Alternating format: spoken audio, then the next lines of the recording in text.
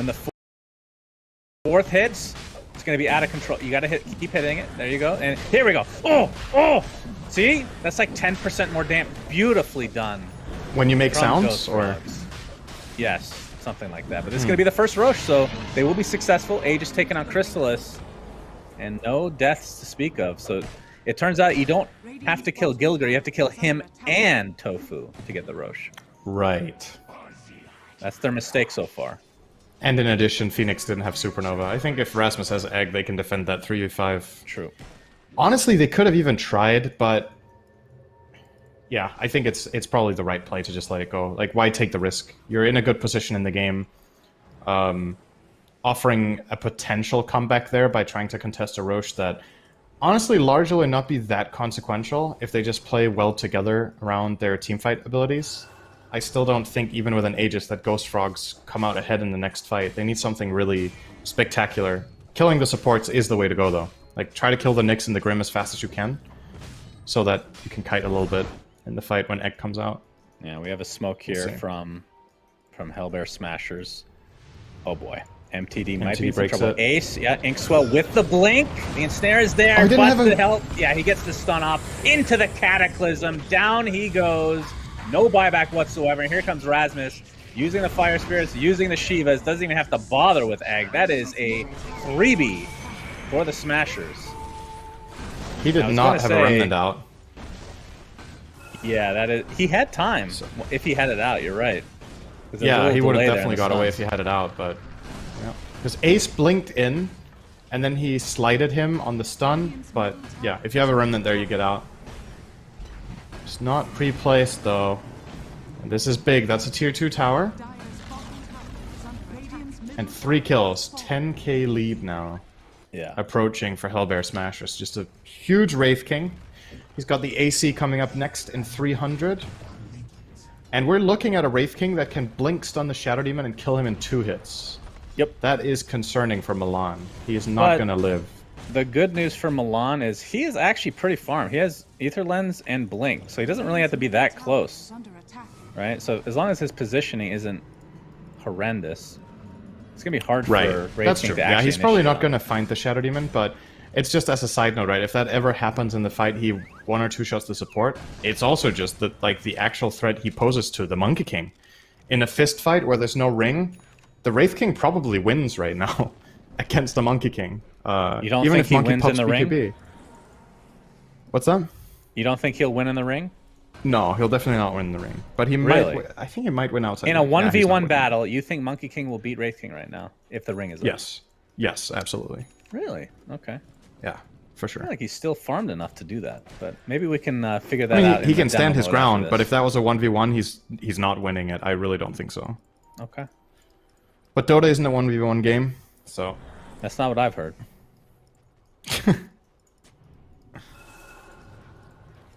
Talk to Arteezy a lot. Anyway, so Hellbear Smashers, 10k net worth lead now. And things, I mean, they didn't get that Roche, but things are still looking very good for them. And Age is still online for Chrysalis. They need to find an opening somehow. I mean, the problem with the Wukong's command is you just put the egg, even on the outskirts, like, even how he's been doing it, you're going to have to move out of your own Wukong's command. Basically forces him out of his own ult. Yeah. It's one of the reasons Phoenix is so good against Monkey King. He's bad at dealing with killing the egg, but he also can't really stand his ground comfortably in the ring. So it's like a double counter. And it clearly was a targeted pick as well, right? You don't see Rasmus pick a position 3 Phoenix in the later portion of this draft unless he like really sees some immediate value, and that is the biggest part of it is its ability to deal with Monkey King. For sure. Crystals is not... Like, we talked about the value of having Comfort Hero or whatnot in these kind of important games. He hasn't... It's not that he doesn't know what to do, it's just that it's hard to meet the conditions, right? He isn't feeling comfortable in the fights, because there are so many counters to him. With that Phoenix being the icing on the cake. Yeah, that's true. High ground coming up. They have to retreat immediately on Ghost Frog, so this lane is gone. Ace is mauling the tower. Holy God. Yeah, that alacrity really takes him to another level, I'll tell you what. Gilgar, by the way, you made fun of him, Sinner, for dying so much. He has an Aghanim Scepter! I told you. Oh, I told you he'd The thing get is, I don't think the majority of his deaths were bad, though. It's just like, that was just the constant that was happening all the time, was Gilgir dying, so I thought it was funny, but he's been doing his job. Especially that 4-man stun that he hit earlier was really impactful, and this could be another one. Okay, that wasn't too great, actually. Dragon Tail's the follow. He's trying to burrow, but Alright, Gilgir he's died. taken out before he can get in the ground. That is unfortunate. Very cocky move, I have to say. And the recipe for success for Ghost Frogs, they take out both supports, so the rest of Hellbear Smashers have to get out. A nice Searing Chains on the 2. Dragon Tail to follow. Can he get the egg off in time is the question. I don't even think he wants to at this point. Just going to sacrifice himself with that Shiva's usage. It felt like Gilgir thought he saw a 3 or 4-man stun there, and then he hit 1. So, because like it looks clowny and bad, but if he does hit a multi-hero stun there, I think that could have been a game-winning play, actually, if they were all ready to connect. But yeah, just missed it, and then didn't dig in time into a pile. Yeah, so. It looked like he could have easily gotten it. Like, he was invisible and had it lined up, but that's one of those, it's almost too easy. Like, your Pudge trying to hook somebody standing still, it's hard to hit that sometimes, Synderen. You don't expect them to continue to stand still, you know? That's true. It's too easy. I have that problem. Oh boy, the jumping on the Borania. This could be a huge turning point. They're going to be able to drop him in his own base. Okay, what's going on? They're actually just getting so many free kills right now. That's 4 in a row. They got the Nyx into 2 snowball kills, and then the big Invoker core kill in the base. Now they're getting bounty runes, double damage top. Yep. And they will have Dragon Form in 40 seconds, so they can align this Dragon Form with the double damage on Monkey King and look for something really big. Or they give the DD to MTD. They will. I mean, when you get this these is not kills, over yet, Shannon. That was actually a kind of big throw right there. I agree. They're still good, but... Are they? The lead has gone from 10k to 5k. It's not just about the kills that you get. It's not just about the map control that you get. It's about the farm you get while they're respawning still. Yeah. And the fact that they literally can't leave their base. It's a big swing, but they're still ahead. Like, the Dire are still in a good position, but that was a big slip up. If they do that again, we have an even game. By the way, talk to me about... I'm not saying this is wrong. I'm just interested what the thought process is of getting... Because every Phoenix does this. They get Refresher, for the most part, second item, if they can, instead of Ags. Is Ags just like... Is it too risky? If you're trying to eat a teammate, that is? No, but there needs to be a really good reason to save, right? Because the alternative... Let's say that you're comparing Ags to... Oh, hang on, we're not going to You're going to have to hold your horses, Cinderman, Chrysalis. Yeah, Boundless Strike, looking for another kill into Borania. Pops his BKB in turn, though. Chrysalis still has the Wukong's command. Dragon Tail onto Ace. Not sure if they want to kill him or focus on him right now. Soulbind onto 2.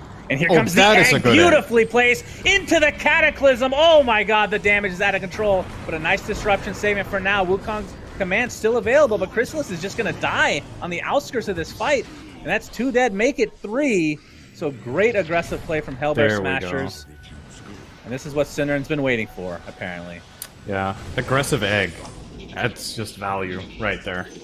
So what I was going to say about Phoenix, let's say you compare Eggs to Refresher. If you go for the Eggs, the utility you get a little more tankiness in your 1 egg, and you get to save an ally. So if you're playing against a lineup where having the hard save is insanely valued, that's fine. The alternative is you have 2 ults. Like, the amount of zone control and just damage your hero does, you also get, you know, the extra other spells. It's not just the ulti. It's too much. Like, unless you... Like, my opinion is, unless there's a really good reason to buy Eggs, Refresher's just better. So that's why you see people buy it more. Well, while you went on that monologue, the 2 racks have been taken out. Yeah. And there's no... They had buybacks, but understandably they won't want to use it just because Dragon Form is not up. And the fact that you can't go for Megas anyway if your Hellbear Smashers, Tier 2 still up on the top. They can get the Roche, though. That's a lot. 20 seconds. I mean, they have to contest this, right? Once it's up.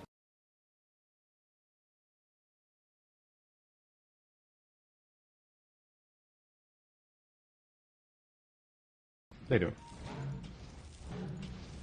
And it will be really difficult, because they're going to be fighting into 2 eggs with a level 18 Phoenix now, so...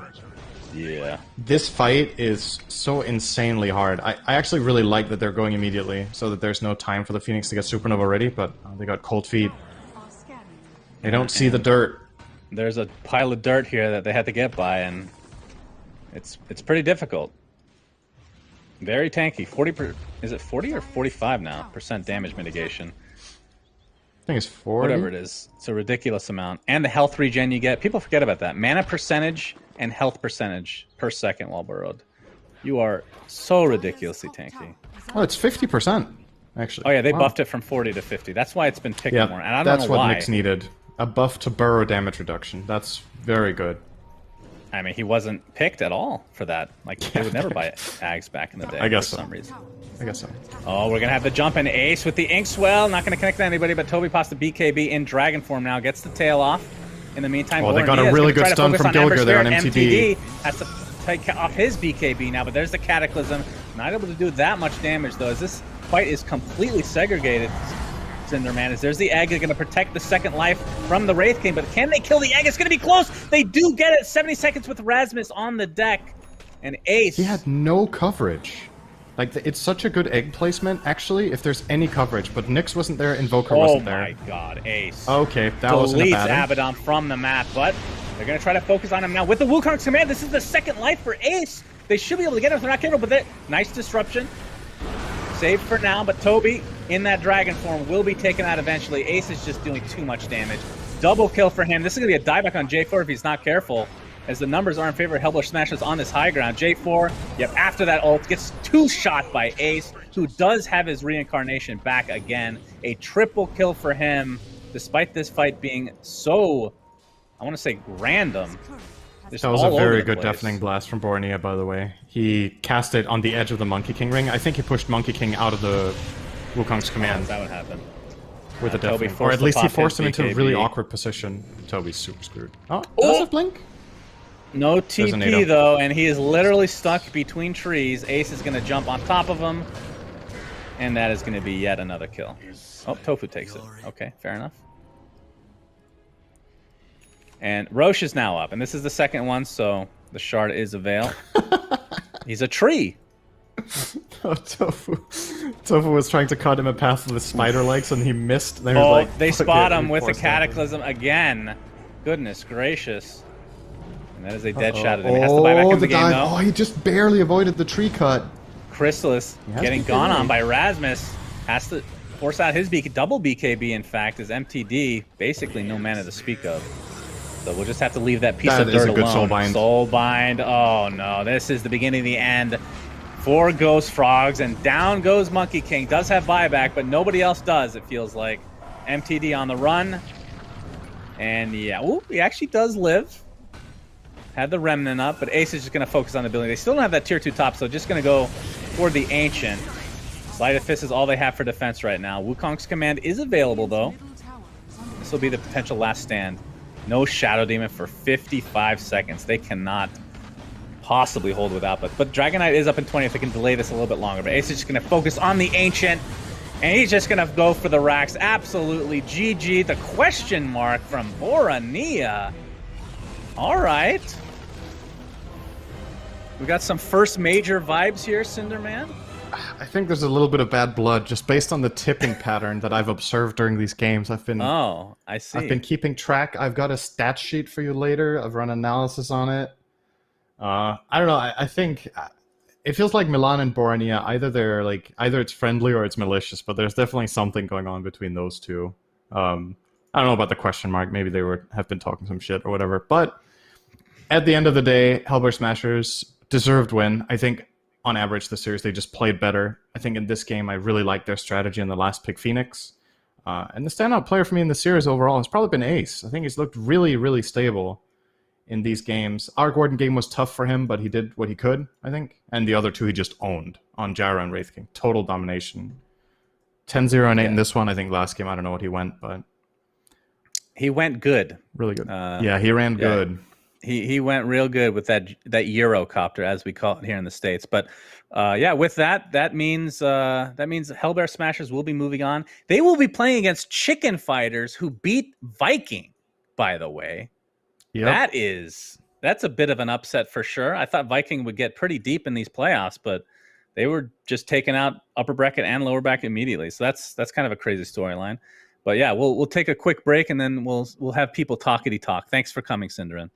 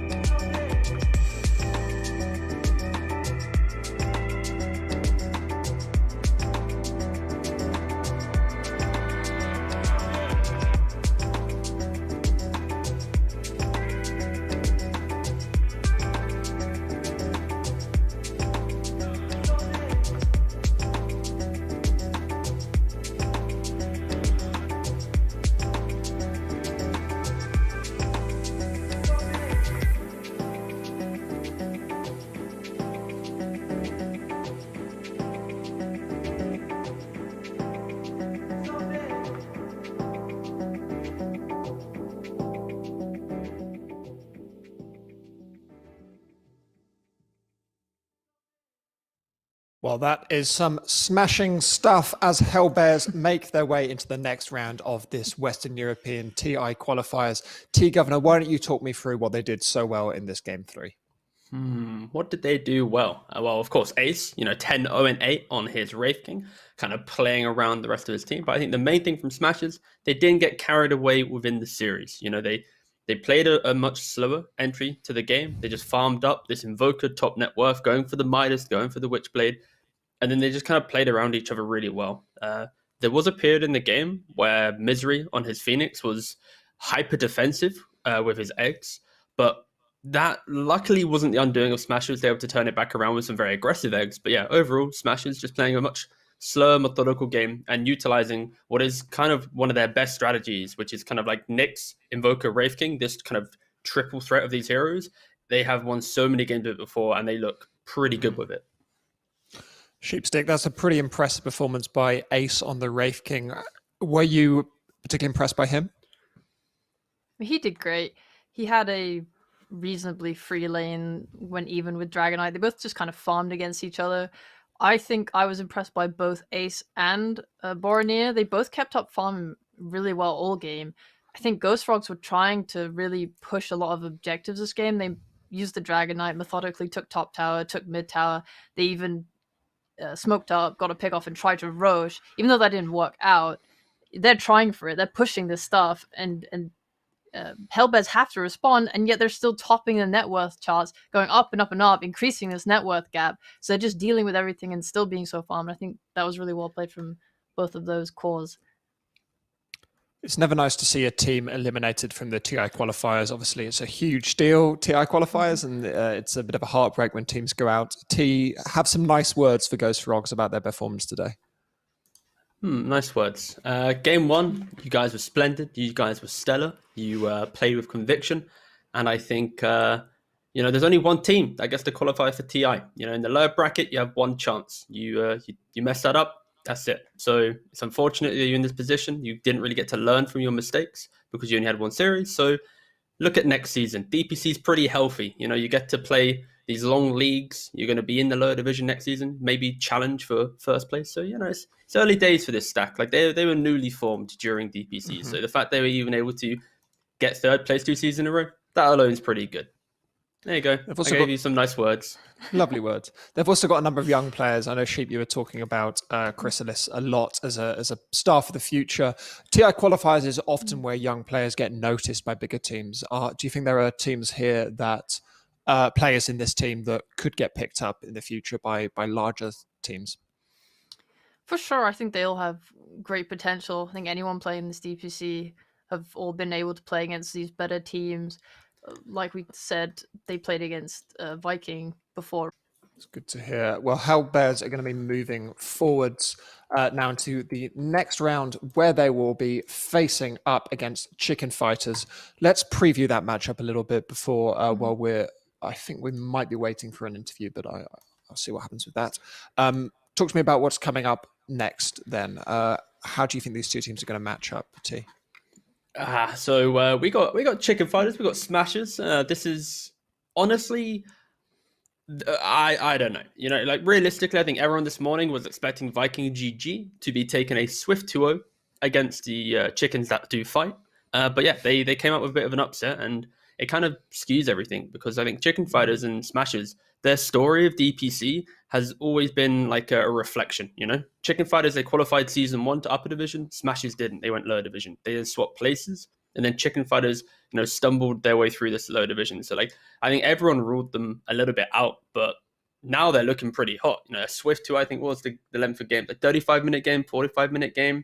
They were looking clean. Viking was being a bit creative in those games, but yeah, I think this is incredibly close, and I have no idea. Smashers are inconsistent, as we've seen throughout the series so far. They have these moments where they're dominating, they're running throughout the map, but then they let their grip. In this final game, they're getting picked off at the high ground. Boromir is this Invoker dying, so I think I'm excited just to see which team can kind of improve over the next 3 hours and just kind of understand how they need to be better to have a deep run in this low bracket. Sheep, Chicken Fighters, let's talk a little bit about that team. They've added Peksu into the 5th position, which I think he's a great player, and that is a big upgrade for them. Are there any other highlights from that team? Have you ever been impressed by Chicken Fighters' play? Isn't Zibe on that team? Yeah, he's the offlaner. Yeah. Yeah, it's a couple of OG Seed boys. Yeah, I was about to say I remember paying quite a bit of attention to OG Seed when that team was around, so I was quite like their players. I didn't get to watch their games so far, so I can't speak much on it. But knowing the players, knowing that they've beaten Viking GG, I think that says great things. Definitely excited to keep watching how these games go. A little bit biased. I'm now rooting for Hellbear Smashers to kind of get through this bracket. Why are you biased now? Yeah, where's the bias come from? I feel quite invested in their journey now, having watched 2 of their seasons 2 days in a row. I see. All right. Yeah. You're like a little duckling who's seen a dog and declared it its mother. You're kind of imprinting upon them. They're the first thing you've seen in your little baby career as a Dota analyst, and now they're your heroes and your mother. There we go. We don't have an interview, unfortunately, with Hellbears. They are presumably very happy about continuing, and they've got lots to prepare for. So I'm going to thank my beautiful panel, T Governor and Sheepstick, who have helped us through this morning, and we are going to be back very shortly with Shiva and PPD, and T Governor will remain. So don't you even stand up, T Governor. We're right back for next game, which is Brame versus Into the Breach.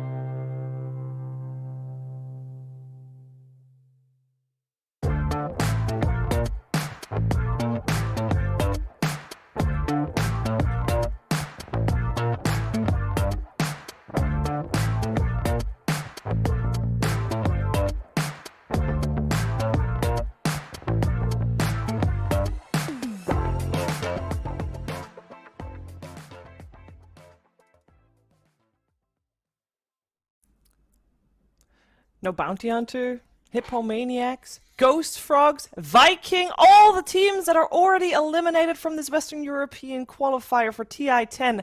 There's going to be another team that will join them.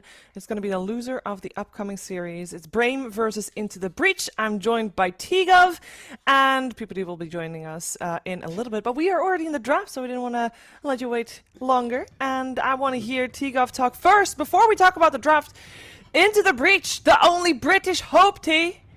Yes. We're amazing. We're 100% going to qualify to TI. That's about it. No, I want to start by saying that Into the Breach is a team that often people will just look at it going, this is going to lose, it's whatever. Like, they just beat Hippos. But coming into this tournament, like, they played an open qualifier where they were able to beat, like, Hellraisers, for example. And, like, they actually looked pretty good as a wild Owen runs around in the back. Bye, Owen. So I got distracted by Owen. But yeah, I feel like this is a team that you need to respect because, like, the players, they all have been within, like, top 100. They all have a pretty decent grasp on the game. And yeah, they're a spooky team, captained by Fishman as well.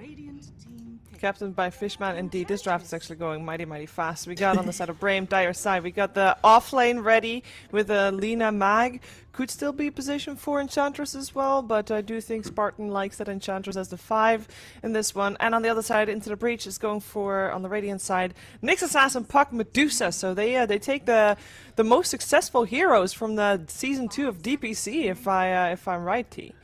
This is, Into the Breach's draft is just about farm efficiency, and we've seen time and time again where you pick this hard farmer but with a puck, and the puck can just push out all the waves, protect your jungle through just having the lanes in a good spot, and then you play that way. Like in the previous series, we just saw how in Nyx, even if you're going like 0-3, you get this like 18-20 minute ags and you just fortify these areas pretty well. And I think especially against Brame, you just need to respect that style of play where Brame will want to collapse the map quite quickly and run you down. So that's why they kind of pick up these kind of anti-aggression heroes from Into the Breach.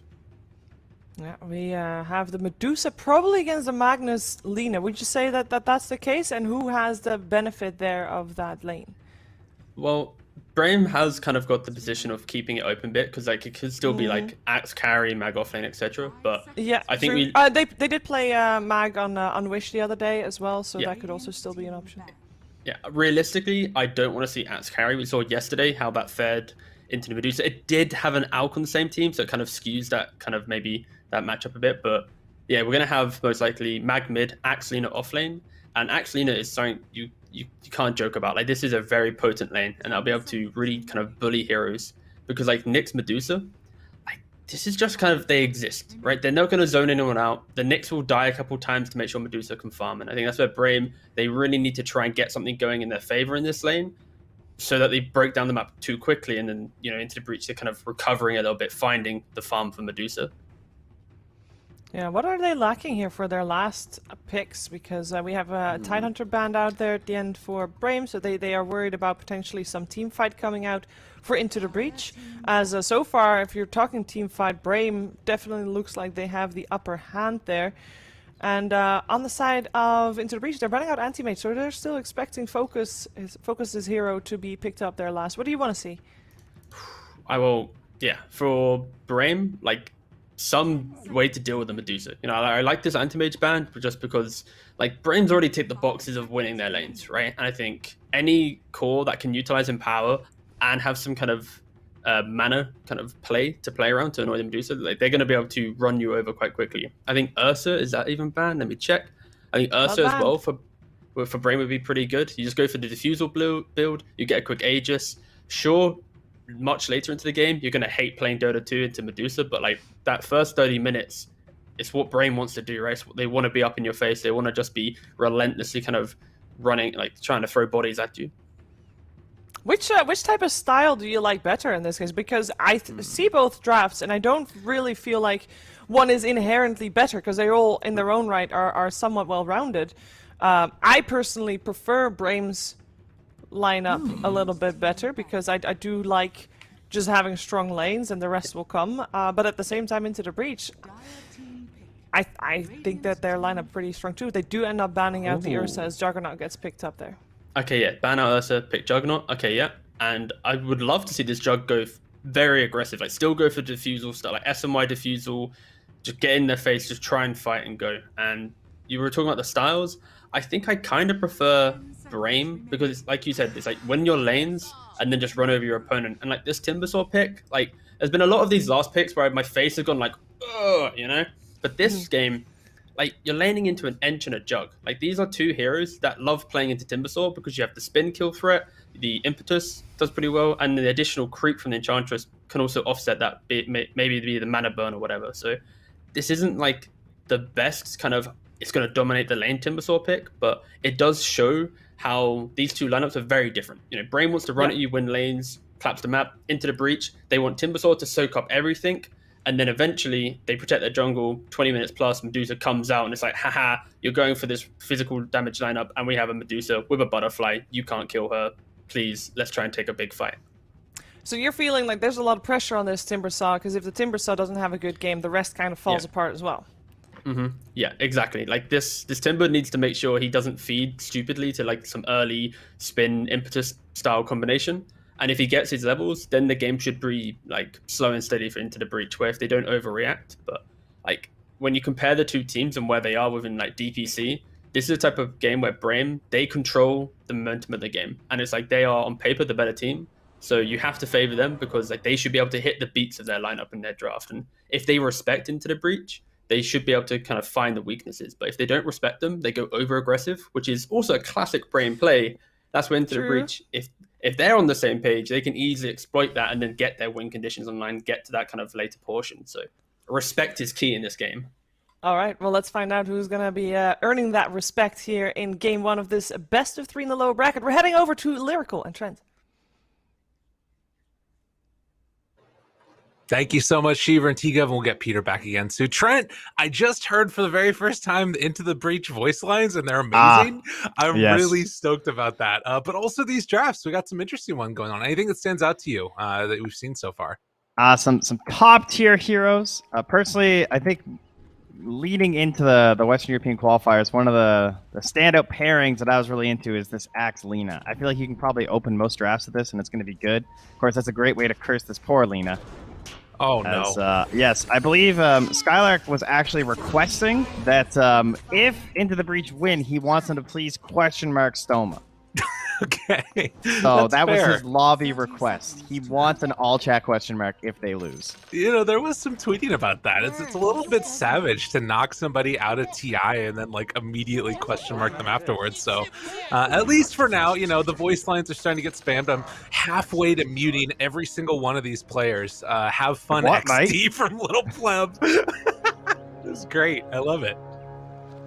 Dude, they're about it right now.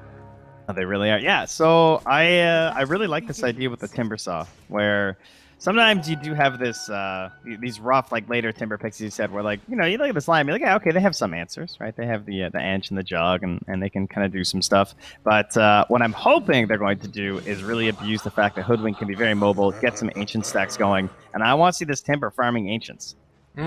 That is the key to me this game. Give this guy a ton of Ancients, and then he's just this big, annoying blob that's going to sit on lane and slow down this collapsing of the map that T was talking about.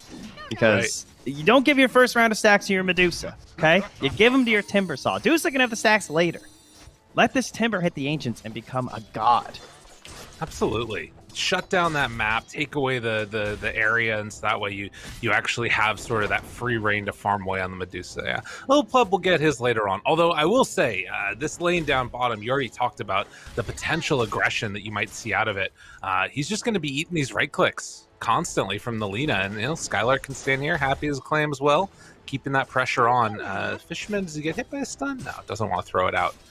So yeah, we'll keep our eyes on that one. Well, what about this Spartan Enchantress? Like, do you think that that's going to be able to put the pressure onto the Timber in the lane like early on, or can Output sort of just play it a little bit more safe? Ooh, rough. Speaking of which, they got the courier up there, yeah, up top. But they had Spartan down bottom at first, which I thought was good, right, for the instant pressure onto the Medusa. Hence why Little Pleb's still recovering under that tower that you see. And so they haven't quite decided what they're going to do for the blocks. And look at this. They're covering the block between the top and the mid. Excellent blocking here from the Radiant team, because those are the two camps that the Ench likes to abuse. He's Spartan running by right now, but the Radiant have put the wards in there. So she's go all the way over just to find a Frost Mage. Yeah. And like half of it's gone by the time he gets back to the lane. He's gonna get like one ice armor on Jug. I know, that's super annoying. Well, and actually, he gets him underneath the tower there for a second. But yeah, like, what are you really doing with this ice armor at this point? Like, you're making it hard for Tanner to trade, but he's not really wanting to do that most likely anyways, as we can see, again, back towards mid.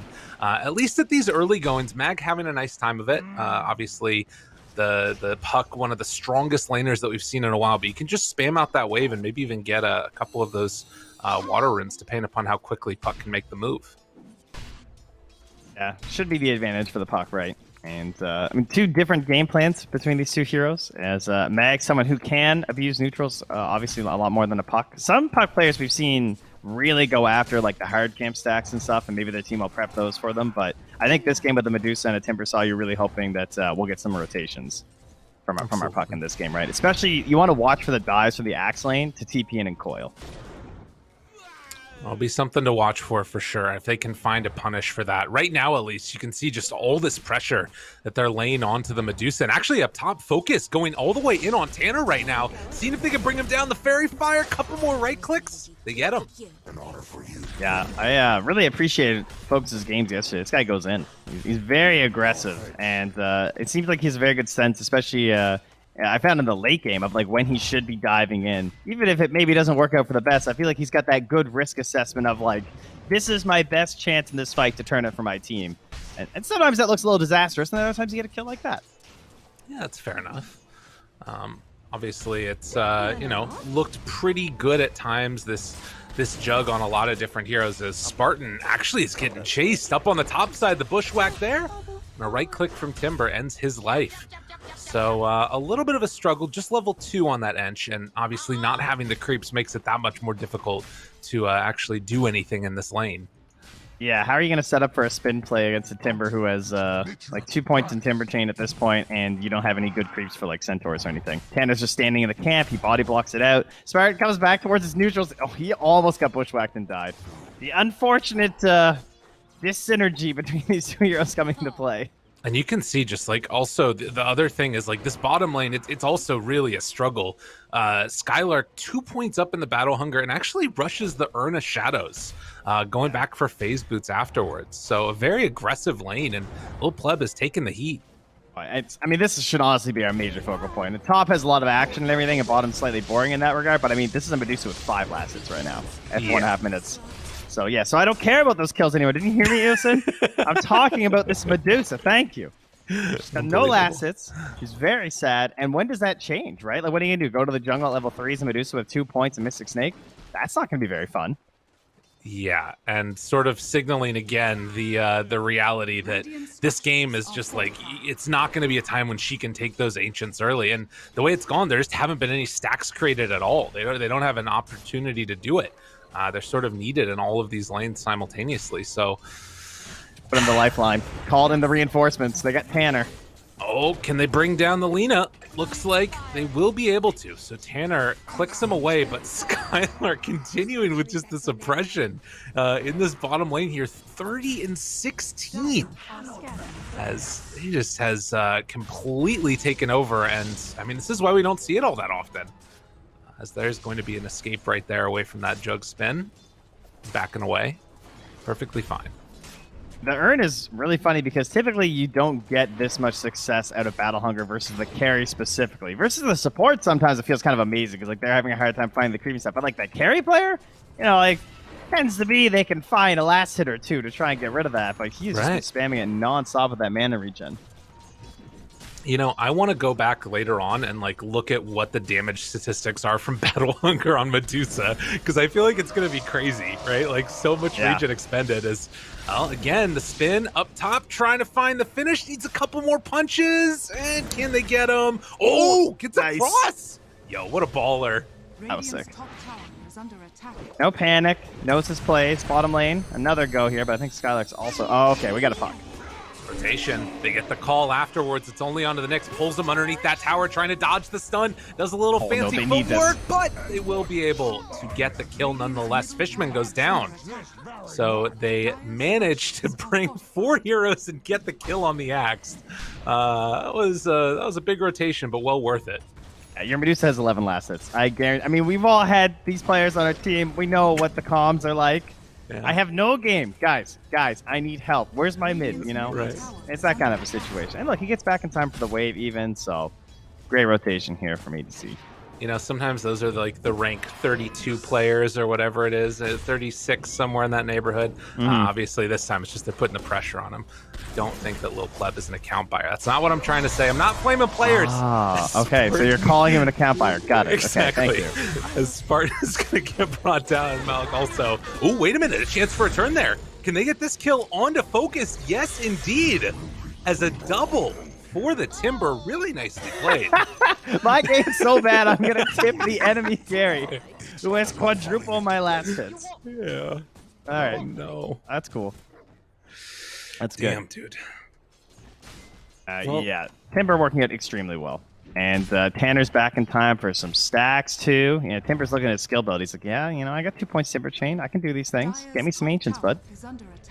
Absolutely. And maybe Medusa can move on over afterwards and soak some XP or something, because she is level 5. Game is super hard. I mean, it's not terrible, but it's in terms of XP, but the net worth is just, it's a real struggle. 1,000 gold behind the next closest core. Oh, the best thing to do is apply pressure somewhere else. Force rotations away, and that's what they're going to do. They're bringing the puck up top. The Greek freak of Focus is in trouble. Can they kill him off? Silence is there? Yes. Yes, they definitely can. Oh, is there another tip in the waiting? I'm waiting for it. No, he's going to let that one, like, simmer, you know, kind of just marinate a little bit. He's like, gotcha. You know I would have tipped you, but I got to save some for later. They didn't even coil, though. That's why he gets to do it mid instead. Really big, and trying to find something. Can't quite bring down Wish. A little bit tankier there. Another thing, Jug's TP on cooldown for another 20 seconds, so he's going to have to walk back out 20 lanes and keeping the pressure on. Man, this Timbersaw is having a hell of a game right here. So he's going to try and bully back Spartan. You know, this was first phase banned in a lot of the other regions, this hero, and I think for good reason. Yeah, it's showing its stuff right now. I mean, no one can even get to the tower now to farm. Again, the big thing to me is these offlaners that give the space to the 4 are so crucial for the stacks. It's like neutrals just kind of like win games right now. It's so much just manufactured gold. Not just for whoever you're giving the stack to, obviously, but also for the support that's stacking and getting those bonuses. So, like, he can push this wave into the tower now top, put the pressure onto the tower, go back to the stacks, but they are bringing all the heroes up here. Have they baited him now? Oh my god, they got him again! I mean, they have RP. Oh my god, yeah, kill him? He's gonna walk away? Dude, that's wild. That's so nuts. I mean, I guess the thing is, like, if that's one of those moments where it's like, if you don't get the kill, I guess, like, it just feels that much worse. Oh yeah, that felt awful. I mean, they instantly ran back and started dewarding. So Soma had the right idea because, I mean, he saw the mag coming, I'm assuming, based off of that ward that was in there. So now he's just on the tower, though. The wave is there. Life is great right now. What does Skylark need to do? Because he went for this Urn build, which is really cute for a little bit, but that means he doesn't have Vanguard, which means that he's not farming his Ancients right now. And he's also not moving into the Radiant territory and taking away any of their neutrals. So I kind of worried that this build was a mistake. Yeah, it's going to depend a lot, I guess, around this Blink Dagger timing and what he's able to do there. As the Coil, it's going to connect onto a couple. Bushwhack afterwards jumps onto that tree. Oh, the combos. Doesn't matter if it breaks the stun. You kill the heroes. Yeah, we'll take it. We'll take it. Oh, sick. And they have a catapult. Man, this is excellent stuff. I mean, there was some concern about Brame trying to get it on the map early. I love the carry player with the choo-choo voice line. Just, you guys are doing great. Nice plays, catching up. Don't worry, we'll get there. Me and my fairy fire. One step at a time. I mean, Focus also just trying to recover up in that lane after the tower was taken. Now mid is gone, and the best neutrals are the neutrals of your enemy. And this is Timbersaw, guys. This is why this hero was broken. Did you see this? Oh my god. Did you know how broken he is at farming Ancients, everyone? Because it was not being abused enough until like 2 weeks ago. Well, and the other thing we just see over in the jungle, they take away the full 3-stack almost from Focus. And actually, if he's not careful, they drop down the sentry. That spots out that Fishman is there, goes for the Omni Slash play, dropping over onto the puck. And looking for a bit of a turnaround, Fishman is likely going to fall here. Doesn't have a TP. Yeah, he's super dead. Just Space, might be though. able to buy a little bit of space. There you go. Yeah, that's what we got to do. Kill the courier. Oh, kill his courier. No. Skylark isn't having any of it. He gets his first turn charge there. Oh, true. So that's the blink reveal. All right. We got the like 200 HP Nyx Assassin. So, yeah, as you said, though, that needs to be the big play, as he needs to get out there, grab more kills with this, and play the aggressive game with his Spirit Vessel. So, meanwhile, Lil Pleb recovered enough, and they left the stacks for him, mostly because I think Malix has been having a crazy game. He definitely does not need them like I thought he might. He's able to hand them off to a very wounded Medusa, thanks to the Aegis that he stole from Brame. I was wondering, yeah, he's going to soften him up a little bit here as well. Oops, did I grab all those? Oh, no, my bad, guys. Didn't mean to. It'll be really helpful. He's actually not even taking him for her anymore, but she is working into what now? Just the Yasha? Yeah, that one's completed at the very least. Still behind, but starting to catch back up a little bit. And this Jug is not as far ahead as you would imagine for this empowered hero, but a smoke up, and they're heading over towards the triangle. And he has Diffusal, so I think he wants to maybe jump in on this fight if he can.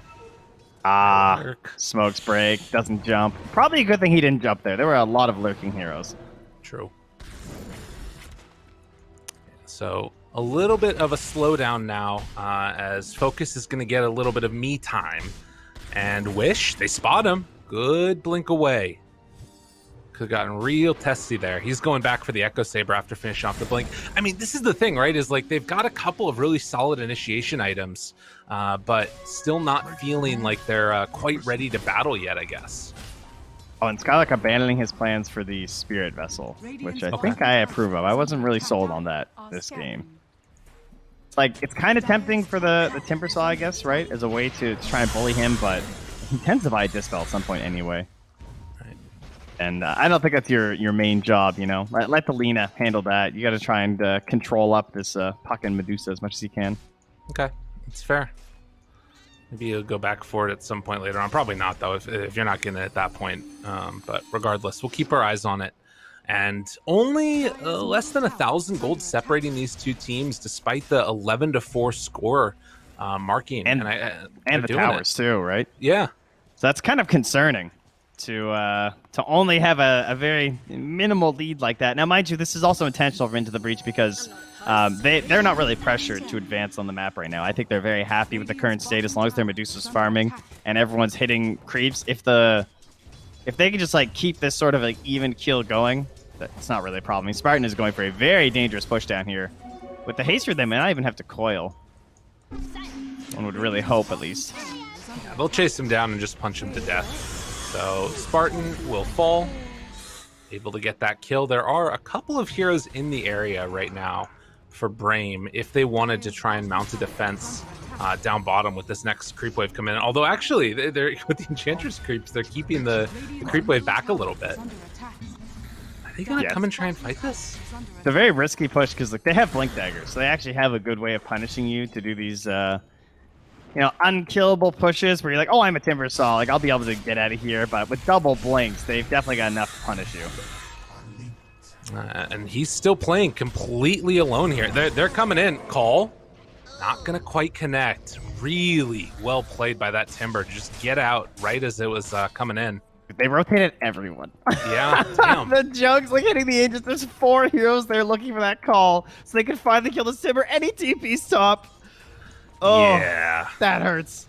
That is so frustrating. I mean, and now, like, you're sending this Lina up top. He can't really do much. Like, if he tries to defend this tower when eventually the push comes in, if that's what they're going to do. All right, they go for something here. Nice kill. They blow up the Jug afterwards. Damn, what a rough series of events. Look at the gold lead. It just, like, explodes over the last couple minutes here. Just what a huge play. Yeah, I mean, part of that is that Medusa's obviously farming at a faster pace right now, especially when the Magnus is like moving around trying to make plays. So this Blink Dagger isn't necessarily going to have 100% uptime on the Empower. Plus, your Juggernaut's dead, so it's hard to empower him then. True. And now Timber is advancing to the winning stage of Dota, taking tier 2s and then prepping for Roche. And the catapult will survive through the glyph, so they're going to have to come and deal with this. If they want this push to stop, they have to push him out of here. Because Malik can just stand here this entire time. And it doesn't look like they're going to, at least for the moment. They have to fight. They have level 2 Omni Slash, they have the Diffusal Blade, they have Empower, they have double Blink daggers. If you're not fighting now, you're going to lose. Like, they're thinking about it. Why are you buying double Blink if you're not going to be able to fight, you know? Yeah. They lose the tower, they got to smoke in or something. And they're so ready for this too! Oh, yeah. God. The tower's gone. I mean, there's just no vision here at all. Brame really struggling to find an opening for themselves, and it looks like they're just going to kind of go back to farming again. Try and retake over this area, a little bit of the map. They can get a D ward here on this OBS that was placed down, but get the tier 2 tower. You have access now to these outposts, and a Bloodstone Timbersaw who doesn't look like he has any signs of slowing down anytime soon. So Focus is just going to go into spin to win mode, I guess, right? And just start like running down lanes and spin TPing. I feel like once you give up that tower, that's basically what you've committed to. Right. But, you know, pickoffs are a little bit harder than defenses. Like, at least you know where the enemy is when they're going for a tower like that. Now they're going to be guessing a little bit blind because their vision is a little bit weak. This one ward they have is doing amazing work for them right now. They see the Medusa and the Hoodwink. That might be where they head to. The smoke's running out. Brame really struggling to find their footing in this game number 1. And in the meantime, Into the Breach look fabulous. They're making really solid rotations, dodging away from ganks when they come their direction, identifying when they're strong and when they can fight. And they just keep on bullying back one hero after another. Doma goes down as well. He's got a Bloodstone. What do you know? They're back on the tier 1 tower again, pressuring it. Somehow creeps are here past the creep wave. I don't understand that, but that's fine. It went on a little journey, you know. That's fair. All roundabout. And Medusa has crowned herself queen of this game. Top of the net worth, overtaking the Timbersaw. So, you know, I love it when a plan comes together. And the plan was Lil Pleb will eventually recover, and that's what they got. Well, will they get him this time, though? Dude, he's not even really that well. He should be a little bit worried now. Misses the skewer back. Oh, no. Dude, and now they're all, like, they're 5 heroes here running away from the Timbersaw. The rest of the team hasn't even showed up yet. Malik not at all concerned. He forces them back. In the meantime, Medusa's like literally farming AFK on the other side of the map. They're so afraid of this hero right now for good reason, but unreal. They are getting bodied. I actually don't know if you RP him if he'd die. With the Lina coming in a little bit late there, I think he might have lived. So I at least appreciate that. I think would have been maybe a real, you know, moral defeat if you had RP'd him and then he lives. So we'll try and fight for another day. That'll be the plan here. But they got to figure out some maneuver based off of this vision, because that ward is running a bit low over there, and it's their only glimpse into what the breach are up to. Yeah, Fishmen, they catch him down the low ground. This is what they need. Like, under all that vision, you have to find something. But the coil, is it going to cost them? Silences out. They throw out. Good bushwhack. Oh, and the blow up. Malik finds them both. The sharpshooter from the other side. They catch. There is not a taunt. Triple kill for the Timber. What a game. God, he does so much damage. You just did like 2,000 damage there so fast in that fight. Man, that Timber chain through though, that was beautiful. The double whirling death as well. Yeah. Dude, he's having a hell of a one. 18 Bloodstone charges now, has the plate mail on top of everything else. 11 of the 17 kills. Yeah, that's... it was a good Timber game. And again, like, I love that little spray they put down in the Roche pit. What the hell is that? I believe it's you want some, and they're getting some right now on the side of Brame. Jeez. It's like Pyrian before he lost his hair. But regardless, 17-5. And the game looking rather good for Into the Breach. What do you do now if you're Brame? Like, it feels like every move has just failed to work out. And I get the idea of like not wanting to fight in when you're like at a deficit, but it feels like something has to be pulled together as Tanner will get themselves another kill. Meanwhile, Focus. Yeah, he went to go see how his stacked ancients were doing, and Malik is in there farming them. Jeez. Oh, Fishman, get that ancient, get that dragon. Yeah. Go, Nyx. Yeah. No one's looking. The cores are. Oh, he's like, I can't do it. All right, it's too strong. He's doing do this 20 next damage a punch. battle. Oh my god. He gives up. He can't do it. I'm not going to win this fight, guys. Nailed it. Timber's coming in to take care of business. He could just soften it up, you know, loosening the lid on the jar for him. I like it. Well, a 10,000 gold lead now at 21 minutes. And again, Brame trying to dodge away. It does feel like they're sort of hoping to prep for one big engagement to turn all their hopes around on. Unfortunately, if this keeps on happening, it's just not going to work out. Dominating for the Hoodwink. 5, 2, and 10. Aether and Ironwood Tree is just like the GG Hoodwink. When you're leading, it feels so good. Yeah. Scurrying around the map, setting off easy picks for your team. Still has 5 charges of Spirit Vessel right now. There's also a Medusa in this game. I know you guys probably weren't aware of that, but she is in here for the closer, the anchor, as it were. And Skylark is looking for some sort of a massive play, or perhaps just for some Ancients to spawn, but will now retreat out and oh my god, they were right on. They knew exactly where he was going. You know, it's interesting because I feel like at various points, we've cast at this point, like Eastern Europe, we've cast NA, we've seen the other ones going on in Southeast Asia and South America. And at so many different points, I've seen all of the Into the Breach heroes first phase picked. Like, it feels like they just got all the good heroes. Like, I don't know what happened. Yes, according to my tier list, they have 2 S tiers of Timber and Hoodwink, and then I think I put Medusa as B tier, but Pocket Mix are both A. So, yes, the high quality. Brame have, I mean, to be fair, Axe is S tier for sure. And then Ench and Lena are definitely some solid A tiers, but I might have put Jug and Mag in B. I think I downgraded them. Tough. I mean, and again, like, you want to go with what's comfortable for the players and everything, but it just feels like they've gotten everything that they've wanted on Into the Breach. And, well, they do get the Diffusal Blade, but Hoodwink finds him. Dude, he doesn't stand a chance right here. Nice. Coil afterwards. RP cancels, throws it out afterwards, but the stun comes out from the Nyx Assassin round 2. Wish in trouble. They can't get the skewer back. That is so much used and nothing gained.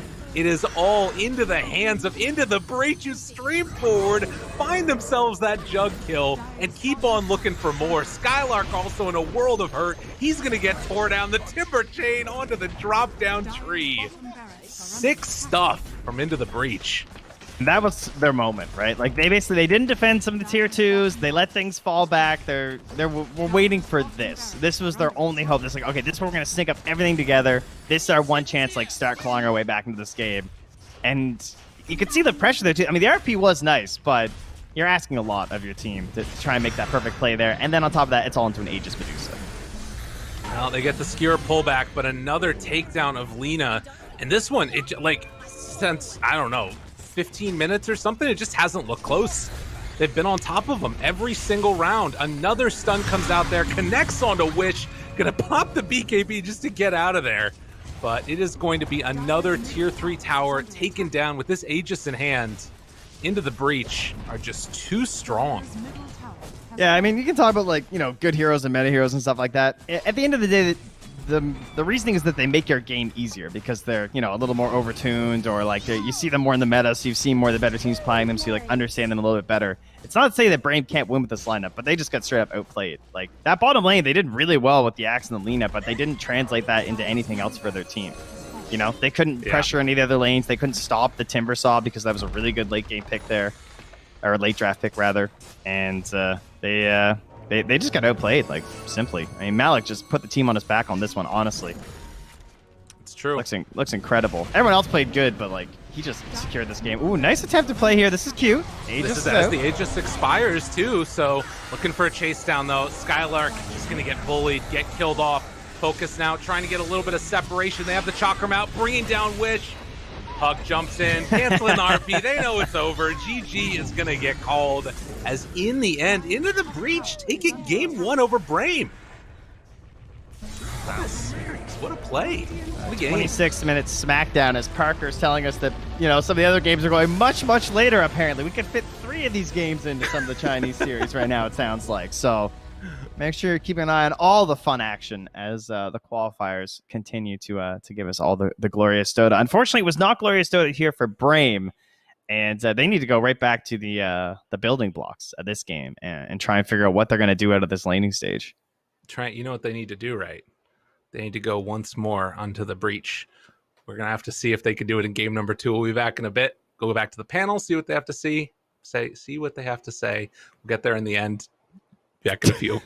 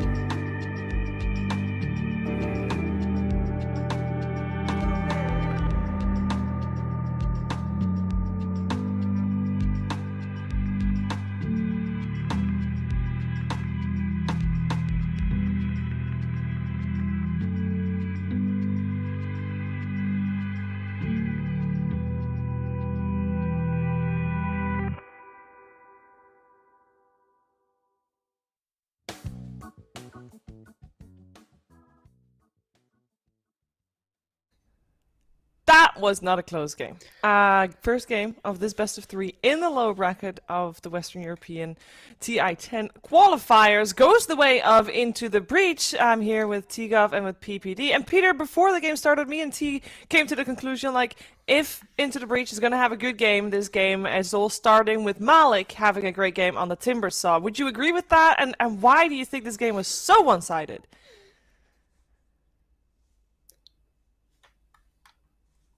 I don't hear you. I don't hear him either. Oh no! Hello? Peter? There you are. Peter! Hello. Hello. Yep.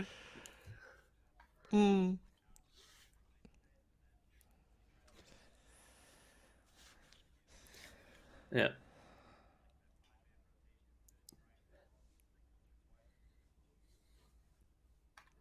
Oh, okay.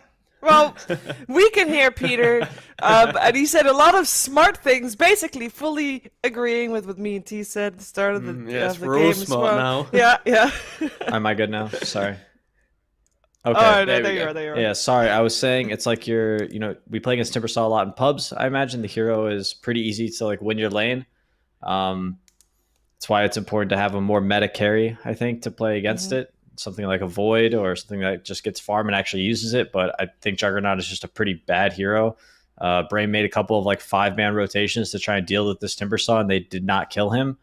And when you make those like huge rotations to deal with somebody and don't end up doing anything, and you just kind of walk back to your side of the map, like you're just losing thousands of net worth every time you do that. And yeah, this game was just a complete stomp. Biggest stomp I've seen so far in qualifiers. I'd agree with that for sure. We had also higher expectations from the Axe and Lina. We said, there's a killer lane, and they did do quite well at the start. They just weren't able to transition it into anything. T. Yeah, you see on screen right now with the urn that you just kind of flicked by. I think Brame they fully subscribed to trying to win their lanes, and I just don't think they are able to adjust once this kind of Timbersaw lane went so poorly for them. This Axe then.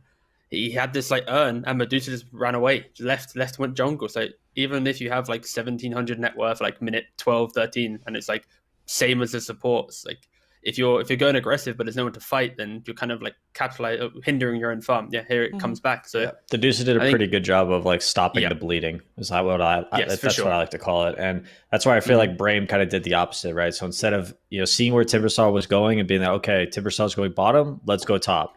They kind of had this attitude like, okay, let's try and kill the Timber, right? Let's take a shortcut. Let's try and kill him and get ourselves back into the game when maybe we should delay and farm a little bit more to where we know we can actually kill him, or wait till he walks into a high ground of ours rather than trying to go on him in front of a tower. And because they took those risks, like this game just ended so quickly. It did. I was gonna say, this was one of the games though where like we always say Ironwood Tree on Hoodwink is like amazing, or Timbersaw, but the fact that they had it on for both of the heroes sharing it, and then you had the Hoodwink creating the trees as well. Like this was probably the best utilization of spawning trees and then two heroes using it. Like, yeah, I don't know. I enjoyed the synergy between Tanner and Malik, even though the game's quite stumpy. They were always timber chaining, bushwhacking together. Like, yeah, it was just really nice kind of synergy from Into the Breach. Yep. Peter, you had Tanner on your team as the mid player. Since then, he of course rotated to the position 4. How do you feel he's playing at the moment? I think it was a good switch for him. I was a big fan of Tanner. He was a really good teammate and a talented player. But in the mid role, like, you got to be really damn good to be a mid player, and he is really good. But he would lose a lot of mid lanes against the other top mids in Europe. So I think the 4 position is like a very much like a playmaker role, and I think it kind of fits into that like ganking mid laner style, which, you know, he loved to play like tiny mid and ember mid, and he wanted to get active. So I think that same kind of like killer instinct works well for him in the 4 role, and I like him. I like him there. Yeah, it definitely made that Hoodwink look very, very good. We're going to find out what's going to happen in game 2 here. Will Brame just be knocked out just like that? 4 losses in the qualifiers in a row, and you're out. That's the brutal truth that Brame could be facing after the next game. We're going to find out, though. Stay tuned for game 2.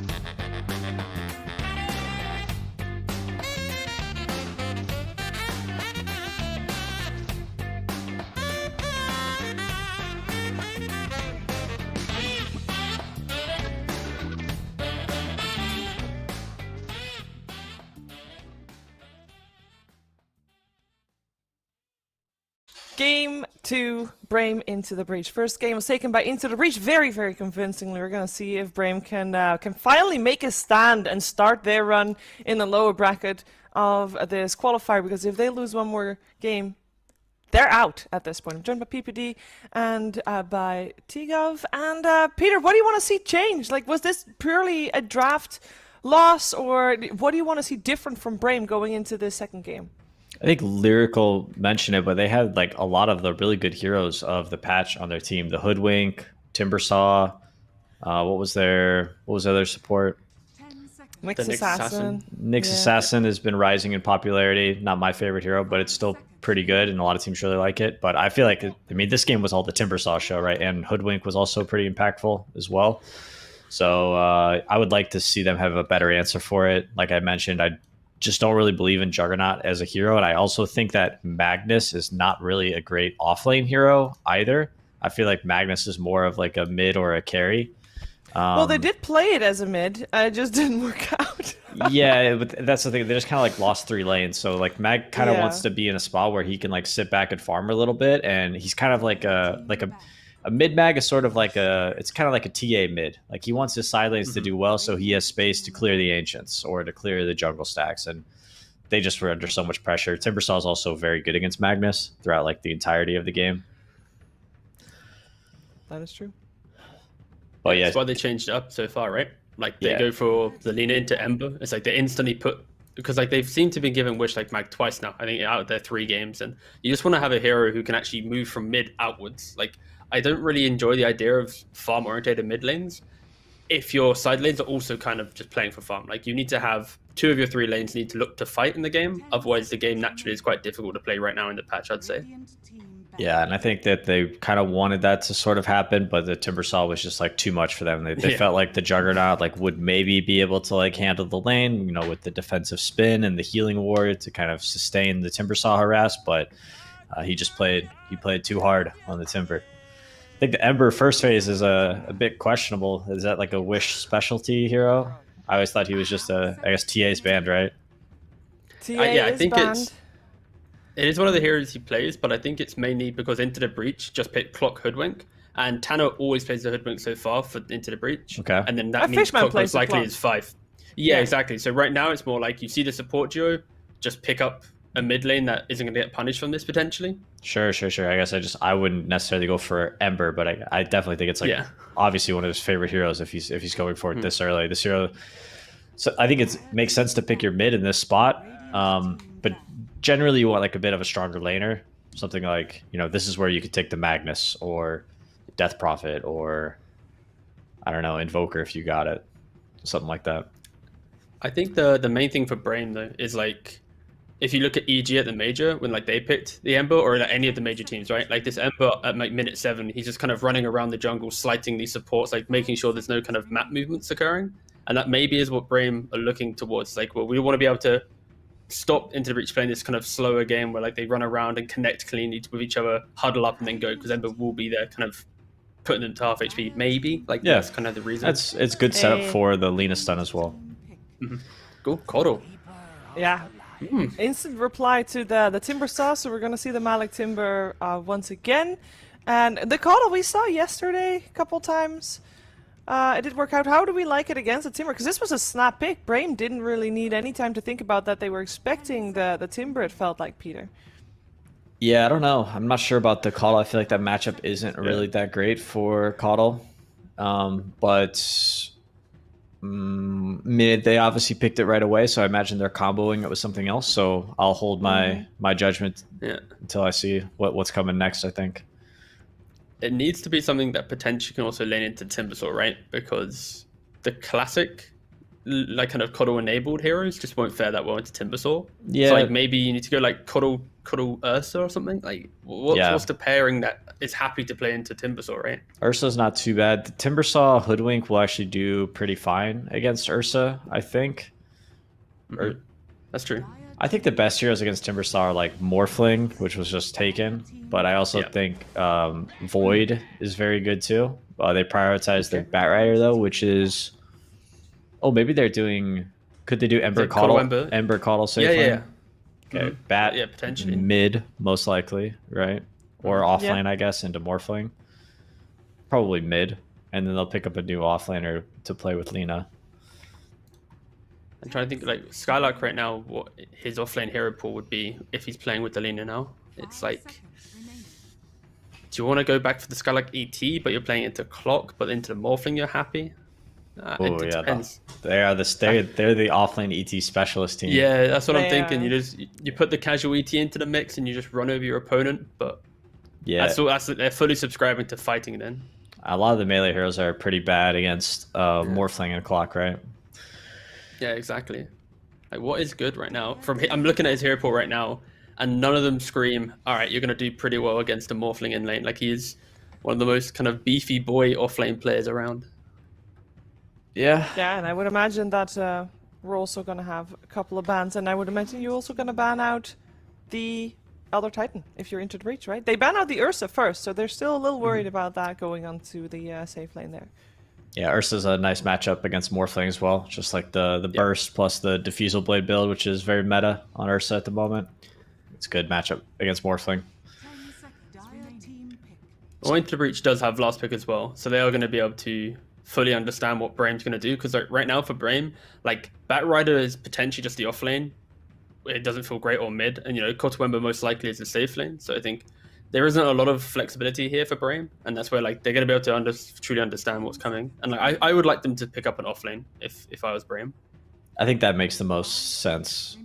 Do you want something that has like maybe a little bit of scaling, or you feel like you're going to be fine with just Ember Bat plus some stunner? This could be a bit left field, but like you ignore what you have in your draft and just go for like an Enigma or something, just to give yourself a timing to play into Morphling. But I'm just looking at his hero pool, and like the only heroes that I see which might be okay is like Enigma. Lina is just such a bad lane. I know. I like saying it. I felt bad saying it. No, it's fine. It's fine. It's fine. I appreciate it. It's a certain talent to go for such the hipster prediction, right? You got to be brave enough to say exactly. it, even though you're probably going to be wrong. I was thinking, like, I'll bring out my neck beads next time. I'm just trying to think of a melee hero that doesn't suck against Morphling. Like, is there one? No. You can't really. Well, so which ones are there? There's Axe, there's Centaur, there's Underlord. Which other ones are there? Bad, all pretty bad. Like there's Night Stalker. What about Doom? What about Doom? Does Doom do well against Morph though? Yeah, but that's the thing is you always have a play. Like you can always just Doom in the game. You could Doom the Morph, you could Doom the Timber. That's a way for you to start the fight. Like it gives you some scalability. It's generally pretty good against like a team that has last pick, right? If they're playing solo core, which may not be the case. It wants to lane, right? Lina also wants to lane, so I think it's important, like rather than going the Enigma direction where you're gonna like leave the lane early. Holy anti-mage! All right. Okay. So we were debating an offlaner because we felt they should put that Ember on the safe lane, right? How does this anti-mage do? Anti-mage Coddle lane? These guys are picking some of the worst carries in Dota right now. Juggernaut into anti-mage. Heroes that both need Battle Fury to play. They did have Magnus last game, so it was a bit better. But it's not a bad AM game. It's a good answer to Morphling throughout the game. The lane versus Timber can be okay. We'll see. Yeah, I think the main thing is it allows the anti-mage to play by himself at some points. Yeah. Because he just takes away the mana, and then Koto will compare with the Ember quite early on, and then now you're kind of running at your opponent. But there's no natural frontline in Brame's lineup, so it's like Ember needs to be the one going in so early. Otherwise, like Koddle Lina, they're just going to die so quick if they jumped and into the breach. They pick up Xantic on his Void Spirit, cut through, find the back line. Like that was a good pick. You're gonna have to, He can lane fine against Batrider as well. You can always have like some escape if he gets into a bad situation. Good catch it's a good catch for all of them, right? AM, Coddle, Lina, Ember, just Yules into Aether Remnant, and that's probably going to be a kill. So the way that both of you are talking, you kind of are both liking Into the Breach here a little bit better in game 2. I think if Malik plays this Timbersaw half as good as he played it in the first game, I think it's going to be an easy one for them. Like Brame's lineup on paper, it's like it kind of goes against what you want to see in a draft, because like you want to have like this natural formation of like what is your team fight, all the buzzwords that you might say on a panel. And like they're kind of lacking all of it, which leans more on they need to outskill in laning phase and then just kind of group up and run over the game. Like Anti-Mage needs to have like 2-item advantage just because of this early aggression and stuff like that. And it's like, I don't see that occurring after their performance in game 1. So maybe I'm wrong. Maybe Anti-Mage just finds farm on the map that we're not seeing. But yeah, this is a all-in draft from Brame. All right, all-in draft from Brame. They need to go all in because this could be their final chance of forcing that third game out and making their way to a TI-10 here in the elimination series of the qualifiers. We're going to find out if they can get to that third game with Lyrical and Trent. Thank you so much, Shiver. And yes, we are here taking a look at game number 2. The ridiculously long game that was going over on the other stream has ended, Trent. What? But it has? It did. I Spoiler, just turned it off. Oh Unbelievable, right? The way it goes. What? But Spoil me. Can't tell you. What? They did give up, but that's what I'm going to tell you. The Royals, they gave up. But we're in this game now. We're in Western Europe, and we're going to be taking a look at an anti-mage of all heroes. This guy, Gal, actually, playing on Way this time around. Oh, wait, no, they swapped it over afterwards off the persona. So it is this fella, Mr. Focus. I'm curious what you think of this hero right now, because we haven't seen a whole heck of a lot of it. Still good. I think it's a situational carry pick, right? It is not a carry that can be picked without being like, okay, this is like an AM game. You know, like, yeah, TB. You can just pick TB. Every game's a TB game. Right. But Anti-Mage is not quite in that same category. This is definitely a good game in terms of, like, you know, if you're in a pub and you saw all these enemy heroes, you'd be like, okay, yeah, I can like carry this game on Anti-Mage. But pubs are very different in the regard that, you know, your enemies are probably going to be a little more coordinated. They probably know that you think you've got a good AM game, so I'm expecting some pretty heavy focus on shutting down Mr. Focus. And Brame, their other 4 heroes are just a cornucopia of Red's fire stuff. I don't know. Into the Breach just once again look like they have much easier Dota to play here. It's true. I think that like a lot of that is just the centerpiece of the Timbersaw, what it brings to the table along with Hoodwink. That's like, again, we saw teams opening with this in some of the other regions, and they get it later on in the draft. The thing that does kind of throw me for a bit of a loop is going to be this Void Spirit. This hero has felt very hit or miss, and I think has been one of the least successful so far of all the qualifiers across all of the regions. But we'll see how it goes. Still does what he does. Got that big 25 Dota plus, all right? These are the kind of people I want playing Void Spirit. Because it's a late pick. He sees the game. Void Spirit to me is like really good, low cooldown, single target pickoff, which is what they need this game. I mean, there's an Ember and an Anti-Mage that they just want to shut down, right? Be a real nuisance. And then later in the game, you get this like crazy AoE team fight damage and control from the Aghanim Scepter. So knowing your lane already too for the Void Spirit just feels great. So yeah, I agree. He's definitely not the best. He's probably like the worst Spirit right now. Right. Well, maybe Earth Spirit takes that credit. With Did you see Tops in the other Dude, game? I know exactly. That didn't help. The whole Echo Saber. Yeah. But, Ooh, Spartan. Yeah, like Anti-Mage, picked in the right games. It's fine. Okay. See, Malik, they're taking a little bit of a beating on the other side of that Illuminate coming from Spartan.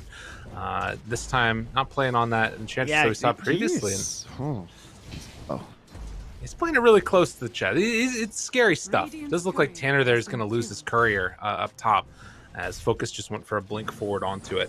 But we'll keep our eyes on how this Timber does this game. Yeah, I will say, if I was playing Coddle in a game and my safe laner picked Anti-Mage, I would not be very pleased. Okay. You know, I'd be like, really? You picked Anti-Mage? Oh, wow, thank goodness we can really abuse my Chakra magic this game. Right.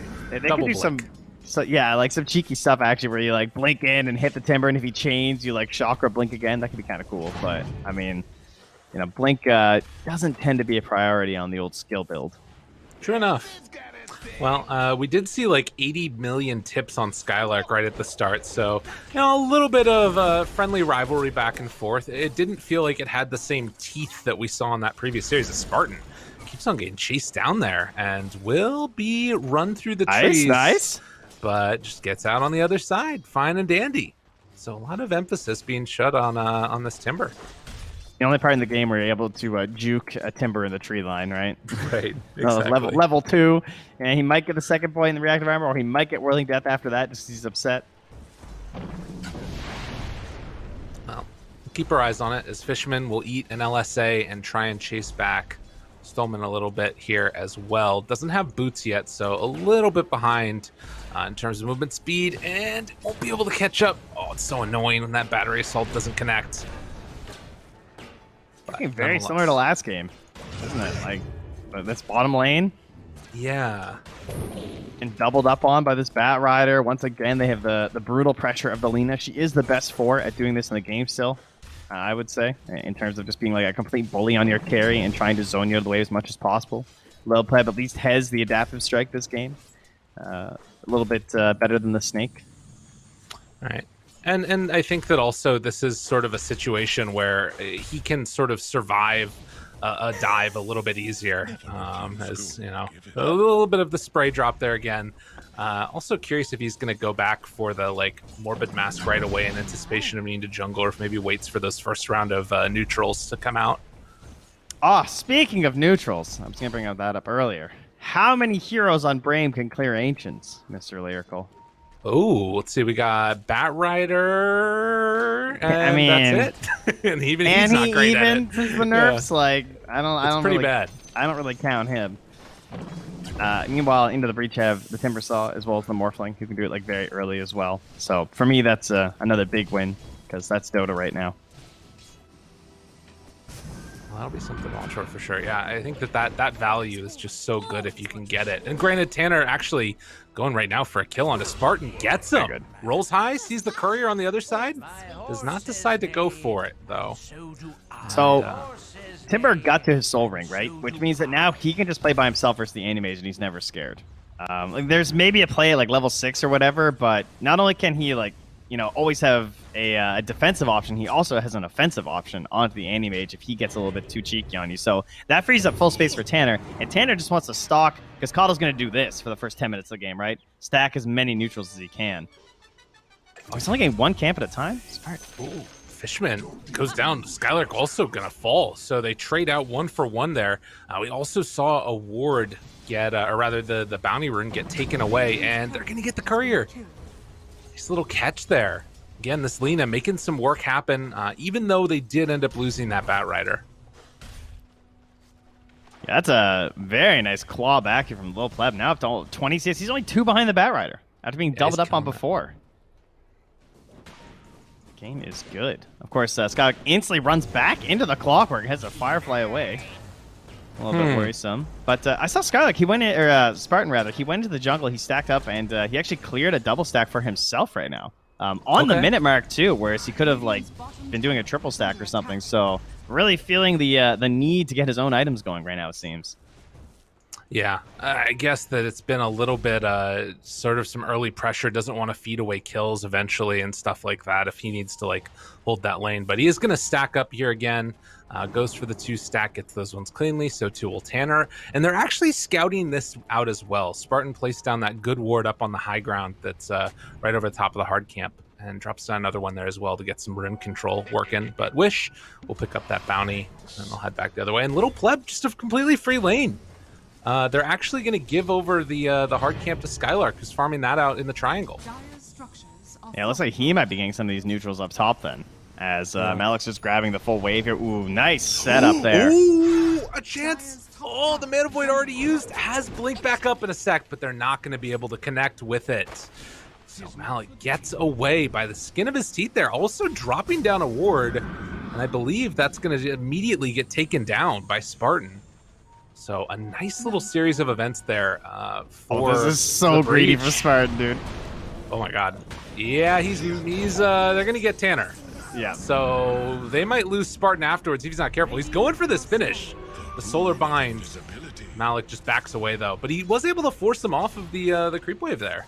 Yeah, the backup was coming. I did not see the reinforcements killing Tanner, so hence why he's able to go that deep, right, and even bully him off of that wave that he spent so long pulling. Such a pivotal moment in the lane too, right? The level 6 for the Animage and the Timber. Now Wish the Invis rune. They want to get the kill on ADC. If they can get him. Tries to back away, though. Gets the Astral Step out 1 round. They're clearing out these camps. Meanwhile, Clockwork able to find one. Trying to bring down that Lina. Goes for the kill. Couple more right clicks, and that's going to be the extent of it. They get 1 catch over onto Spartan now. Tanner continuing the chase. They managed to bring him down to boot. So multiple kills coming through the jungle as they tried to contest. Oh, that's rough, too. It felt like they really had something going there with this idea of, like, getting the Anti-Mage, bullying out the Timber. Could have, like, tried to maybe, like, hold them back even a little bit further. And he's diving in again up top, Focus, with the ulti. He's dead. Oh, is he not dead? Oh, my God. How is he getting away? It's unbelievable. Oh, my goodness. And Wish also just picks up a DD after catching 2 with the vines. Gonna go for that Remnant in, maybe. He's thinking about it, but decides not to. Interesting.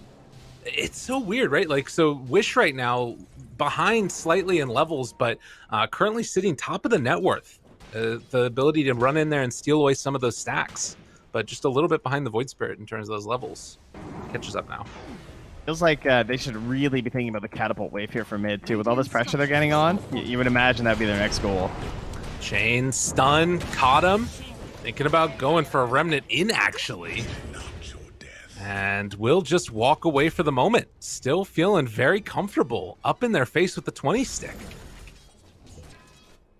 So, to me, they have the advantage in terms of, like, if we rotate a bunch of heroes somewhere, we should win that fight. Oh, triple stack from Brame. Let's go. Nice. Got it this time. He missed a double earlier, but now Spartan's in, you know. See all those levels on the coddle. He's got it. But, like, their push is terrible. I mean, let's be real. They have a Tricore of Anti-Mage, Ember, and Bat Rider. So catapult waves are extremely important, right? It's true. So, yeah, to me, that should be, like, the next big pivotal moment for them, where Focus is going to do his thing, let him farm, but figure out which tower you guys want to attack, and try and do, like, a split play where, like, you put some pressure on bottom, for example. Oh, speaking of which, nice lasso, but not nice enough. Oh, and immediately going for the all tip there onto Skylark, catching him out of position. Man, that's not how you want to get the pressure on. But and they still have that gold lead, and they're farming up on these cores. Do you like the mid play more? Or that always feels like it's, if you can make it work, that's really solid, but could be a little dangerous. The goal is to try and get the pressure on bottom so they're forced to rotate, and then you can hopefully take the mid. Like, and they can't, like, match your rotation because you have the Ember Spirit. That would be my hope, at least. But right now, Timber actually doesn't have a TP. Oh. Mana Void afterward, not enough damage. And Malik actually gonna jump in after Focus.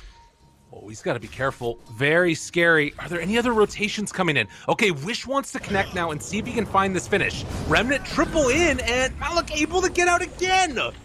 They get the bushwhack. The escape is there. Into the breach, covering each other well. Where are the catapults, Gabe? They're dying. They're dying. They're all going down.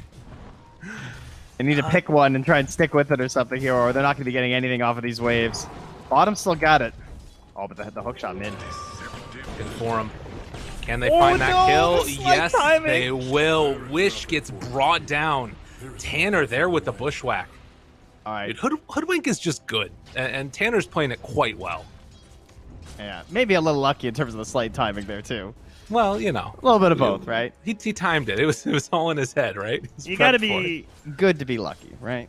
Focus instantly TP's bottom. He has priorities. He is escorting this VIP catapult into this tower. Low pleb going to get out of there. They do connect with the scan just as the TP completes. So it looks like they will be able to take this bottom tier 1 tower. But unfortunately, the other catapult's already dead across the map. And simultaneously, up top, with the Timber Saw, they're starting to take down this tier 1 tower as well. That's fine. That one's forfeit anyway with Morphin and Timber. I'm okay with that. I think there's a chance that Brame didn't get any on these waves. And I do think the Radiant Safe Lane Tower is very, very important because it opens up this whole bottom area, and it just feels really easy for Anti-Mage to play down here now, and it connects better to your Ancients than I find the Radiant one does, up in this part of the map, up top. So to me, this feels very good. Oh no, Malik's found their gold. The horde of bananas. Find them all. Trying to pull them in closer. They get him with the Remnant, take down one, and are they going to come and contest this, dude? Skylark wants it so bad, but the hook shot in finds the Lina, separating him from the rest of the team. Do they have enough in the tank here? Wish running in, trying to bring down that Void Spirit. Tanner gets down to that low ground, and it looks like they will be able to find 1 kill. But Skylark also goes down. So a trade so far of 3 for 1. This is only favoring Into the Breach. Huge plays for them here. It's just still sticking around trying to steal some and grab XP from it, though. Yeah. Ooh, just barely off the mark there. And they have 1 more stack here as well, which Wish is thinking about taking himself. Malik could come back in again if he wanted to. He has another round of the Soul Ring here. You can see Spartan pinging it because he's like, I need you to kill this so I get the bonus goal. Right, exactly. Takes away some of them rooted. Did he get a little bit too greedy? Malik in trouble, goes down. Oh, it was only 2 camps. But he died for it. They get some D wards out here too. Nice revenge plays here from Brame, but that could have been even better. Like the initial lasso attempt onto the Void Spirit was like about to go off. Like you saw the little clock going on the lasso as he just got into the dissimulate. That fight could have been so much nicer for them instead.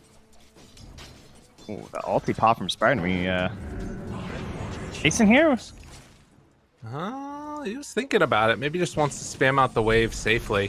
13 minutes now also as Tanner's going to run away and TP out of there. We get the Battle Fury completed along with Treads for focus. So he does have his items. They've still been able to stay top of the net worth.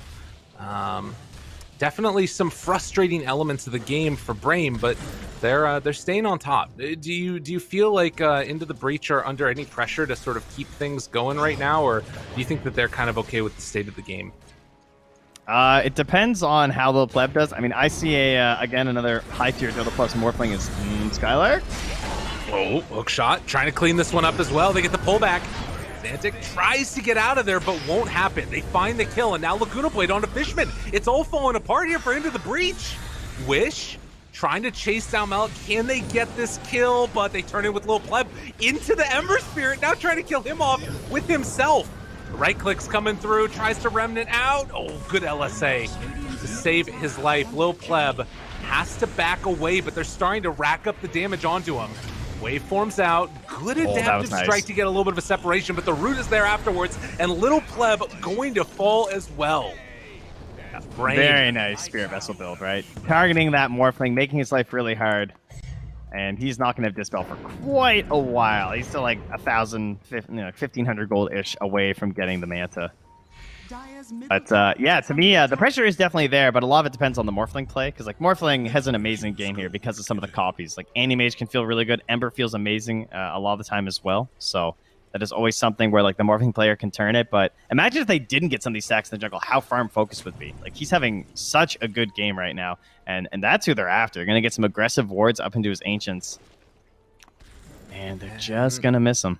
I know. They could think about doubling back on this here if they spot him on the ward, and he does just walk into range. Yeah. So, ping, ping, ping, ping. This is big. If they can get this kill, this scan. is really huge. The scan just ended. He was actually scanning there, too, looking for this.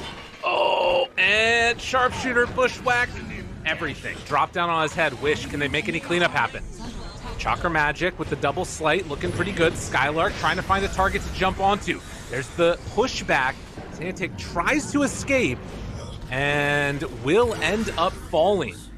Another good Bushwhack. Malik playing very much inside their triangle, is eventually going to get caught, and again the Spirit Vessel just giving them so much value as eventually they find the answer for this Timbersaw, take them down. A 4,000 gold lead. Yeah, it's an amazing Spirit Vessel game, which certainly, I mean, I think Ember players want to buy this item as much as they can, right? It's kind of like Earth Spirit, where like the item has been nerfed a little bit, so it doesn't feel quite as good, but you see a game like this and you're very excited about it. Like, it forces the Morphling to go for the earlier Manta, like maybe some games they want to go for the E-Blade. Timbersaw as well has to go right in towards this Lotus Orb too. And it does cause these issues now where before that timing comes online, if they start giving up kills like this, then all of a sudden that snowball is stymied. And I mean, the flip side to that is they did just get the kill into focus. He hasn't even gotten into the Yasha yet after, you know, having his Battle Fury for a couple of minutes at this point. So it's going to be hard, but I would imagine that at this point Into the Breach just keep on going with these gank squads, which are pretty easy to connect with.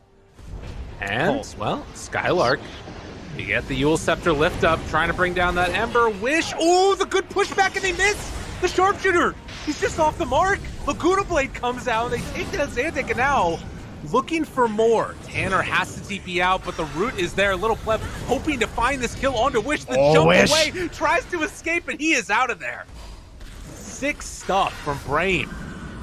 As the trade is 2 for 1, but it's definitely the bigger 2 going down. And Fishman, he also falls. Yo, Wish is on something right now. He is absolutely killing it. Malik tries to get out. No more lasso. Do they have anything for the control, the pushback? And they're able to get him out of range. No Timber Chain away.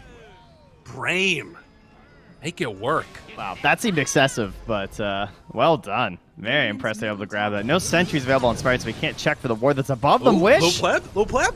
Oh, he tries to go in again, but can't get him. There are 4 heroes around him, but they don't feel comfortable going for it. Yeah, it's probably the right play.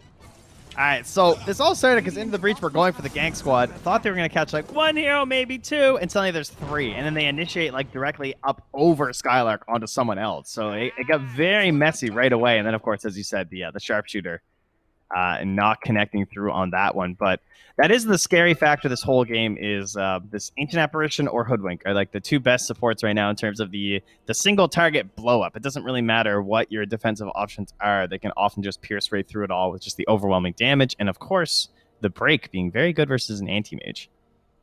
Yeah, and I mean, this is still going to be something that's open for a while, I would imagine. Obviously there's certain things that you can get the Manta to try and dispel stuff. Maybe if you can find a point to cut the tree, if that's sort of the opening that they go for as well, since you're going to battle Fairy forever, something else you can look to. But really, it just feels like the story of this game has been like Wish having a completely free one. He's 7-1-7 right now, involved in every kill but 1. And I saw Houston, I have to translate, he was saying like, oh man, he only lived because of that Sanj. Nice. That was really good, I saw the mouse movements. Good old Steven.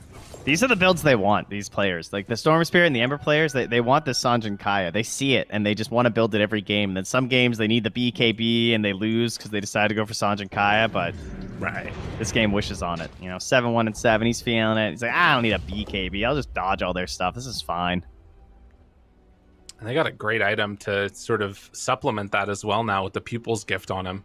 So 2,200 HP on Wish. I remember when this looked like a good neutral item, like a broken one. Like, oh man, People's Gift us so many stats for some of these heroes. And now we just have all these other wild neutral items. It's true. I mean, at a higher tier, though, to be fair. Flicker, if you got that at the same time as People's Gift. How did Mango Tree die and we have Flicker? That's all I'm saying. I don't know. Bring back Mango Tree. You're not wrong. Next patch. I'm with you. I can feel it.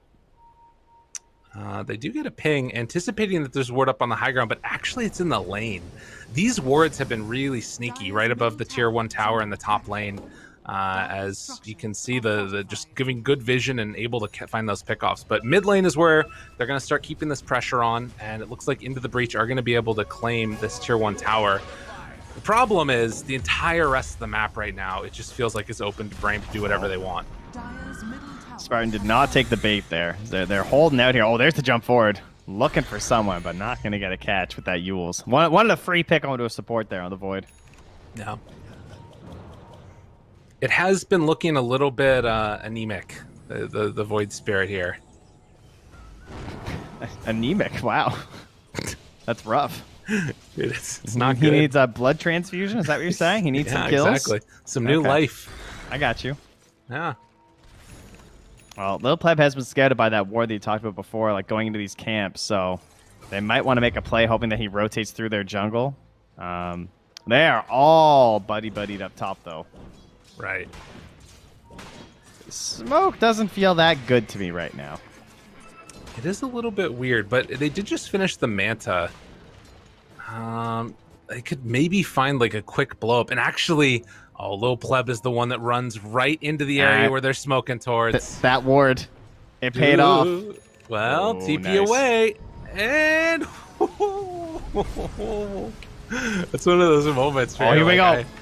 Counter smoke. Let's go. Okay. I'm gonna try and get in behind them. Their vision like right now. They didn't have any wards on the right side of the map. Well, they're gonna run right into the Lina. LSA comes out, but mega dead. Can they find Wish afterwards? Sharpshooter? What? It was just barely off the range. Oh no, it did connect. Not that much damage, though. Afterwards, Spartan gonna get caught, gonna get killed. Can they find more? Wish, not able to control him. It's just too tough to stay on top of that guy.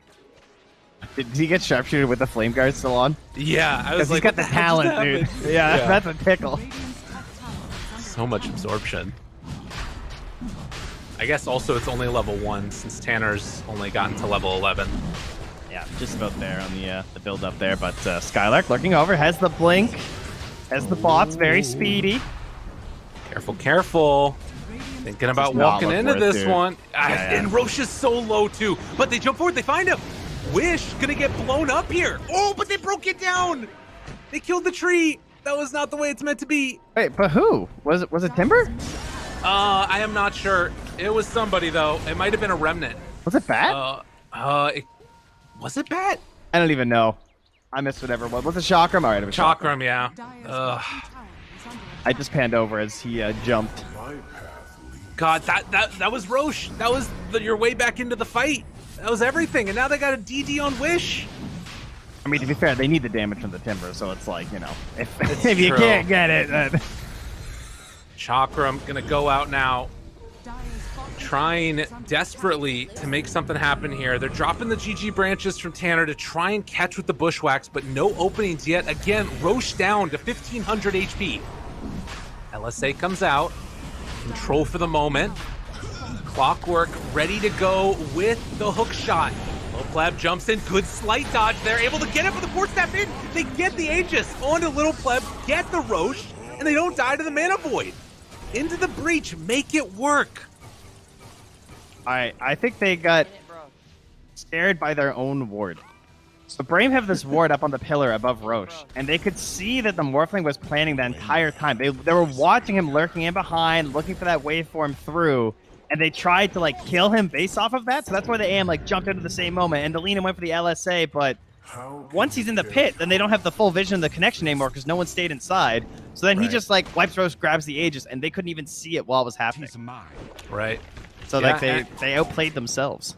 And it was a really good slight dodge as well by the Morph to just make sure he didn't get hit by that LSA. You know, switching into Wish really quickly. What you talked about, this ability to turn into the Ember Spirit has just been so critical for him having success. But again, focus, playing on the anti-mage, trying to get in towards the Scotty. Is this a game where he can sort of solo carry if he gets enough items? Yeah, definitely. This is a really good feeling game. Like, BKB is crazy this game. And you're going to need... Fishman's got to really step it up in the late game in terms of, like, the support that can do that kind of stuff. That's very hard on a 5 Clockwork, right? Like, he's building into this this Glimmer Cape. This isn't going to be your Snake King getting all the farm and everything on the Clockwork, where it looks really flashy and cool with, like, 4 staffs and Aghanims or something. But, I mean, that's your best hope at, like, the double lockdown onto him when he eventually gets the BKB after the Scotty. Well, maybe we'll see some other like sheep sticks or something come out later on, because they are definitely going to need it. And Void Spirit, his farm, I mean, it's staying about even with the Ember, but it's still not that great. They do find a stun now, able to catch on the Skylark, pulls him back in, brings him down. Ooh, almost caught the hook shot there afterwards, but won't be able to. They even have a ward on that high ground and can't punish too. That does not feel very good. Yeah. We do have the Aghanims coming out now for Xantix, so he's going to at least have a bit more control that we haven't seen so far in this game from him, really. Yeah, that pick actually really helped. He was still a little bit off of that, too, so... Nice little infusion of gold with a kill on the Skylark, and remember, I mean, he only has the Manta on focus, right? Like, what else do they have to save him? Nothing, really, right? So... No. They have a 4-staff, actually. That could be huge. If Spartan can make the right plays. Force Staff trying to, maybe even break the tree or something like that from Hoodwink. Jump in. Oh, speaking of the Force Staff, he caught him mid-Force Staff. Dude, what a play. And Spartan going to get chased down. He's rather quick, push back, but the pull into the Sharpshooter. And that is going to be the Tier 2 tower taken. So into the breach, pulling back this lead a little bit closer, because they haven't really been able to pull away on focus. I gotta say, Little Pleb's ability to maintain his farm while still staying involved in these fights has been superb. I think part of that too is just they have the ability to just jump in and start a fight a lot easier. They have like what 4 initiating? Well, mostly like 3 initiating heroes. Let's be real, like the Clock, the Void Spirit, and the Hoodwink. But they're all very good at it, and they also can very simply follow one another because they have such a crazy reach of initiation.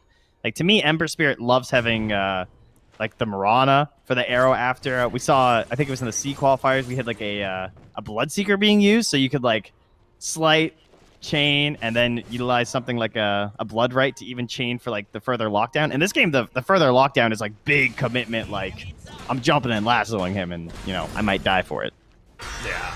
It's much harder to just like poke and prod for Brame. It has to be around that wish play, and then, you know, maybe using Spartan for a little bit of help, but they just jump in. Yeah, you don't want to commit versus Aegis. Okay, Manta back. They do get the stun there, but they cut down the tree. Void Spirit under control. Void Spirit gets blown the hell up. They do find a sharpshooter afterwards. Lil Pleb trying to get an opening there. Again, he has Aegis, but he's in some trouble. Lil Pleb is they're dead. saving the ulti. Oh, wait, no. That's round 1. Now, Fishman does have the hook shot afterwards.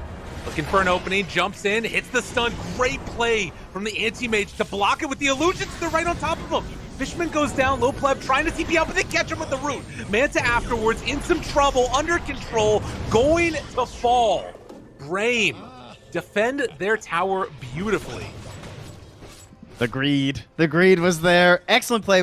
All starting off from Skylark with the lasso though into the Void Spirit, because that's the kind of kill that they need. Like the lasso has to be the full kill or they can't fight.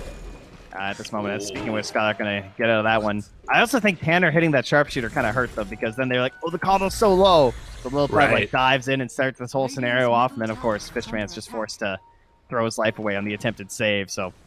It is a question of why are you going all in on that coddle? Like, and not hitting the tower? Yeah. All right, Bushwhack for the moment to keep Malik alive. Tries to Timber Chain out. Will be able to, but we're starting to see the power of this anti-mage. It is a problem. It is a big problem right now for Into the Breach. Yeah, and getting larger.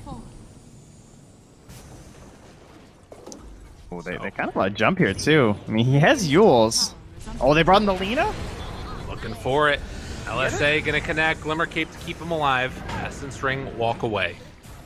I thought he had recall for a second because he like walked right up behind him. I was like, oh no, okay, cool. They're just like standing on top of each other right now. It's fine.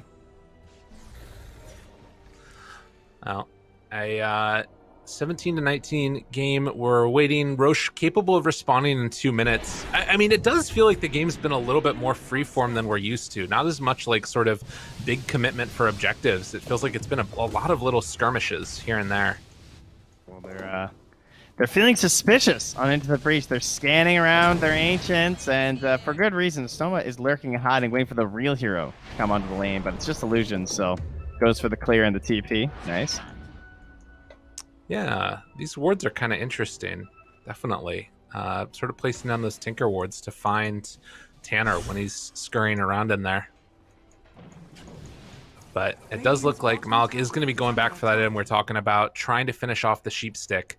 And on the other side, Ember most likely going to be going in for the BKB, would imagine.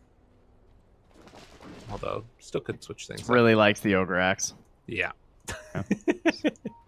The value of it, really. Yeah, totally. Do they have that done now also on Anti-Mage? No, he's only got one component of the BKB. He also just, you know, that's it. Just Ogre Axe. He's going Echo Saber, actually, yeah. Yeah, I mean, it's kind of like how we just hold the slippers now instead of building the Wraith Bands. Fair. Yeah, we just decided the BKB's also not worth it. Oh, yeah, there it is. Beautiful. Yeah, and he's so free in this game now with that. And the Mindbreaker, too. Yo, let's go. But that's going to catch him.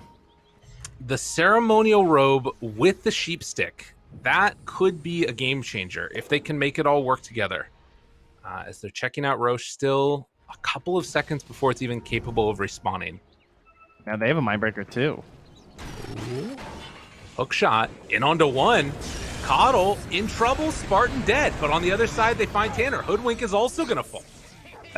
That still goes off after? All right, cool. Yep. No, even in death, Fishman, Glimmer Cape tries to walk away, not going to happen. So they end up losing another support there as the rest of Into the Breach will back out. Oh, this rogue spawn is so fast, though. Should they... Oh, I mean, there's no way you go and check right now. Yeah. Well, maybe, actually. Once you take the tier 2 tower, we'll see what they do. Does Skylark know? Is he prepping? Man, this would be so huge if they just, like, recognize that that's open. Because Clockwork... Like, you're not going to buy back Clockwork. Yeah. I mean, they have the gem, too, so it's so good. And he pinged it. And Focus, I think they don't want to reveal that it was a quick respawn. So they're pretending like they're just pushing out the waves, maybe? No, they're not. Well, they want to prep for the Roche. They just want to, like, throw it down, right? Like, they just want to, like, push this bottom lane so that someone has pressure on the bottom, so that gives them the Roche. Okay. They'll made the right call by coming down here, though. They basically called out the play they were attempting to make, so now just nobody's at the Roche pit. Well, that is going to be open, and obviously with Clockwork, can start flaring it in a little bit here from Fishman. They'll likely be able to anticipate that it's going on if they try and sneak it on Brame. But I guess you don't really like with this type of a lead. Do you think they're just comfortable farming the map on Brame? Like, do you think as that long need as to they force have the vision, it's a little bit nicer. For now, I wouldn't be that comfortable. I'd love to have like some more vision in the middle of the map because they don't see anything. They have that Tinker Ward, and that's it. So they don't have a good read on when the Radiant are roaching or when Into the Breach are bottom. I mean, right now they see their wave pushing at bottom. That's the most information they have. That no one's probably down here, right? So, right. To them, a smoke is coming like any second right now, directly at them. And that is what's happening. So, Lil Pleb, he is so close to his BKB right now. 200 gold. Fisherman there to break this smoke if it does come in this direction. And it looks like, Lil Pleb has to be careful. Jump forward finds him. But able to get a little bit of separation there. The break is out. Get the hook shot afterwards. But Fisherman will fall. And the rest of Into the Breach will back away. Now, do they decide to buy back and contest for this Roche? Are they even going to try and come and spot it? And they scan it. They don't have any wards at all. I feel like giving up the second Roche is huge. It's even in the pit, too. I didn't know if they would go right for the Roche or if they wanted to play the high ground and wait for them to like smoke into them, right? That's typically the other play. But they're going to get this with plenty of time. There's no buyback, so easy shard. Focus already has his shard. Okay. So we can pass this to the Ember, perhaps, here. Oh, Lina. Ooh. Oh. That's kind of cool. All right, let's go. She has eggs. She has Brown Boots eggs with Aether Lens. And going for Refresher next. Dude, he wants to throw some hate out there on the Little Pleb. Even if the cast range, I really like just because of the Ember. Again, it's like this additional follow-up, right? Yeah. Where you can help with the slight chains. I mean, kind of guarantees that you can also follow up onto the lasso. Only they just need vacuum, you know? Oh, yeah. Now you're talking. This is what makes Darkseer Lina a totally viable lane. Get an LSA this eventuality, yeah. Vacuum into LSA Laguna. Perfect. Well, the pressure is coming. Focus hit level 25 now. Takes the Mana Void cooldown. Ready to go onto a lot of these different targets. Now, they did finish that Sheep Stick that we were talking about on Malik, but hasn't been able to find an opening to use it yet, as they're just trying to dodge away from these fights and hold their high ground. They've been very defensive over the past 10 minutes. I mean, ever since the Aegis, really, right? Like, where they dove past that tier 2. Life was looking kind of good. They'd figured things out, and Brame did a great job of also holding back. That was the time to hold back. Like, game 1, it kind of hurt them a couple times, where I think they might have played a little bit too defensive, even if they were behind, but they really had the right read on the potential for Into the Breach to dive a little bit too deep, which I believe T pointed out has been their fault at times. Right. I mean, that's every Dota team, let's be real. I mean, it's true, but I think there's something special about this team in that way. But I guess that's also, you know, part of the strength of it as well. You sort of live and die by the aggression. As, again, taking over the entire map, not trying to overextend. Skylark is going to TP up to the top side now. How much longer we have left on this? So 3 minutes left on the Aegis.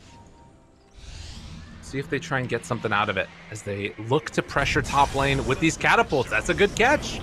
On to Fishman right at the start. Does have buyback. Tantic tries to cut through the waves. Jump forward from Focus. Timber chain through. They find that Hex. Can they bring him down one time? Doesn't look like it. They just turn and hit these buildings. So Brame entirely comfortable with this one. They get the BKB done on Void Spirit.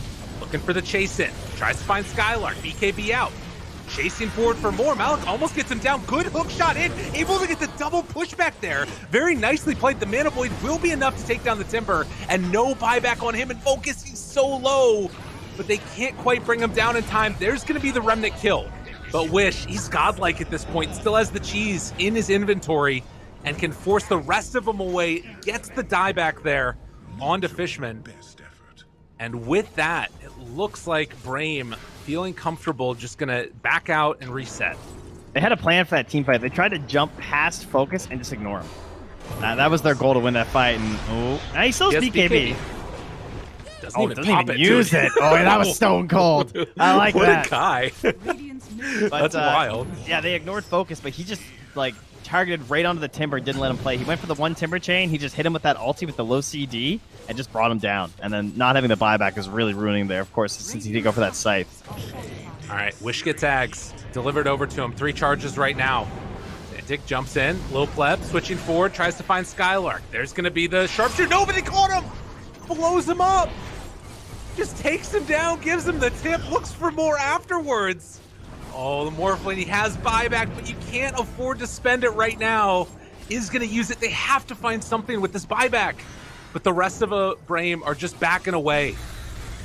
Really, really well played by Brame to recognize that just moment of weakness and strike. Yeah, and don't let them get anything off this buyback. Just, sure, they save the racks, take that as the win, go back from the next round to the neutrals. Spend all your gold, too, because they are looking rather wealthy right now. True enough. And they're going to go for the smoke-up play here. The lanes are in a good enough state that they say, let's try something here. But unfortunately for them, it's only Spartan putting the pressure with the double catapults on bottom, too. So even if they catch him, it's kind of whatever. Right, yeah. And... Oh, no. Oh, Spartan. Give us a laugh. Give us a laugh voice line. I want to see it. He is going to go down there. Okay. Nothing coming. I could have sworn that I was calling it right there. You almost had it. Yeah. Still, 25,000 gold lead, and Brame, again, fighting for their lives here. This is elimination from potential going to TI, and they are playing it very, very well on Brame. Very clean. All business right now. Just gotta cross the T's, dot some I's. Finished out their game here, nice and calm. Another last one, this poor Clockwork. Good jump. Able to catch him. They recognize what you're talking about. Wait, but they kill Anti-Mage. Yep. Dead 100 seconds without buyback? Oh, looking for more. Skylark trying to escape. Tanner, Lil Pleb, they're chasing. They don't find that catch. Anti-Mage going down, and good play here by Wish to go in and cut the wave, but is he getting a little bit too bold? He's just remnanting around. One more left, but he kills off the wave, so there won't be any potential for a push. Radiant's top barracks are under attack. Man, if they noticed, they probably could have taken it. The backdoor was broken for a minute there, but I mean, perhaps a little bit too risky at this moment. So excellent catch, though. So yeah, he just straight up got scythed, I believe, right? And that was the end of it there for him. Just he got silenced too. So the Mindbreaker into the Bushwhack into the site. They hit it all, and well, we won't comment on that. Yeah, that's a good old double Laguna Blade right in the face. But they do find Wish, hook shot during the BKB, and that's just going to be the TP out afterwards. Mm-hmm. But you can see, like, if they can get this control, Into the Breach still do a ridiculous amount of damage, and feeling themselves at the moment here. Also, they get the broken item. Flicker's there. Nice. Okay. Huh. I mean, Anti-Mage also has it, though. And at this 40-minute mark, it's just feeling so ridiculously hard for Into the Breach to play this. But they haven't lost any racks yet, actually. There's been a lot of discussion about Refresher Orb lately. It feels like it's probably one of the least explored items in Dota, considering how long it's been around. I mean, part of that is that it's been improved over time in terms of like what it can give and some of like the costs and everything. Plus, everyone has way more mana now too, because there were some heroes that could like literally never use it, and now it's becoming feasible. So you see it on this lane, and you're just like, this is kind of dumb when you start playing Dota, you'd be like, well, this seems optimal. Why wouldn't I just want all my spells twice with all these bonuses? And, you know, if you alt-click the amp damage, it's 999 two times. Nice. That's pretty cool right there. So, I mean, that's a lot of heroes just dead. Tanner tries to back away. We'll be able to get out for the moment. And yeah, I mean, you take a look at this, and it's like, you know, Timber saw almost all of his HP. Hoodwink just explodes. Xantic's pretty close to it as well. I mean, it's really tough. He's also just holding his BKB still. I mean, that thing's still 9 seconds, right? That's true. There you go. Void Spear's making plays. You can maybe see any other sheep sticks or control that could come out. I wouldn't mind it on like Void Spirit or something too, to be honest. But it still feels like that's pretty far away. Yeah, we're in buyback territory. I would just farm for buyback. Make sure you have it if you're on the Radiant right now. I mean, maybe if you're on both teams. Alec dies, does have buyback, but they caught him again. Focus. Oh, he gets the cheese off. Still taking a lot of damage though. They have the control onto Little Pleb. Switching now into the Anti-Mage, backs away. They brought him down so low right there though, and now they get the Hex. Control onto Lina, has double ulti again in 6 seconds. If they overextend, this could be quite Spider bad. legs. Yeah, just run away from him. Why not? Dodges the trap of the spirit. That's something else right there. What an item. Illusion. Man. Unbound. Lina has no cares for terrain. Finally, she's floating just like she's supposed to be. You know, it was weird. Like, Alec had Ghost Scepter at that point. He had a couple other things they maybe could have gotten away with, but just kind of tanked through it. Maybe was hoping to go for like the death into buyback fight play, but they weren't able to keep him on top. I feel like Focus must be getting a little worried. I wonder if he will pick up the #1 carry item of Aeon Disc at any point. Ooh. It really feels like they have like one lockdown chance, you know? Right. Maybe next item. We'll see. Jump in, silence is there.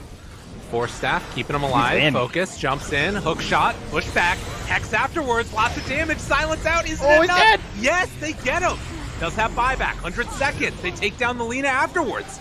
Now Wish, trying to get away, has a hell of a lot of remnants. He should be absolutely fine and actually force out the BKB afterwards. So they have a creep wave this time. I mean, look, these fights aren't pretty, but Into the Breach are winning them. They're just putting every single stun on Anti-Mage. That's what it is. He's getting hookshot into Hex, into Bushwhack. But why is he going in? That's what I don't understand. Like, Ember has freaking 5 remnants and a BKB. I don't know. It's wild to me. DD now. At a point, he's the one who has to just like stand there and right-click though. No one else just stands there. Buyback. All right, around this Roche, you have to get this Roche if you're Brame. Like, you need to get it on your Anti-Mage. Yeah, you really do. This is how you get back to the game when you're down 20k, ladies and gentlemen. Oh my god, there's if this a chance Anti-Mage here. gets comboed down.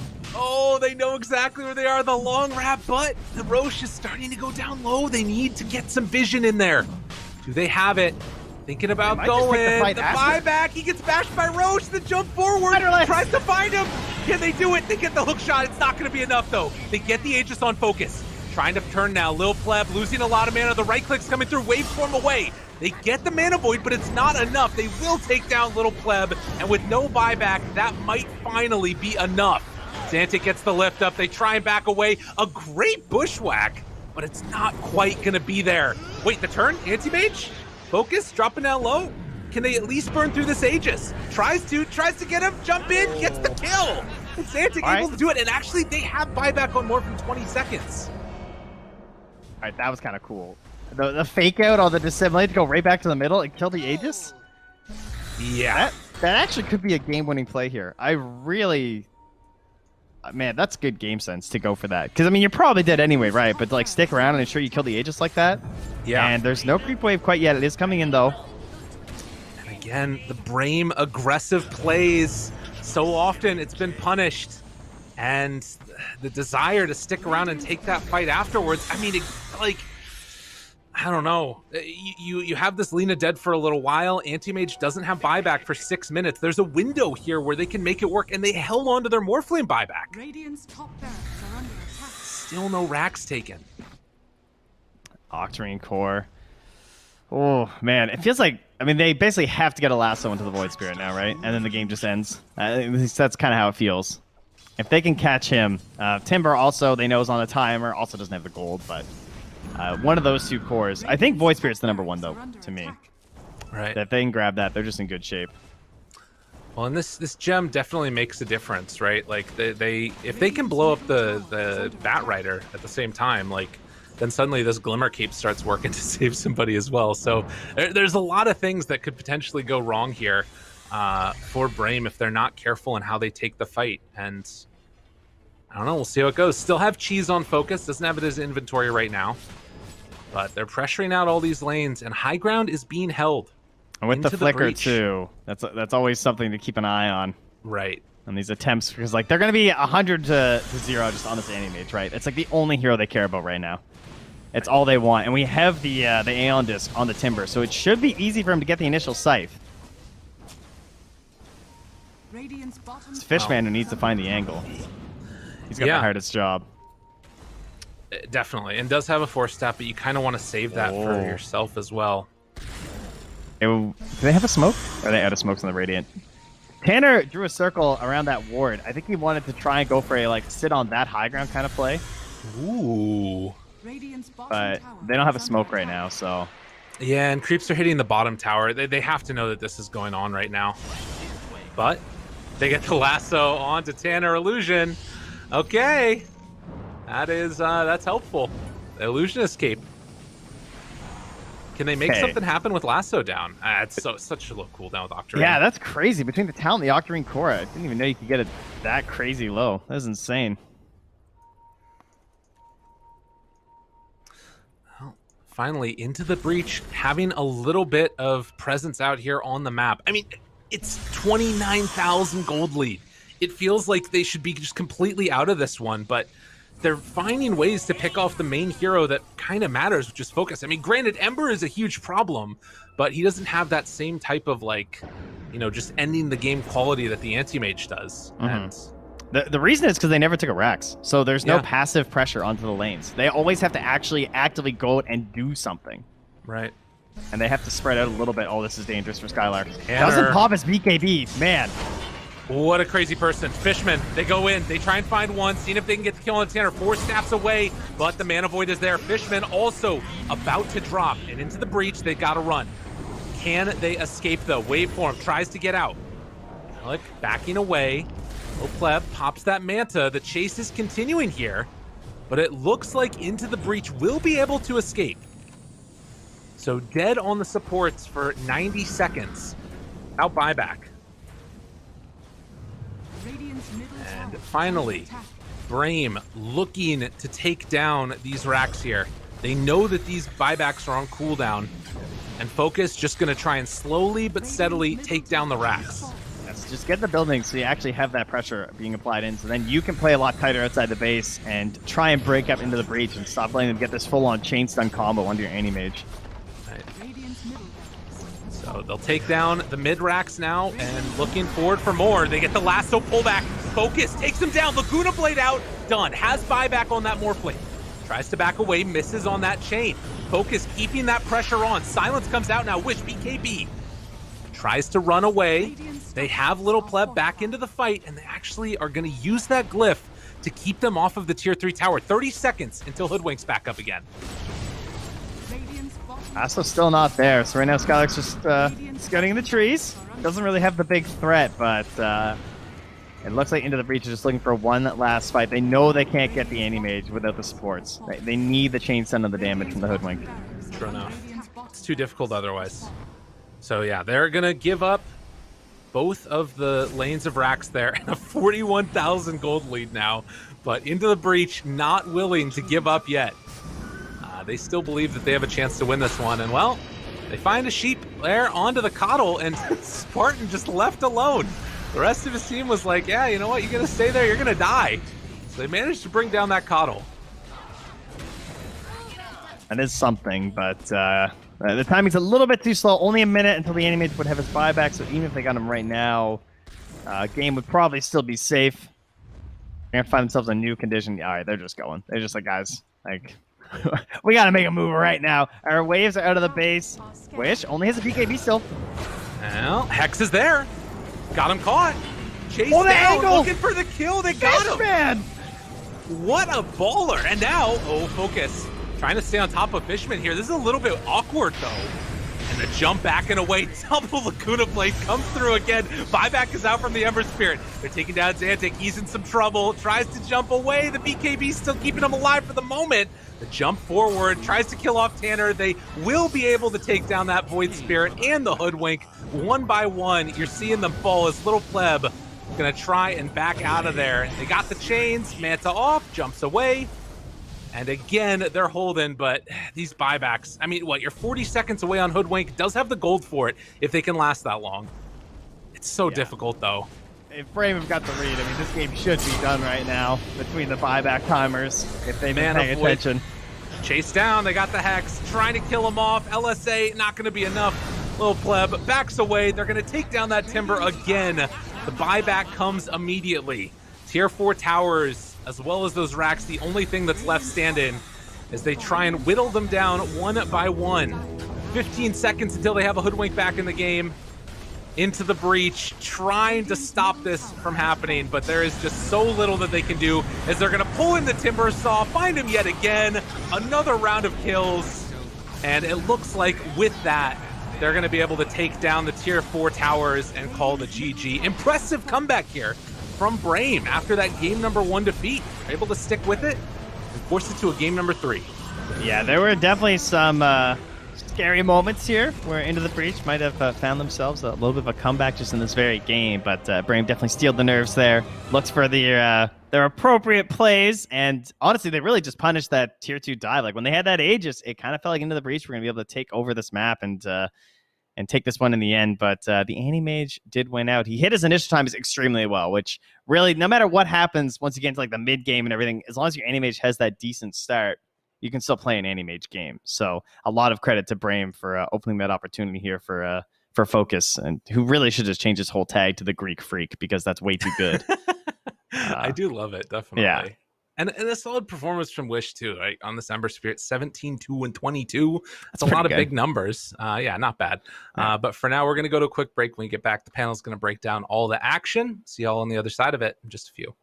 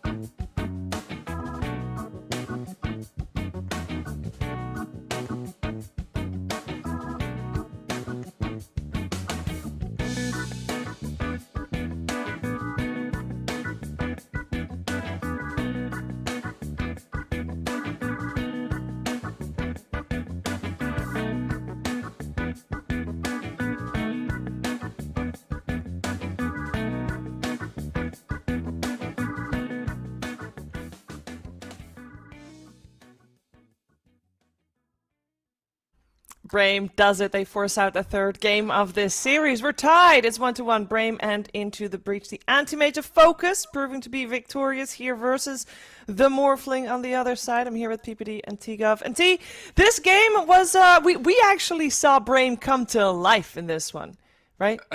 This game, it was a roller coaster of emotion. Of course, being a British guy, of course, I might have a little bit of bias to Into the Breach, but I want to start with Into the Breach, honestly, because they are a team that is just relentlessly going for the one thing, which is trying to find a pickoff. Like after laning phase collapsed, the entire game was just a highlight reel of, can we try and execute the Ember? Can we try and execute the Anti-Mage? Sometimes it worked, sometimes it didn't, but they kept that going for like the entire 50 minutes. So yeah, I think Into the Breach is a scary team just for running at you non-stop.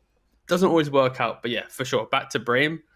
Yeah, it was nice. I think this Wish just for sure standout game. 17-22. He just popped off from laning phase and just opened up the game to allow his anti-mage to find the farm to kind of get himself into the game.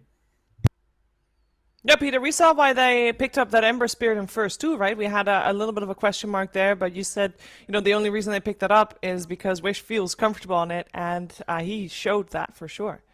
That was one of my favorite things about their draft is how well their supports worked with their mid hero. Like the Ember set up so many stuns for this Lina, who just had this fantastic game. She went this like super greedy burst, and she got the shard, right? She had Ags, Aether Lens, shard, and then did she get refresher at some point too? Like she did. She was doing ridiculous damage, and then the Caudle, although it didn't really work that well versus Timbersaw, or it's not really that great of a matchup versus Timbersaw, it worked really well with the Ember Spirit. So the anti-mage was actually able to do really well against the Timber, which I wasn't sure about how that matchup would go. And so the anti-mage kind of carried the Caudle through laning phase. And then once the Caudle and the Lina grouped up with Ember, like Brame just had really good like skirmish and team fight. And the Ember Spirit being able to go Spirit Vessel is so good against the Timber and the Morphling. It was, and that was their first pick. So it really did turn out to be a pretty good Ember Spirit game, even though they first phased the hero. Yeah, we saw in game one, it was actually the Clockwork that was banned out against Into the Breach. And, it's not very often that you see a Clockwork banned out. Fishman, he showed why it was banned out first, but they also, Stoneman definitely had the answer with the just double Laguna Blade, take Fishman out of the game, T. That was the answer to that Clockwork. Yeah, I go on, PPD. It's a good response to Lina, I think. And it was banned in the first game. Brame first picked Lina. It didn't work out, but the idea is there. Just getting like that melee 5 that will play against the Lina on lane. It makes some sense. However, I think it's maybe still a little bit early. I like to think that you want to pick like your flex support in first phase, and then in the second phase you decide like who's laning where and who's doing what. Yeah, I was gonna say I'm gonna pivot quickly to the Timbersaw again, just because we've seen it 2 games in a row now, and it will be interesting going into game 3. Like, is this going to be a hero that will be picked again for Into the Breach? Because it looks like Brame kind of understands how they want to play into it now a little bit. And also, here's the thing: go on. In the first game, it was a last pick Timbersaw, and this time it was 15, which is the 5th overall hero of the game. Yes. So it's they obviously they did super well on it, and they just pushed it up, right? So now I think it's going to be pushed a little bit back down. I also don't think like picking Timber into Ember Spirit Lina, it's not like this is now a Timber game. Do you know what I mean? Yeah. Like maybe if there was a different first 2 from Brame, it would make more sense to push this hero in priority. So maybe just like overestimating this hero. No Tail, like we were asked him the question yesterday about the Broodmother for Viking GG. It's like, sure, Timber, Broodmother, these are awesome heroes in the right game, but if you try and force them too early, they're not going to look that overpowered. Yeah, and we're going to find out what kind of position Timbersaw will be picked at, if he will be picked at all even. We're going to find out game 3 right around the corner.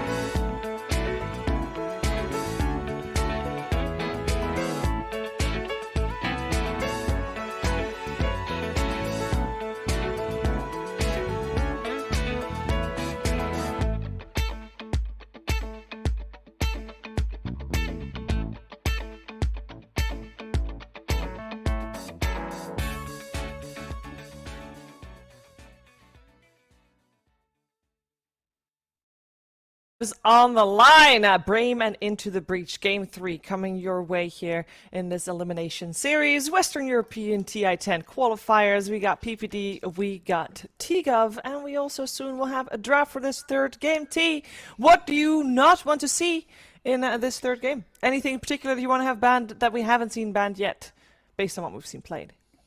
We just spoke about Timbersaw as an option because, you know, like Into the Breach going to Game 3, show us something new. This but looks also, very familiar. Yeah, it's like this is a little bit of a repeat. Wait, are the bands the same? Yep. The bands are the same as well.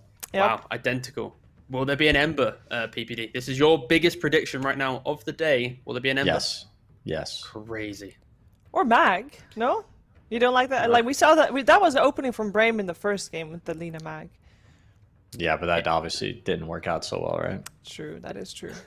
The real question will be what Brame's deciding is, like, if they pick Ember, Into Breach might ban out the Coddle, because like the reason why Ember popped off so much was the stacks made by Coddle, and then kind of it feels like a free double damage, right? The entire kind of early game. When Coddle's next to the Ember, like putting on the chakra, like Ember's going to be pumping out like so much more. So he did pop off, but it was because of the Coddle. So maybe that's why they're holding back on insta picking it, because the Coddle ban probably will be an example. Oh, they're wasting so much time. Where's the confidence? Yeah. It's Ember or what, you know? And they're panicking. This is something that you can theory craft time and time again. The openings is normally not where you see a lot of bonus time used, especially not if it's an exact copy from previous game so far. But yeah, only a minute left. We'll see.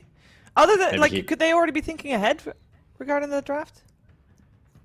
No. I think on first pick it's more so reactionary. Like they go with the Spartan hero. It's most likely like the 5 position Abaddon. Mm-hmm. It's not bad versus Hoodwink, because Hoodwink has like a lot of annoying stuns, which is nice. And I think you also remove the break, right, with the Abaddon shield. So that's always a bonus. Yes. Yeah, you do. It is dispellable. It's not that great versus Clockwork, because Clockwork, Tusk, they're sort of like displacement heroes, whereas Abaddon removes debuffs. Clockwork doesn't have a debuff that he puts on anybody besides like the hook shot stun. So it's an okay Abaddon game. I think it's more of a comfort pick for them. We'll have to see what it leads into, but the hero, it's pretty. It can play in a losing lane, which I think is the nice thing about Abaddon. But I think generally you want to aim to win your side lanes rather than just play to go 50-50. I think this is also a development from the second game, right? Which is, how did Into Reach find kills? It was because they needed to clock and Hoodwink all to jump to that one target, throw everything, and try and 100 to 0. So maybe that's why they didn't, like, they were taking their time thinking between like Ember or whatever, because it's like, they go for an Abaddon, he can now be that guy who tanks it off. And if Into Breach do draft the same style, going for the Timbersaw, etc., like this Abaddon, will just completely dismantle Into Breach's kill potential if they don't kind of react to the pick.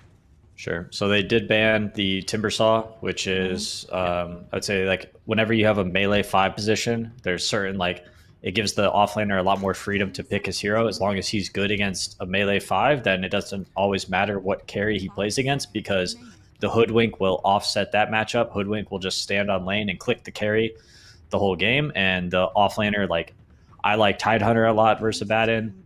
I think Centaur could be good too. You could always go like Mars if you wanted. For Malik is like the heroes after. This would be like kind of Mars, Pangolier. I like the 2 after. So maybe Into Breach could go full skirmishing with like a Pango style. I think Abaddon, he's pretty decent in that lane, but I'm just thinking more of the game, just kind of make it chaotic, make it hard to kind of find these heroes and kind of walk cleanly throughout the fight. But Pango's such a weak hero. It's so hard, like, saying his name. That's my hipster prediction of the game, by the way, PPD. It's pretty out there, but it could happen. There's a small probability chance it happened, and when you take the bold prediction, you look even smarter, right? When you're right. So yeah, no one's gonna care if I'm wrong with a bold one. It's like, he said Pango, go here. Yeah, like I said, like Tide and Centaur, like, okay, big deal. Like, it's obvious, right? Yeah, we're just ticking the boxes. But and those then Shiva, do you have an offlaner you want to mention? If we cover all the offlaners, we're going to be right. I would mention Tide because he's played it before as well yesterday, and it worked out great. I think whenever you can get some team fight in your lineup, it's just always nice to have. And now that you see the melee 5, it's like, okay, let's get a team fight offlaner that's good against melees. One thing I kind of want to have the opinion on as well is we see Luna not banned this time, but picked up here. We have seen Into the Breach as one of the few teams that has this qualifier so far. They've picked up Snapfire mid. Is that still a thing, or was that very niche that they could do it versus Hippomaniacs, who arguably are, they're the easier opponent compared to Brame? You want to take that one, or shall I? Sure.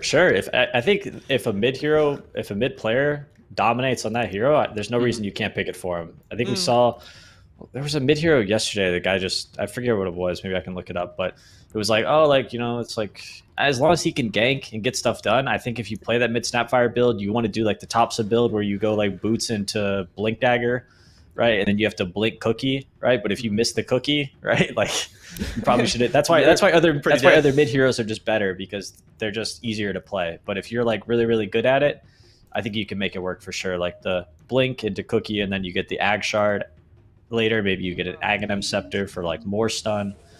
It's a pretty flashy pick. Maybe not going to come out in this game 3 elimination, but we'll see, potentially. It was just about confidence, Monkey right? King said lyrical indeed. I think we saw that mid. It's all right, like, so we see... Sorry, I was going to say we see Axe Lina is most likely the offlane for Brame. That's going to be matched up against Clockwork Luna.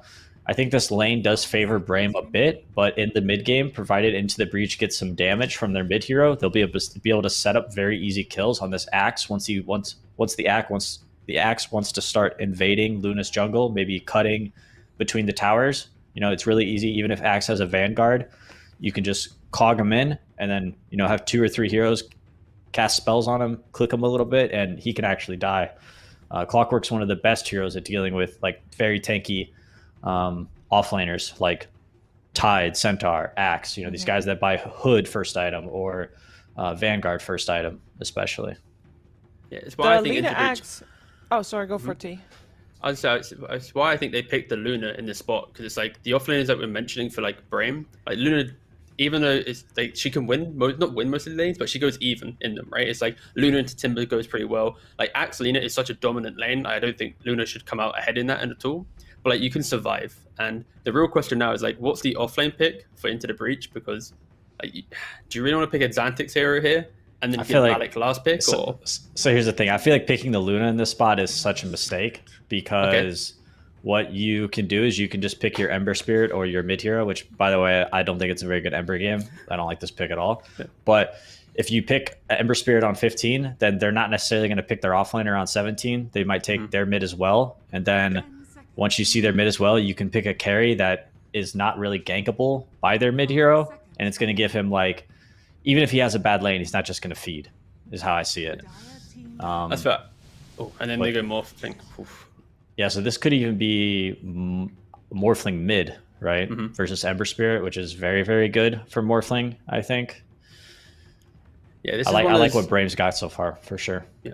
This is one of those drafts from Into the Breach where it's like they show both supports face-up value at the start, and then they put a lot of respect into Malik having a later pick, which is kind of causing these kind of issues that we're mentioning right now in regards to like revealing the Luna or whatever. And look at these final bans. Medusa. What are they? Yeah. So when they already have Luna. No. This is that's from the previous phase. It's the DKs. There's so many bans at the moment, Peter. There's not a red box showing up unless it's their turn as well. So it's kind of tricking you. Yeah. Oh, there's not an empty box. Okay. Yes. Okay. Sorry, no the empty graphics boxes. Were tripping me out. I was like, no, I was worried as well. That makes more sense for sure. I was I had to count to 5 just to check. I was like, yep, cool. Count to 5. We're in the clear. All right, we got the DK ban. Yeah. Because we are looking for offlaner still for Malik, so the whole discussion that we had earlier about having a team fighter, we mentioned that the obvious Tide or Centaur, and maybe some out of the box Pangolier coming out for Malik. Tidehunter of those is out now, banned by Brame. What do we want to see on the side of Brame? Because we got a Leshrac banned out on the side of Into the Breach, so they are expecting that Morphling to go into the safe lane. Or actually, Leshrac could actually also go both sides. I want to see Bristleback, and I want him to play in the safe lane. And you put the Morphling mid. Bristleback gets his Vanguard. He just walks into the enemy Ancients, where Luna is eventually going to want to end up. Because I think Luna's going to have a rough laning phase versus Axe Lina, so she's going to piece out of that safe lane real early. And Bristle will just be a wall. You just put the Morphling mid and just play hard on your side lanes. Buy Vanguard on Axe, buy Vanguard on Bristle. Let Morphling just AFK on mid lane, farm Ancients, hit your E-Blade timing, whatever you're going for on Morph, Dragonlance, Manta, go. And then with the front line of Bristle, Morphling being super tanky, Into the Breach doesn't really have that much burst besides the Hoodwink.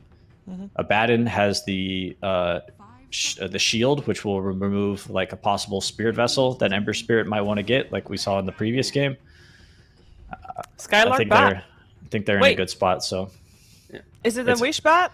I think it's Axe Carry and then offlane Batrider probably, like in the previous game. Open, And but realistically, it should just be mid Morphling, carry Axe, offlane Bat, right? But they could easily chop and change, put the mid Bat, safe lane Morph, and offlane Axe. I think the mid Morph is just too good this game. It's complete free farm versus Ember. And they go with the Doom, which is, I think they needed something for the Morphling. I think it's not a bad choice. They need to make sure this Morphling doesn't destroy them in team fights, and Doom is one way to do that.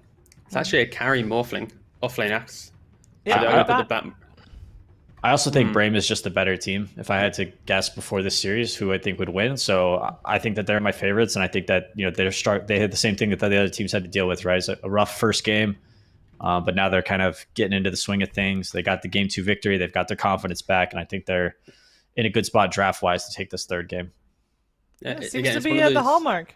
Sorry, go for it, T. No, it's fine. It's one of those things where it's like Brame really like they're lacking like this early damage in regards to like when they group up together, like they have to do well in lane again, right? Like they did that in the second game, so if they replicate that again, they're in a good spot. But this is where flipping the script, when I was like the Ember, the Doom, like if these heroes group up again and run at Brame, like they don't really have this way, like Brame doesn't have a way to stop them, right? Until they have items. So there is a window where Into Reach could do their aggressive nature, but I like the fact that Brame's lineup does look just immensely better going like past like 25-30 minutes. It is more safe yesterday. Sorry, it's more safe lane Batrider mid and offlane Axe, so not exactly what I would have hoped for, but I still think that they have the better draft. All right, well, we're going to find out who has the better game here in the third deciding game of this series. Let's head over to Lyrical and Trent. Thank you so much, Shiver, and the wonderful panel. Trent, my goodness gracious, they flipped the script. It's all going out a different direction. I mean, to be fair, Batrider does also destroy Ember, and also Morphling destroys Ember, and probably Axe does too. To be honest, if they put like freaking, Abba on there, he'd probably win. This hero, I don't know. I'm still got some questions about it. How you feeling? Yeah, I'm good with the Ember Spirit. It's fine. Well, we'll be good. We'll be fine. The Doom came out. I'm very confident in our boy Malik there with how he's played so far today. Doom is a hero that's all about confidence, right? It's like, I'm going to jump in there. I'm going to hit my hoof stomp, my war stomp, and I'm going to get my Doom off. And we're going to win this game. So that's the play here. And then, of course, it's the battle of Hoodwink versus Lina, right? Stoma's been playing Lina this whole time. Tan has been playing Hoodwink. Who's going to get game 3? Will he get the Ironwood branch once again? Or the Ironwood tree, rather? It should just be like called the Mega Branch or something, That would be pretty cool. Or like, wasn't there a sort of a pack for a little while, like a thing that made all the things mushrooms? What if we brought that back? We just like called it the fungus, Ironwood fungus. You plant it down and then a mushroom comes up. Okay. Should I just stop suggesting I don't ideas know now? what custom game you were playing, but I don't remember planting mushrooms. There was a mango tree. Yeah, that's the one. Surely, that's probably it. It was like a map pack or something that came out. Oh my god, look at this. You ready for the 8-man LSA? Oh, nope, he's just gonna die. All right, well, that happens. So he's gonna fall there. His first blood. Drawn by Xantic. He's ready to go. Ember off that damn tree, dude. The freehand bushwhack for the first blood. Standing up on the top of the hill, all cutesy. One side has a tree, the other one didn't. Yeah. I need to stand on the other side there. It is kind of annoying. So a heads up play there, and that's a Hoodwink player. I'm sure that's happened more than a few times in a couple pubs, as they will drop the flag, high five, also put down a ward, and it looks like it's going to be a trade-off of 2 bounty runes apiece. And no, they get 3. They were watching those inventories too, though, so they saw exactly where the ward was placed. So this one's getting B-warded. Stoma's on. Let's see how close he is. Yeah. Easy. True. Yeah, well played. So they do manage to get 3 bounty runes into the breach, and also first blood on Xantic. So he almost has bottle at no minutes, at 0 minutes. Like, look at this guy. This is crazy. Yeah, that's always going to be good. I mean, you're contesting versus the Bat Rider, so he likes to spam and just play you out. I would like to see the small camp blocks in this matchup, I think. Like, that's going to be a big nuisance for both of them.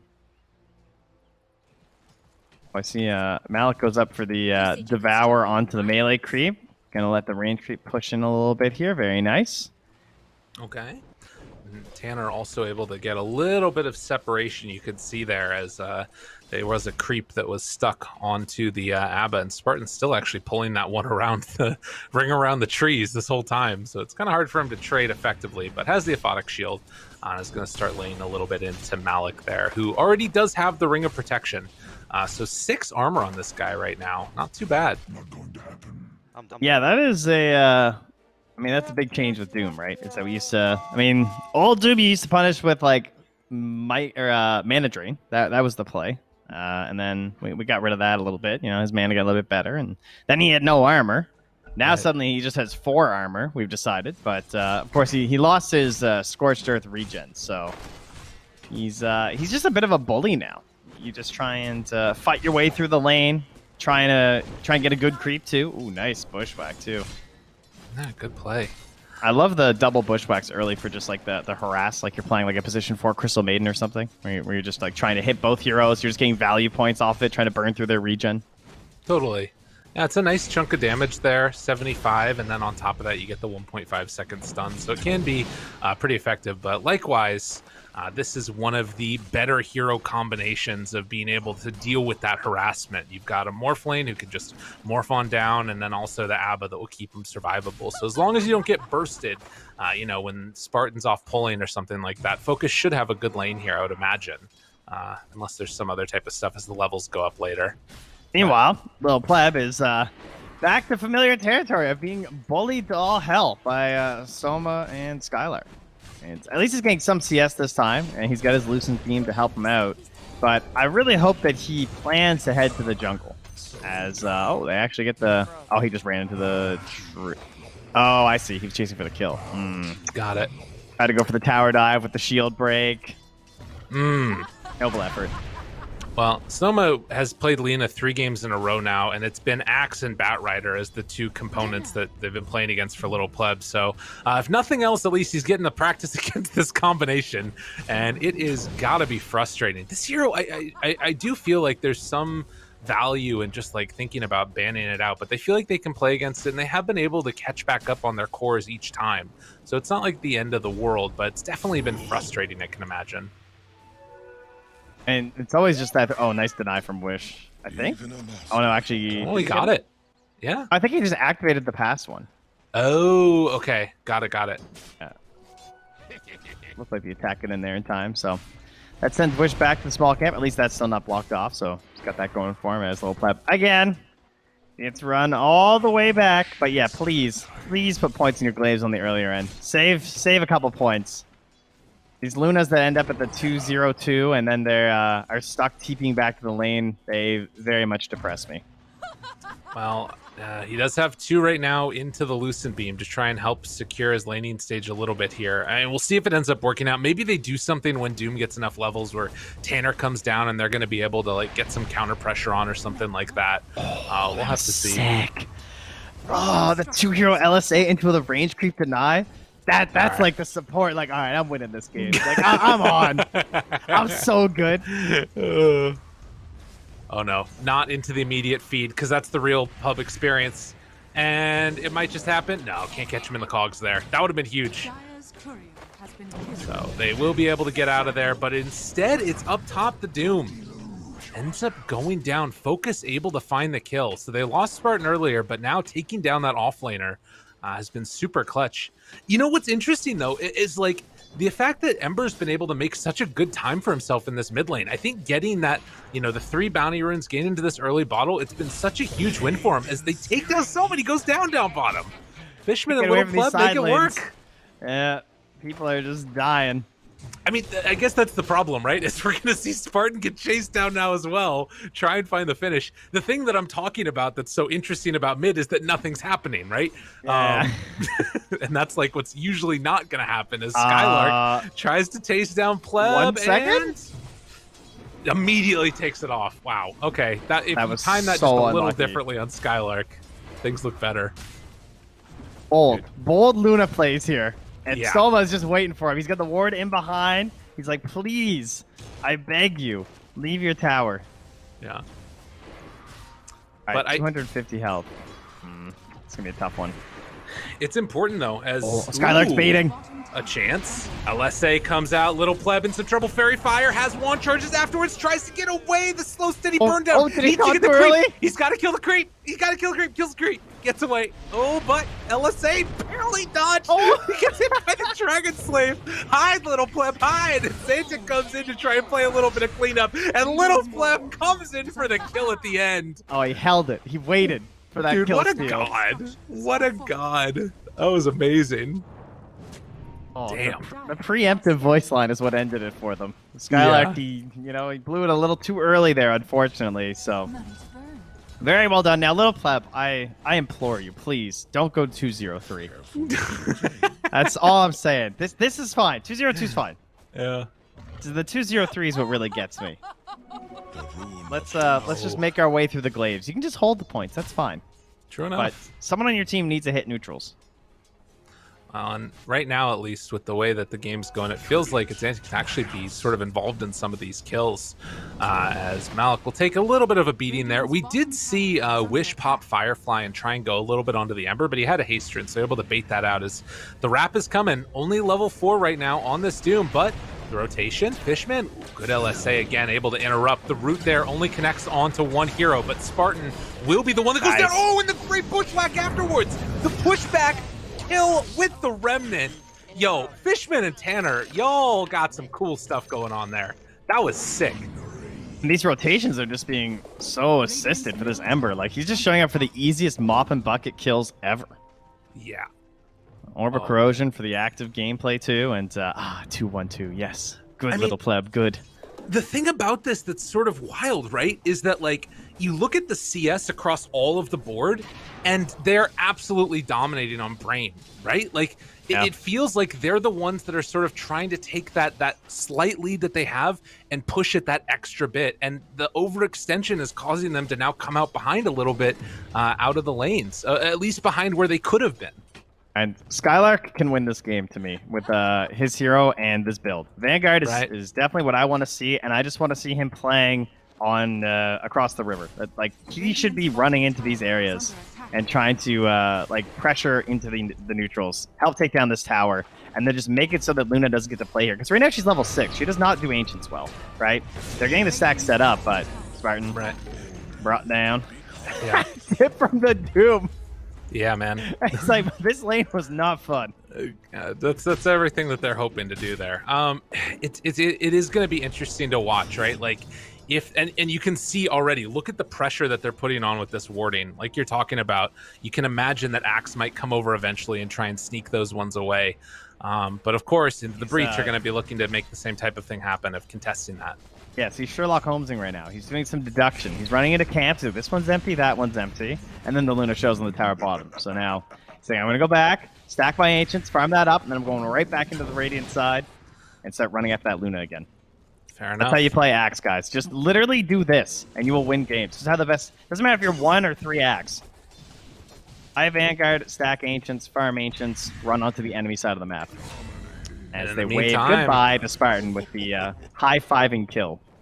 0-3 so far for that ABBA, and again, they get the stacks up on the Ancients. It's a Fairy Trinket last, so no special mask coming out, the Possessed Mask for the Luna, unfortunately. But already getting into the Mask of Madness nonetheless. Now, as you pointed out, they have the vision on those Ancients. So now I'm kind of curious what sort of a play Brame want to make. They have bots on Wish, too. Like, they could definitely go for a smoke. There must be a smoke coming out soon. So that'll be the next little play, I'm sure, for the side of Brame. Right. I mean, I guess that you could also wait until she actually goes to try and farm them or something, or do you think it's better to sneak them as opposed to trying to contest them? Oh my god, they're stacking it again? Yeah, they're going good. Jeez. Okay, yeah, I don't know. Another stack? I actually don't know if you could take these as axe on the enemy side of the map. That gets a little bit risky. Right. Although with Vanguard, you barely take like any damage. I'm sure it's fine. Okay. We'll keep our eyes on it. Hookshot in. Ooh. Able to connect there with a creep and also get the pushback onto Spartan, who is still level 4. It feels real bad for this ABBA. Down bottom, though, they're going on a little pleb. Tries to make something work, but it's not going to happen. As they do pick up that kill, Wish taking down the Luna. Much needed. And Axe and Batrider. This is a scary game when they get off to a good start, because like the Boots of Traveler are there. They just got that lasso kill. The Axe is going to have Blink soon. Where's Little Pleb going to go? Yeah, I'm not sure. To the triangle, I guess. I don't know. That seems where they usually go, right? Yeah, but like, is that safe though? Like with their allies, and then with the farm that is currently on this Bat and Axe, that sounds pretty terrifying. Yeah, I mean, you're right. I mean, no matter what, it's going to be a scary series of events, and the biggest thing is going to need to be them dewarding this area, but you're probably not going to know about those wards until it might be too late. Although, the later that they delay this, the better it's going to work for them, right? Mm-hmm. I think part of it will run out. It could be a mistake to go in and try and contest those Ancients because you're versus an Ember and a Clockwork. And with the towers still up, like, you think about the angles that those heroes can initiate on from the towers, and it's really hard to get in and get out without feeding, like, 3 deaths. So it might just be an inevitability because of the range of initiation of their heroes that you have to give up these Ancients. Well, yeah, and well, they're smoking in.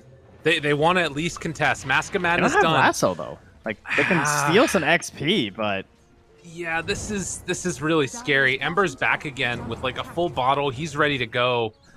Spartan There's a hook shot have here lasso too. in 30. I mean, don't waste your time. They just have to watch him take it. Yeah. The best thing you can do is probably they probably could have used this time to maybe pressure bottom a bit more. Right. It looks like they want to get a little bit of pressure onto mid here, dude. I like shielded. This guy is wild. I mean, he didn't get hit by the hook shot there. Fishmen will back away. They're just creating a little bit of separation now for Luna to finish these off. Now Axe does have the blink dagger. Like, he keeps on against them. They found the lasso. Where's the rest of the team? Oh, pleb ends up dropping down now, and then they take down the kill onto the Clockwork. How do you just walk in and get that? Invis rune, baby. Oh my goodness. And now Skylark is going to come and take this whole stack of Ancients. They're buying back on clock. They can't let him get this. Looking forward, Bushwhack pulls him back. This could be good. Can they find enough here? Skylark gets the taunt now. The Doom is out onto the Morph, but he got the strength form off afterwards. Fishman being a blockage in front of the rest of them as Skylark will fall. Still muted for the moment. Now the Root gonna TP away actually with the Doom finding the kill. A double for Xantic. They're making it work. Remnant's forward, tries to find a kill here on Stolman. Dropping low and going to fall. Just like that, they overextend and focus now in a world of hurt as the right clicks come through. A triple kill for the Ember, and it's a full wipe. All right, I'm just saying I called it. You did. The angles. There's too many angles with all 4 towers up and Clockwork and Ember. Like, it's that simple. This is a fortress for a reason, and that just shows that even though they had the perfect start with a free lasso, like the free space in a bingo square of killing Luna, and they still lose that fight. They got overconfident because of their good warding. It's true. Baited into it, and again, it's like it's the situation where it's a couple of different factors, right? Like obviously you had the buybacks, but it's also the low respawn times. You know, Luna was able to get back into that fight afterwards. The abilities coming back off cooldown. It was just the perfect storm of bad things going on for Brame. 14-4, it's still less than 1,000 gold lead, but I mean, you got to feel better about this for Little Pleb now. He's able to clear through those Ancients. Things looking good now. I mean, before the map was very scary outside of the triangle, and it was like, oh, they have like blinks and like boots of travel and stuff, and I don't want to be out there, so I have to be in my triangle. And they didn't use that time to pressure the towers that she didn't want to be at. Instead, they went aggro. If you win all that, that could be game winning, but it's also very risky, as shown here. Oh no! And they find him up top, takes him down. Wish ends up falling into the breach, just absolutely demolishing. They keep on finding these pickoffs now. That was pretty cool, actually. Like, being able to use the hoodwink like that, where you just do so much damage, it's like just a little bit left, and then the Luna's just following up, waiting for that perfect moment. Yeah. Lev gets the free acceleration on the gold. Top 3 cores being held right now by Into the Breach, and you still have a little bit of a separation between the Lina and the Hoodwink, but it feels like the Hoodwink is just able to do so much more in this game right now. Tanner's killing it. I mean, it's basically just like, I guess, easier Lina in a sense, right? Like, until you have like a Yule setup, it's pretty hard to hit LSA stuff. You can only follow up. At this point, when people have lower mobility, I would say it's easier for the Hoodwink to get the first jump, but then you also still have the same follow-up potential. Right. And now you have the talent at 10 too, so it's a 10-second bushwhack. That's so crazy. Yeah, just like 25% uptime. No big deal. Well, spotting a lot of heroes underneath a ward. This gives full vision right now, but they did smoke under a ward of Brame. So Brame anticipating this move, but it's more dangerous being underneath that ward. And they did just use Call as well. Looks for it. Can't quite connect with that bushwhack. Wish trying to run away. Skylark also feeling comfortable there. I mean, Malik does have Blink Doom, but it looks like they're going to try and go bottom for focus instead. They take down that mid tower, and there is an opening here, but you can tell Focus understands there's something weird going on, and he's going to back out. The script has been flipped around here. Skylark's not like jumping in. He's not finding these fights to defend his towers. It feels like his team isn't really confident until they have the BKB onto Wish. Doesn't want his game to get stalled out anymore by some deaths. The warding is absolutely fantastic from the Radiant right now. We've won up on the pillar, and then we won really deep in behind. And Tanner, using his excellent triangulation skills here from those 2 wards, knows where Brame is. So they might even go for a play here. Xantic just runs in, like, breaks the smoke, then gets on out, or rather comes in and contests, and then gets out afterwards freely. Yeah, things by and large looking really good for Into the Breach now. I guess that, like, if you're Brame, do you just need to try and, like, go for another smoke play at some point? Like, or do you have to wait for your next timing? Like Blade Mail or something on Axe, or maybe it's the Manta done for focus? Split push BKB on Wish. I mean, the BKB is still really good this game. I think if you get doomed, it's probably post lasso. And then, of course, if the Clockwork has a counter issue on your lasso, you do have like a decent amount of follow-up, especially because the way that Stoma's been playing on this Lina.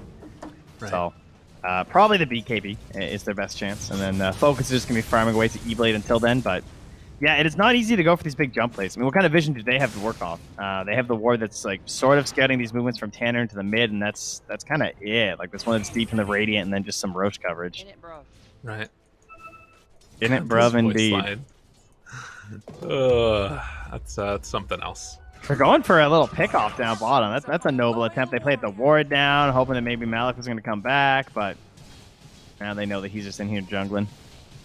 Right. And of course, Doom Midas. We've seen this. I'm actually surprised we haven't seen as much Doom. There's a game earlier today where it was like Grimstroke that got picked early on, and I thought that they were going to go back for the Doom. I feel like that was something that we were seeing a lot in a couple other regions, and people just not valuing it that much. As Spartan, all right. Hello, Fishman's everybody. like, oh, interesting. Okay. Let me get away from you guys. But yeah, like going into the BKB. Top. Oh, they couldn't get him. He's out of there. Heads up play, backs out. But yeah, like into the BKB, and you know, if he wants to later on, a refresher for Doom, or a lot of different possibilities here for him. Yeah, I feel kind of similar with Razor too. It seems like it's a hero that, like, if these quals were in like 3 weeks or something instead, that maybe they would have risen a little bit more with some of the builds that were coming out. Some regions just, you know, as typically they do, they tend to value heroes a little higher than others. That is something that throughout the year with the DPC, it felt like we were getting a little bit more homogenized across the globe. But with these qualifiers, I feel like teams are... You know, we've heard the European teams especially talk about this idea of, like, there's less scrims happening, so some people value heroes differently. Can the blade mail do it? Not quite. And the break even going to force back the Lina a little bit more. Can't get the follow-up. Oh, Fishman. He's trying got two to find an remnants angle. Skylark actually in range of the clockwork. The hook shot comes in, able to get the call to push back before the LSA. Laguna Blade not going to kill Fishman, and instead it's Skylark that goes down. Oh, dude, he's living on nothing. He just walked into the Firefly. Come on, dude. Take it easy here. Wait, he got Laguna. He's an animal. Yeah, I'm doing that. Okay.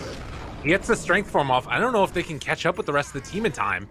Looking for the run down there. Wish is in the area. Has Inferno Blade going to connect. The root going to connect onto both of them. And now enough for the kill. Does he get the deny? Oh, yeah. Oh, that's no, my doom right there. That's me. Oh. Oh, he gets away. Break comes out afterwards. Sleight of Fist dodging the LSA. Turns for the kill. It's Santa Godlike. Dude, what a baller. That's how I know. I would have gone for that Doom. I don't know. You have a Hoodwink and an Ember, so to me that feels good, right? I'm like, okay, these guys have like long catch. I should take whatever I can get. It's the Morphling. He's close to the E-Blade probably. That was an ambitious flare to the fountain. Not quite fast enough for Fishman. In it, bro. Well, they managed to, bait out the Doom at the very least. I mean, the thing that's interesting about that is we can see couple of results there. Spoilers, Spider Pig's able to take it down as well. But I guess one of the things that we might see eventually is him trying to get into that Centaur instead of just the clap. And there is one right over here. That probably would have been enough to kill if you have like the completely immobilizing him or whatever. All right, he's gonna get it. Yeah, hand it over. I love this feeling as Doom. But BKB Blink, this has got to be peak Doom, right? Especially at 20 minutes. This feels pretty good. And then that refresher potentially, as you said, after has been the trending item these days. All right, well, that definitely helped out for Brame, right? They were feeling a little bit sketch, and then you survive a Doom like that, so it's on cooldown. Everyone gets to farm up a little bit more. The E-Blade is on its way. We're ready for another BKB soon from Wish here. They want to go for that fight. Do you think that now they're going to try and get aggressive again? Because we did see how strong that blade mail just almost alone with the Luna was, and how much damage it was able to do. Is that something that you want them to get aggressive at all again? Because it feels like they're not really that worried about going into the late game. They look very comfortable on the map. Unfortunately, it's almost the exact same situation as last game. I mean, mind you, I guess they did win that game, but to me, it was very hard for them to initiate in a lot of situations. Right. On the side of Brame, they had the same thing where it was basically just the bat kind of has to go in. I mean, they had this Ember, but he wasn't really able to get, he didn't have the best long-range follow-up. He basically just had the Lina, which came quite a bit later into the game. So, again, sure, if someone can get to this Aghanim's and everything, maybe that'll be enough follow-up, but to me right now, they're waiting for Into the Breach to start approaching towers, because when you come into towers, that's where the Bat Rider and the Axe really shine. And Into the Breach are just saying, why would we do that, Of course. I'm just going to farm up this Luna. We're going to start protecting the Roche Pit. I have an Ember who can be all over the map, keeping these waves pushed out. So they're forcing the onus onto Brame to actually initiate, and they don't like that. That's fair. That's a good point. And, I feel like this has kind of been a bit of a trend so far in these qualifiers. It's waiting, and it ends up sort of culminating in a big fight around that 40-minute mark. But they might be able to find this pick off here. Oh, nice flare. As they catch sight of Wish. Fishman trying to do ring around the Rosie. Gets the angle, gets the kill. So they take down Wish again, who has time and again been the one that's had to push out these lanes. Radiant's bottom tower is They just make it look so easy. I mean, it also doesn't hurt that it's you have a Bat and I have an Ember. Guess which hero's much, much harder to gank, you know? Chasing after a Bat Rider with just a BKB is not a problem for their current heroes. Yeah. Some more vision being granted and throwing out the bushfire. It's kind of interesting, right? I wonder why he did that. Does he want to bait that they're roaching? Because they instantly ping the pit. If I see a Hoodwink do that, I'm going to think they're roaching right now. So they smoke up and run at them. Well, I guess some of it... Malik needs to be careful right here, but he will back out. Oh, this call will be so nice. Jump forward. Done. Dude, it's a lot of damage. I feel like he was just sort of seeing if he could get a free pickoff, you know? Like maybe if the Morph wasn't paying attention to his hero or something at that point, you could just blow him up if he was on Agi, right? I mean, what, who the do? Oh, you mean the Hoodwink. Yeah, the Hoodwink doing it. I'm a Malik. I was like, well, he was saying a creep wave. I don't know about that. But yeah. Conversion. Roche, you can't just like run into Roche right now versus these heroes, so just take them in tower. It's safe, it's free, it opens up this part of the map a little bit more, and now they're even calling for the full push. So they're prepping for a Roche, right? Spartan's like, yo, push out this bottom lane, let's get some vision down there with the creeps, have them hitting the tower so that we know if they're committing for the Roche or not. They're slowly finding some good moments for themselves in this game. Now, mind you, they're also still farming quite fast on the side of Into the Breach. 3 cores in the top 4 right now for them. And they're going to smoke up now, not inside of vision, and run right into the area where Morph and Spartan are farming. We'll they don't see anything up break here. This. All panic. And that signals, hey, there's some people there. They do spot vision of them. That Luna giving the extra nighttime vision will be enough to get a quick catch there onto Spartan, who time after time gets caught and killed. Oh, Skylark. They're going to drop the Doom with the BKB out. They're actually chasing all the way underneath the tower here. That Skylark flare is doing so much. Dude, they just keep vision. Sharpshooter done. Wish now trying to show up, seeing if he can get the push. Oh, Little Pleb got to the other side though. And now the right click, the chase down, the buyback coming from the axe. He has to get into this fight. Looking for that opening slowly but steadily. But the big call comes out with the flame mail onto them all. The chase down, but they get away. Ember runs out of there. They try to chase down Skylark and get the kill. That was so close. They find a triple kill onto Focus, so they're able to salvage some of this. An ultra kill now. A huge call. They could have gotten that Ember, but they will happily take an ultra kill on their Morph. Yeah, he tried to go for the dunk, but I guess he was just the tiniest bit off. Doesn't matter. Morphling got it all anyway. That's kind of a good thing sometimes for your axe, right? Especially with the build that Skylark's gone for. He's like, yeah, I'm not a Manta axe, so everything for my Morphling, this is fine. Very good defense. That was one of the ugliest smoke-up initiations that you're going to see. I watched that whole fight from Into the Breach's perspective, and they just ran up there blind. I mean, it was very fortunate they even got Spartan at the start, but the TP back in was perfect for Skylark. He was out of vision. He showed for like a millisecond before that call, so they were not prepped for that. The DD right outside of the Roche pit. So often the thing that you need. The buyback comes now from Hoodwink. Roche down to 1500 HP. Oh, where's the War Stomp? Has 2 remnants thinking about going in, but the War Stomp comes out, but the Aegis is there already. Dude, they were covering that one. Greed. Sorry. That's Malik. All right. 21-11, but it's Brame who have taken control back of this game. I mean, again, off of that one fight and then these snowballing moments, one after the other, it just feels like they're losing the grip on this game that Into the Breach kind of had there. And you know, you hate to see it, but it was, again, one of those moments of just being a bit greedy and going for that next kill on the axe. Like here, Spartan right now. He's just like, he's drawing lines down bottom. He's like, go, push this, and now he's drawing lines down bottom. Like, yeah. I think they're very excited about this potential comeback, and they have a plan, and that plan, take a tier 2, get an outpost with this Aegis. Like, that should be our goal right now. That gold swing, that's so nuts. Granted, it's still a situation where you have a very farmed Luna, almost has Scotty completed. We're halfway to the Aghanims on Ember. Like, these heroes are still deadly, and they're going to have Doom back up again. Stoma has the Psychic Headband to go with his Ags and Aether, too. Oh, all right. Interesting. At least he had it. I guess he sent it back home. His courier's getting very confused right now. Doesn't know what to do. Oh, he wanted the People's Gift. Who took the Psychic on him? Yeah, I am unclear on that. Look at this, though. They're so separated on Into the Breach, but Focus is walking right after them. They're caught. They're in trouble. Hookshot hit, just pulling them deeper into the pain train. As they take down one, Fishman now also going to get found and get killed. Brame, just cool, calm, and collected, take down the kills, walking down lanes. There you go. Wish needed it. He's like, look, man, I need the cast range, okay? Oh. That's the good stuff. And all right, he was down there for a while. Yeah. He eventually gets the tip and the punish on that. They want to grab something here, though. Lil Pleb, he's running in near them. This is a messy They game. got the vision. This is a weird game. I don't know what's going on. BKB and then the runaway.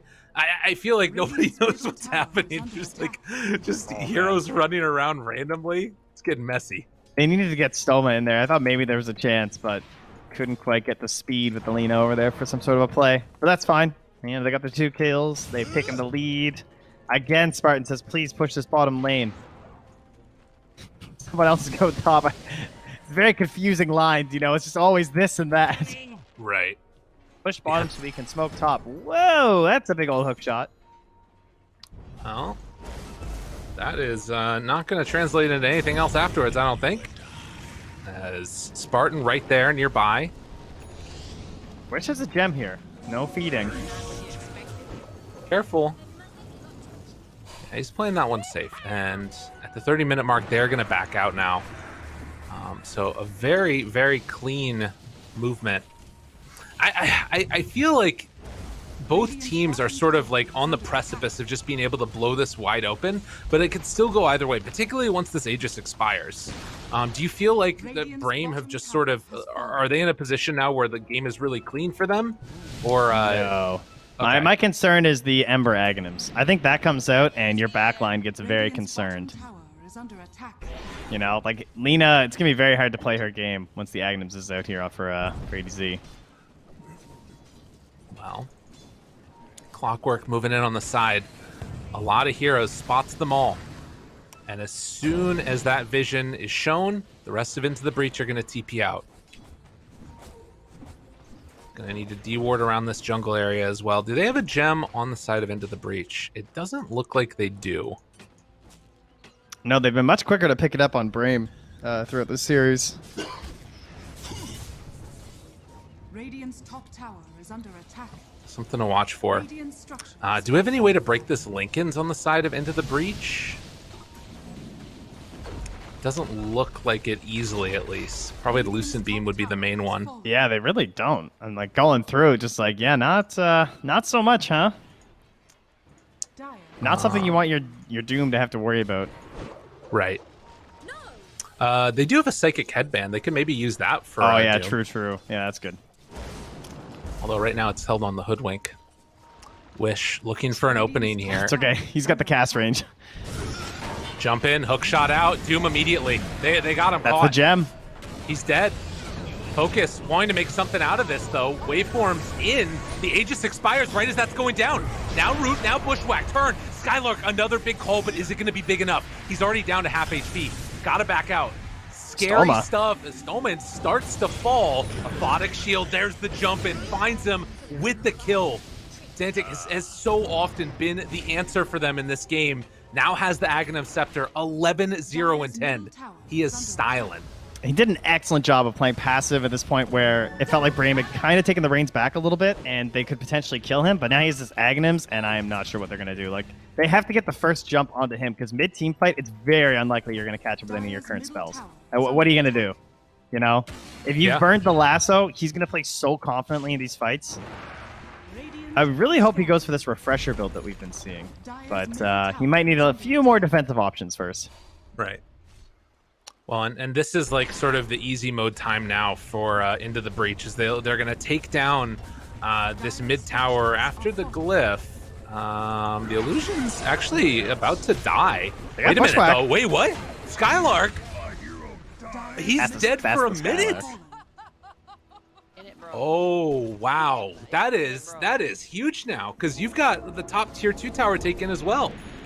I mean, they probably can't go high ground, though, I would imagine. No, it's just a bad death. That just feels really rough. You know, you're off the map, you're not farming at all. Like, sure, you have your big items and stuff, but it definitely means that you're not going to be able to defend that other tower. So, both gone. They'll take the outpost. They now have both going on. Game is good right now for Into the Breach. And as the game gets later, Doom, you know, it just feels stronger and stronger. It's interesting, right? We just keep on seeing this seesaw effect back and forth depending upon how these team fights start. And so often it's been based around that vision, which is, you know, obviously something you talk about all the time. It's got great wards in this area. Hook shot in, able to find focus. I don't know if he thought that one through entirely, but from downtown, Xantic trying to make it happen. Able to find one kill, broken. Meanwhile, they pull back in the Doom. Lasso, a weird fight to start this one. They break the Doom. Oh, tried to go in, but it wasn't able to get it. Couldn't pull his hands down in time. Too slow. A damn Infernal Blade. God. Well done, well done. Killing on that one. I don't know, that was pretty nice, I think. Going for the clockwork like that, because he knows he used the Ags, right? It looks a little bit crazy, but the Ags on the Ember just means, like, you catch anyone, I will be there for you. It's and true. We'll try and get that follow-up going. Well, God, they were so close getting that Doom. Yeah, that happens. That could be game right there. I mean, he might have still been able to get strength form off regardless, but I don't know. It feels like with the Luna as big as she is now, if you just get a couple of minutes to punch away with that Scotty, things are going to be tough to deal with. But Roche is back up. It was a quick respawn. This is also 2 minutes until the next tier of items are up. Do into the breach, go and check it. I don't know if they're going to. Surely you go check. Oh god, it was like almost an instant spawn. Yeah, Tanner's I got pinged up by Spartan, so at least it's on their mind.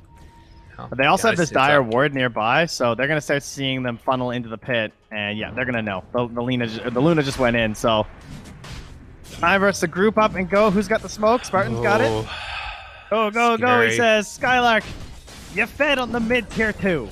It was a bad death, but you can redeem yourself here at the Roche. Skylark looking for the opening. He's got Blink Blade Mail. This could be huge. There's 2 of them in there looking for that opening now. The jump, the call, it's good. Is it good enough? Oh, it's Agents good. on Skylark. What a play. Now Blue Pleb tries to turn, see if they can find that finish. They're going to be able to. It's a doomed up Lina, buys back. It's a long way to get back into this one. Luna is now dead as well. Focus trying to play cleanup. They take down Fishman. There's the call now afterwards onto the Hoodwink. Another triple kill for Focus. Redemption call. Skylark's back in the game. That was so sick. Oh, you love to see it. You really love to see it. Like, actually, the only way they get back in is that ward, ladies and gentlemen. There's a reason I talk about wards all the time, man. It's that ward. That's it. That's literally all it was. Up on the pillar by the Roche pit. They knew what was happening, so they get there in time with the smoke. Even if it was an instant Roche. Doesn't matter. Dude, unbelievable. I mean, you still get cheese on the Ember. You have the shard on the Luna. She doesn't want to have to buy back right now, though. And this is a full set of racks. If they're not careful, it might be more. Like, this is 40 seconds where Luna's gone. Can they really afford to not buy back right now? They want it so bad. I mean, Morphling has BKB still, so Focus is just going. He's like, you're going to have to use everything you've got. And this just feels like you're giving up so much. There's the jump in, try to do it. The Remnants of Force Staff, can they take him down in time? They do. He just blows up. They didn't have a chance. They don't have to use the buyback, and now looking for more. Spartan trying to TP out, not gonna happen. Dude, this game is wild. Into the breach somehow managed to hold without getting the Luna buyback.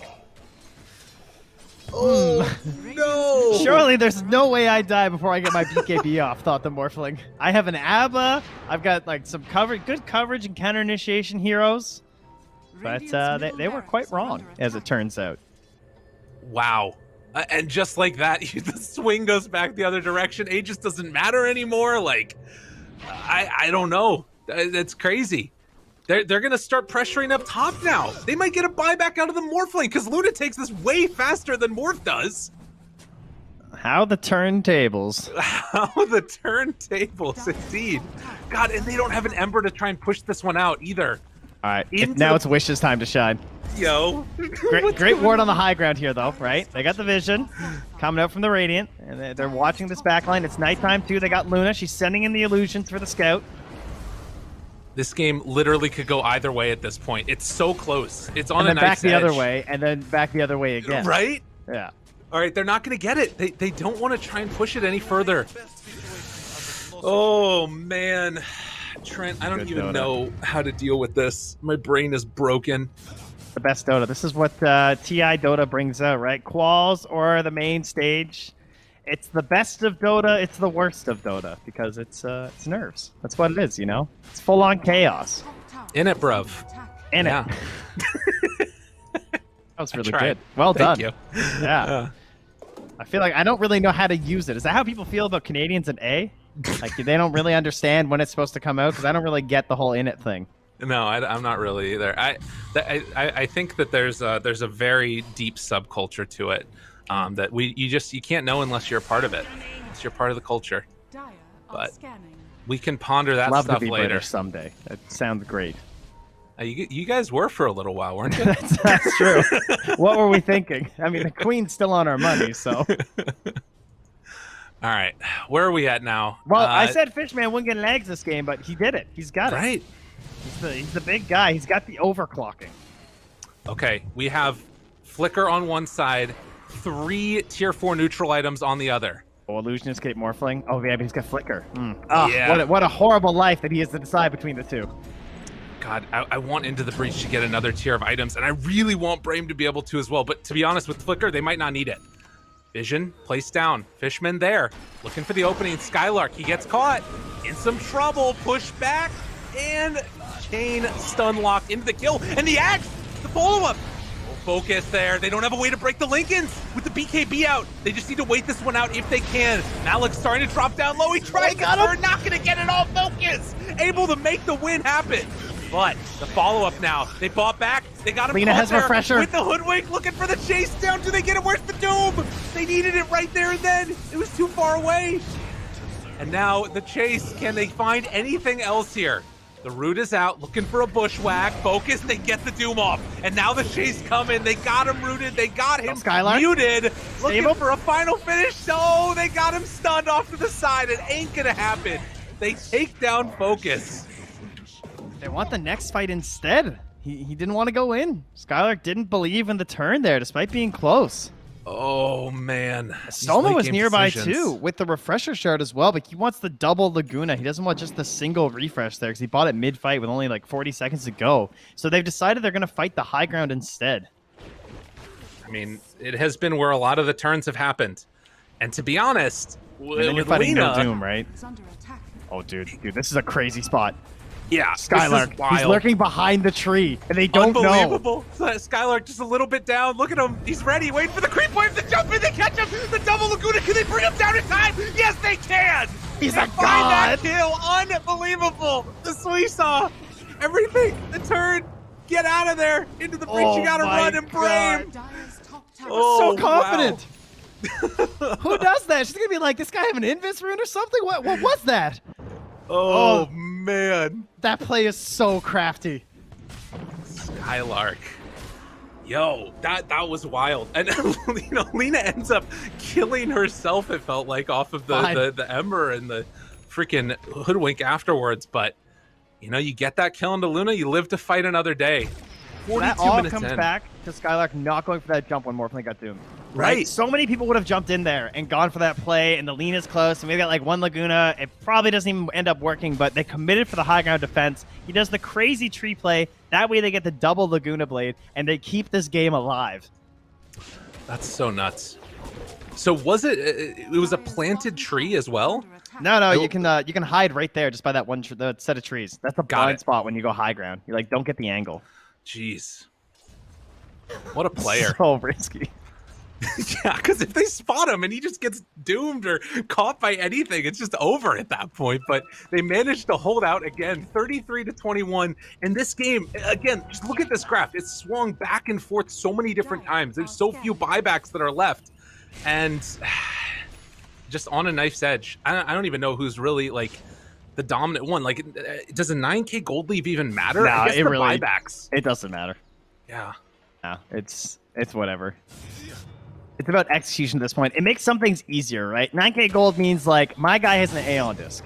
Yours doesn't, I mean, your Bat Rider does, to be fair, but your Morphling doesn't. My Ember's got one, So I guess both our initiators kind of have it, but it's a slight edge, but it's not enough to just win the game itself. Ooh, can they get the smoke pop? Round 2 of this, they spot him, get vision, hook shot in, got him caught again. Aeon disc is there, waiting for it get out. Can they do it? Mantic tries to jump, tries to get the doom. Morphwing's dead. 2 minutes, no buyback. He is gone, and with that, have Into the Breach finally done it? Is there a hope, a dream that they can potentially end this game? Skylark tries to run away. Now, they still have the double Laguna blade with the axe call. Oh, they have to know that the Morph doesn't have buyback, though, surely. He's got it for 5 minutes on cooldown. You know what's beautiful about that death, though, is when you open the death summary on the Morphling, every single hero damaged him. Really? The full commitment of just like Into the Breach had a plan and they execute, right? And Fishman, again, the vision from Flair, just, you can't understate it when it comes to pro games like that. Just being able to see so much in these fights. All right, well, they're going to have to give up a lot. Yeah, I mean, it's hard to imagine this happening another... Oh, my God, he's Shadowbladed. Oh, my God, the question marks, dude. Oh, my God. This is just on a knife's edge. So many question marks. So many. Oh, all right. Go. All right. They got the Shadow Blade on Zeros. Someone's trying some cheeky stuff. He's got the Lina. Can they do it? Out. Oh, they were looking for that opening, but still the hold. Everyone's way back from the Luna. Yeah, absolutely.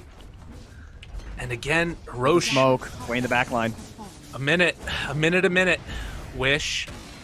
Thinking about a jump. They're again baiting with that illusionist cape. Little pleb hitting onto these tier 4 towers. Yo, Roche is about to be back up. The call is to go and end this one. The big call comes out from Skylark, trying to find the opening, but they found the lead instead. Momentum drops down low, but can't get the refresher off the lasso underneath the tower. They give him the tip. Mid chase down, and with that, Into the Breach are gonna take it. GG called. They found their man. Unreal. All right. Oh. Well, I mean, a very spirited match from these opponents. They were very jovial in the lobbies with each other and demanded the question marks. So don't read too far into everybody. Just some lads having a good time playing some Dota, and it was a good time. I think for everyone involved, Brame putting up some heroic defenses in what was going to be harder and harder throughout the game. But I do think that Into the Breach kind of proved that they deserve to go forward here. I thought Brame would be the favorites in this series, but going to this game, Into the Breach are clutch, and I love some of these plays from Fishman on that clockwork. I think I'm always about the vision, but honestly, this whole game was determined by wards and flares and everything too. So very, very good Dota. The type of Dota we want to see in the TI qualifiers for sure. So unfortunately, that is going to be Brame out. Into the Breach, move on. Going to let the panel dissect it all in just a few. But for now, to a quick break. We'll see you on the other side.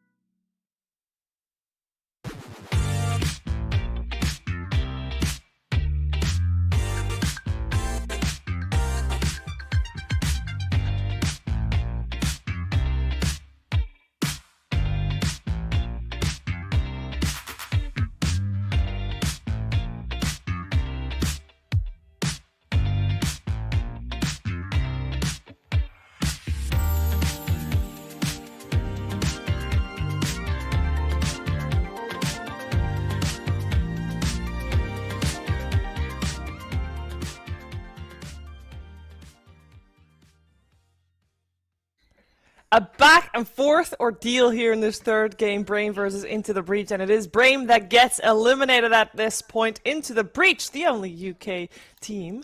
Continuing on, T. Cheering on your boys.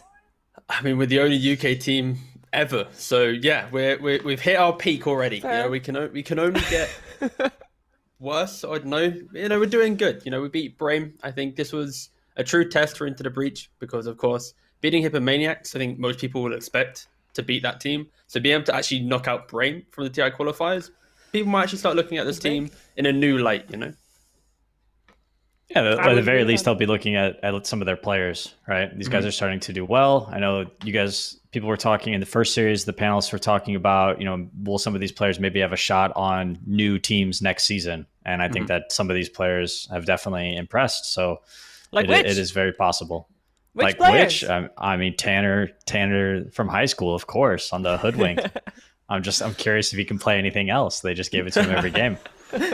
The ongoing joke with him is he played melee heroes during DPC, and it wasn't so hot. So, but when he plays the ranged heroes, he's doing well. So I think this is probably a drafting choice, and maybe teams might learn about this and start banning out the Hoodwink or such. Yeah, it's also a meta thing. I think ranged fours are just significantly better in lane generally, that's true. And therefore they have like way more success. Unless you're like, Crit or Spirit or somebody like. It's just really hard to get away with those heroes unless your team like you have to do like some aggro try or you have to pick some self-sufficient offlaner like Broodmother or something to make it work. So definitely more conditions to make the Hoodwink or for Lena or whatever it is work in games. Yeah, it was a great game from Into the Breach, but I also want to talk a little bit more about Brame because at several points in the game felt like that they were going to take this third game. It was incredible back and forth. T, what went wrong for them in the end? Like, what's the main thing that you felt like? Well, that's where they dropped the ball hard.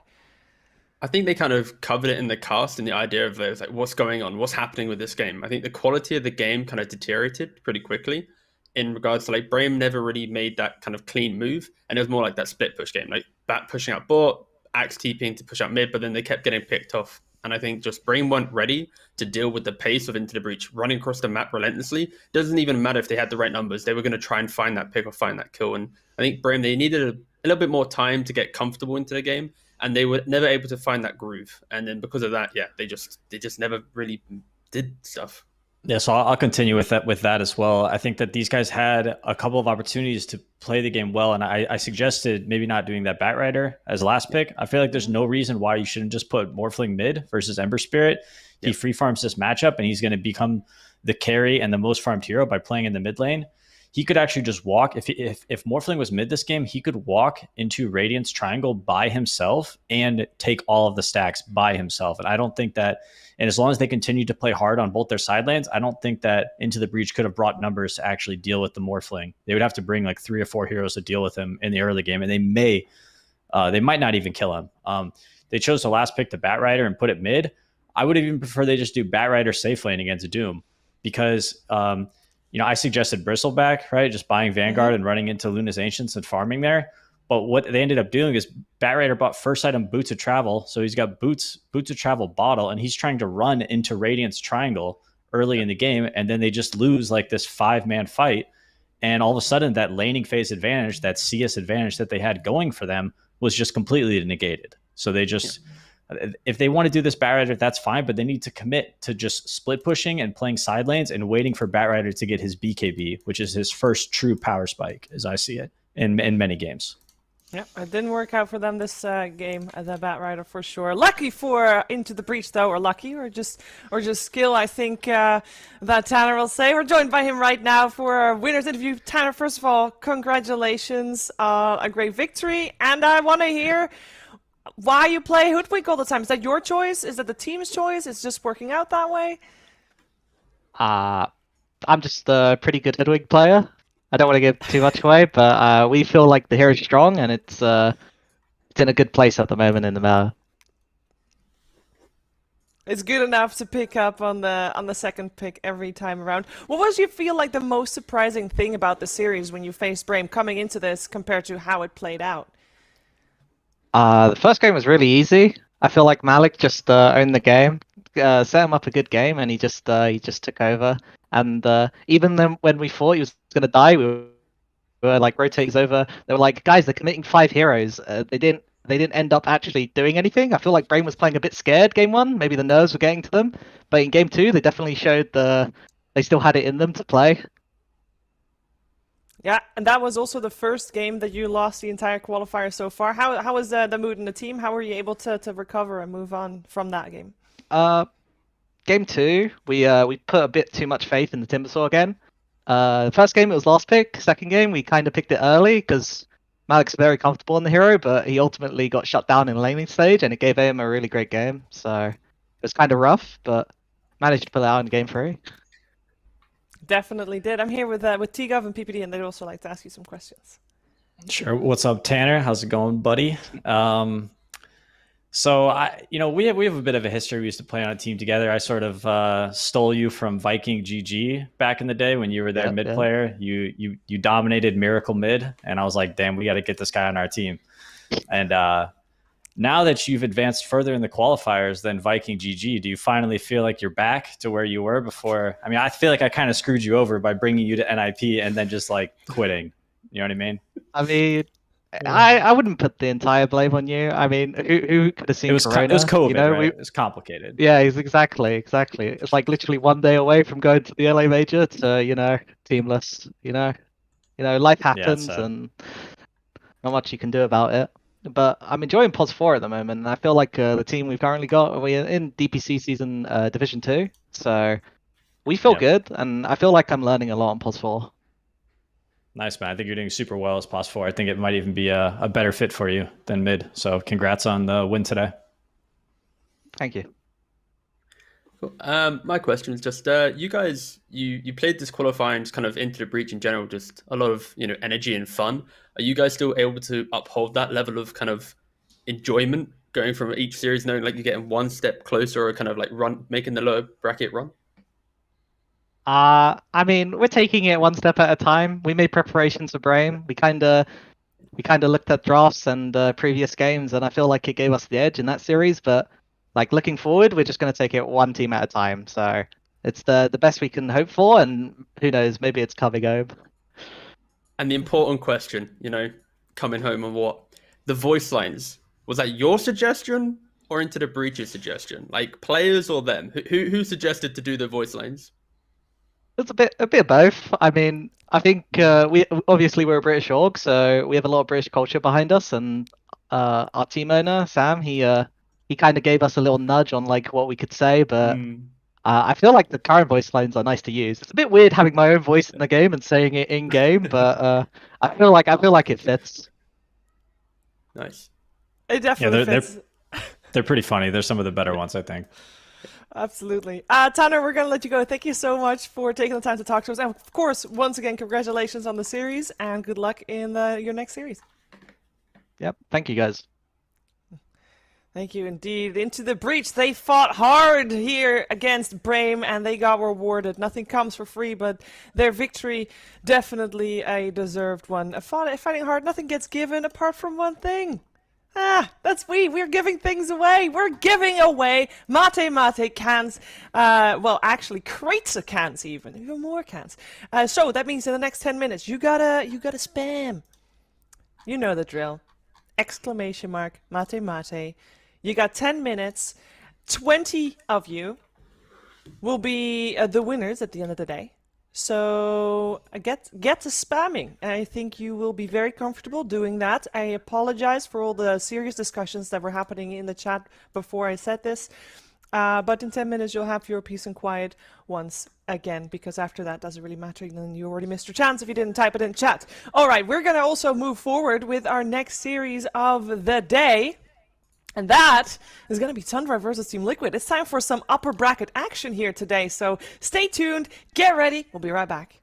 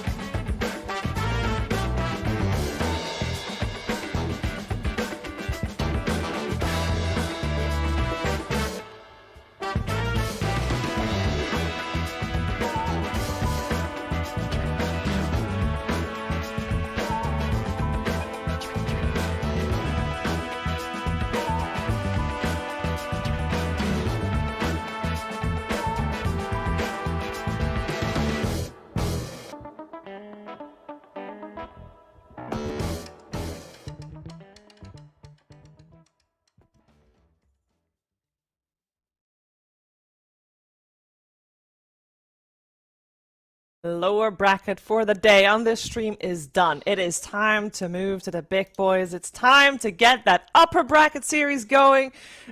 AY. My camera's not focusing. What was that? No. We're just high-fiving. We're high-fiving. Yeah, Sorry. man, nice. Good job, man. No, but you're high-fiving the audience at the moment. If you want to high-five, you gotta go... Oh, this is the wrong way. You gotta go like this. T, come on, don't leave me hanging. We can't even high-five in real life. Which way is it? It's this way. Hello? This is great. This is not We don't good. have a lot of time to preview this series, and we're wasting it all on trying to high-five Tundra versus Team Liquid. That's coming your way right now. We saw Tundra yesterday. They 2-0'd Brame, and we saw Team Liquid struggle a little bit against Spider Pigs, but they did manage to come out victorious with a 2-1. And Antigua, I'm just going to ask you straight up, because we've seen both of these teams play. We have a little bit of a more idea about how they play. Do you have a favorite going into this? I'll probably go with actually Tundra. I didn't think I would say that coming into the series, but yesterday I wasn't working the series, but I caught a couple of the games, and my God, snaking! Woo!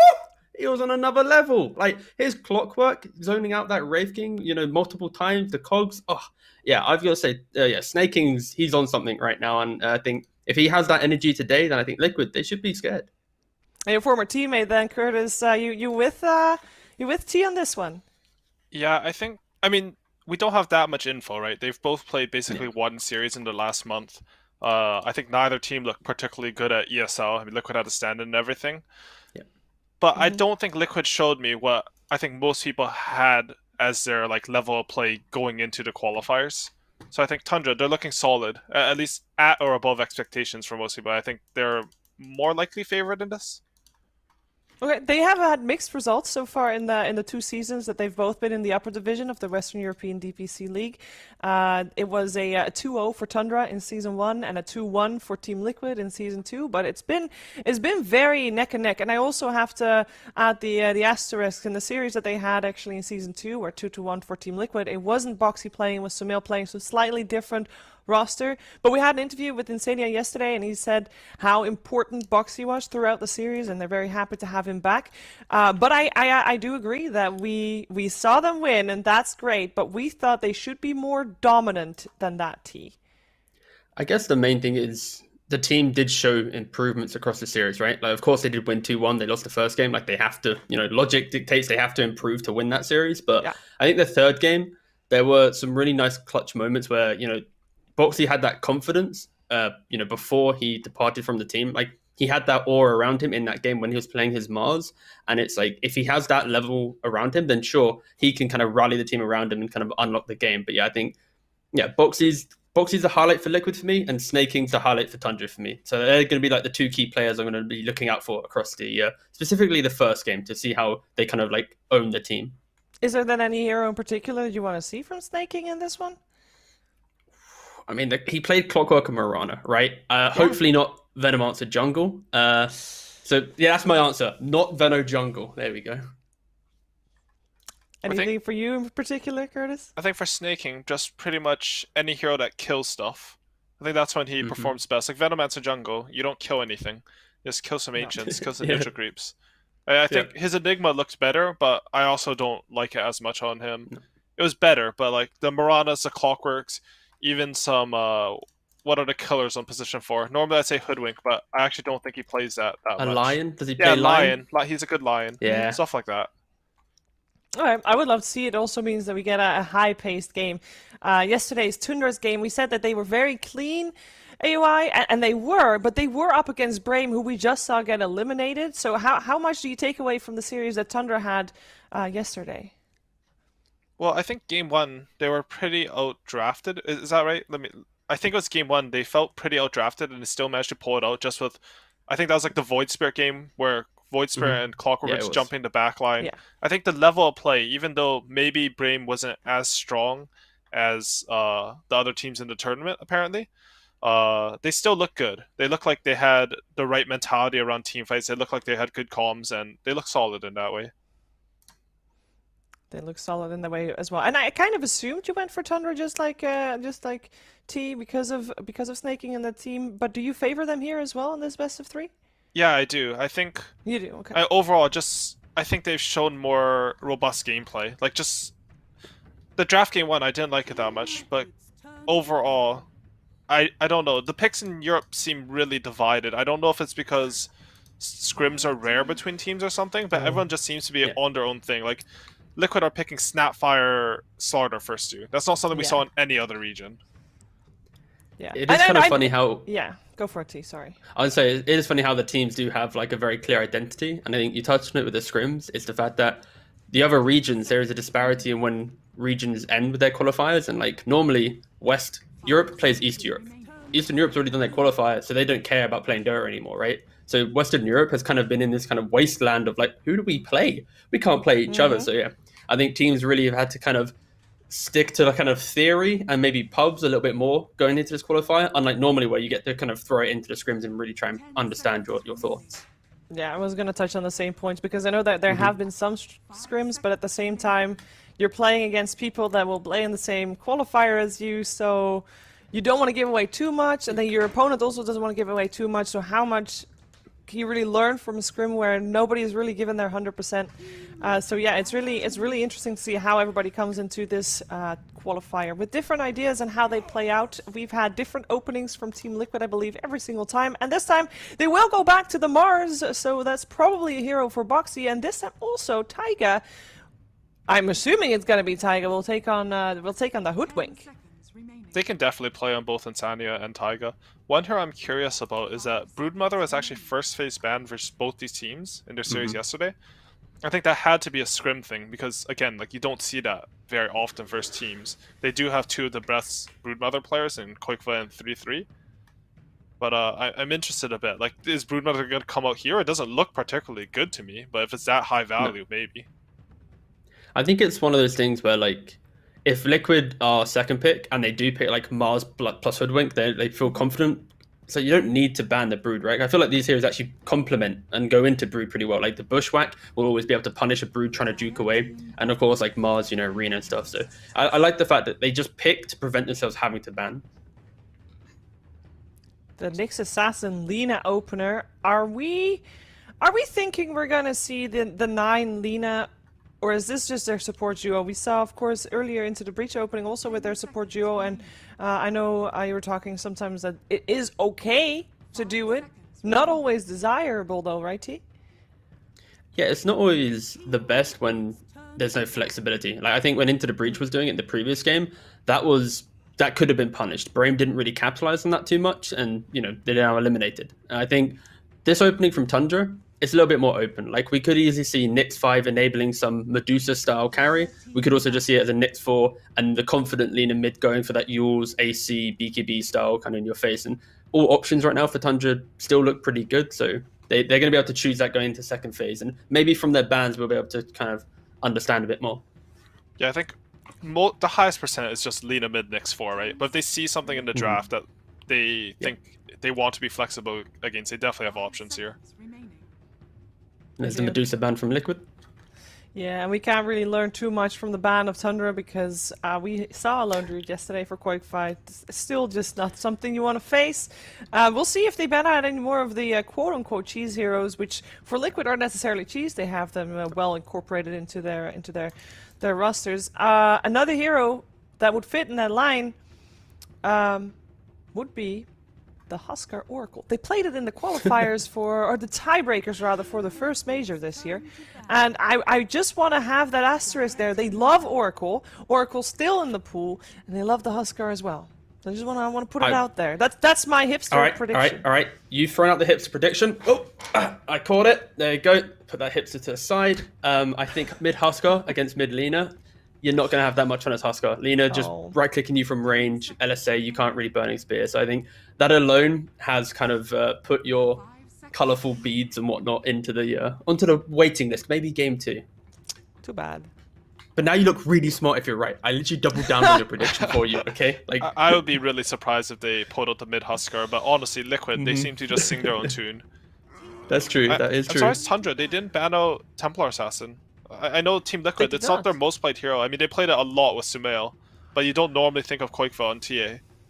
But this is like a really good TA game. You see Lina, you see Nyx. He's good versus both those heroes. You need damage when you pick Mars too. He suits that. Unless they want to pick it for themselves, don't they have... no, they don't. No. They do have the first pick. No, they don't. Sorry. Yeah, of course. We both come to the same realization. Yes. Yeah. Yeah, I think the main thing here is Tundra might not be banning out this TA because they know that they can flex these heroes into different roles. So this will be the indicator here where, like, if they pick like their offlaner, they're keeping that flexibility open. Liquid has to pick, then they can put Lina to 4 or to mid, whatever. It just depends. If this is offlane, that's what's kind of happening with the Lina and the Nyx. Yeah, Team Liquid must be very confident in Mars versus Terrorblade, because when I saw that PL ban, I thought for sure they're going to go TB here. Instead, they go for Luna, which I think has a really bad matchup versus Terrorblade, carry to carry. So it's completely unboxed. Yeah, they just take it because they understand, like, you have the outscale. Yeah. You do have Arena and some counterplay with the Bork, but personally, I don't think it's enough. I think Terrorblade is going to smash this game. We will see, though. Warlock? Ooh, yeah, like I'm happy to see a new hero. We say new hero, but like Warlock. Sure. It's just more about allow Luna to farm the lane, and then you're gonna do that grouping big fight, get Roshan because you can't contest Roshan with the Golem. Try and play there, but like like I always mentioned, this TB, it feels like he's got a little bit of a freebie right now. Like Liquid needs like a mid lane that can actually punish this Terrorblade. Otherwise, he's just gonna Scardy +2 items chill, and they go for the Brood themselves. Okay. Brood, how good of a Brood game is this so far? Brood is the best hero versus Luna, I think. So in that regard, it's really good. Hoodwink and Mars are pretty decent at catching him, both with just this squirrel catching you out of the trees in the Mars arena. But I don't know. Every time I've seen 3-3 Brood in pubs and officials, it's terrifying. He has so many different builds. You might even see some Aether Lens, Ethereal Blade type build. You might see the Aura build. You might see, I don't know. But he clearly is a specialist on this hero, and it's looking a bit worrisome for Team Liquid, honestly. Like, Warlock can't zone Brood at all.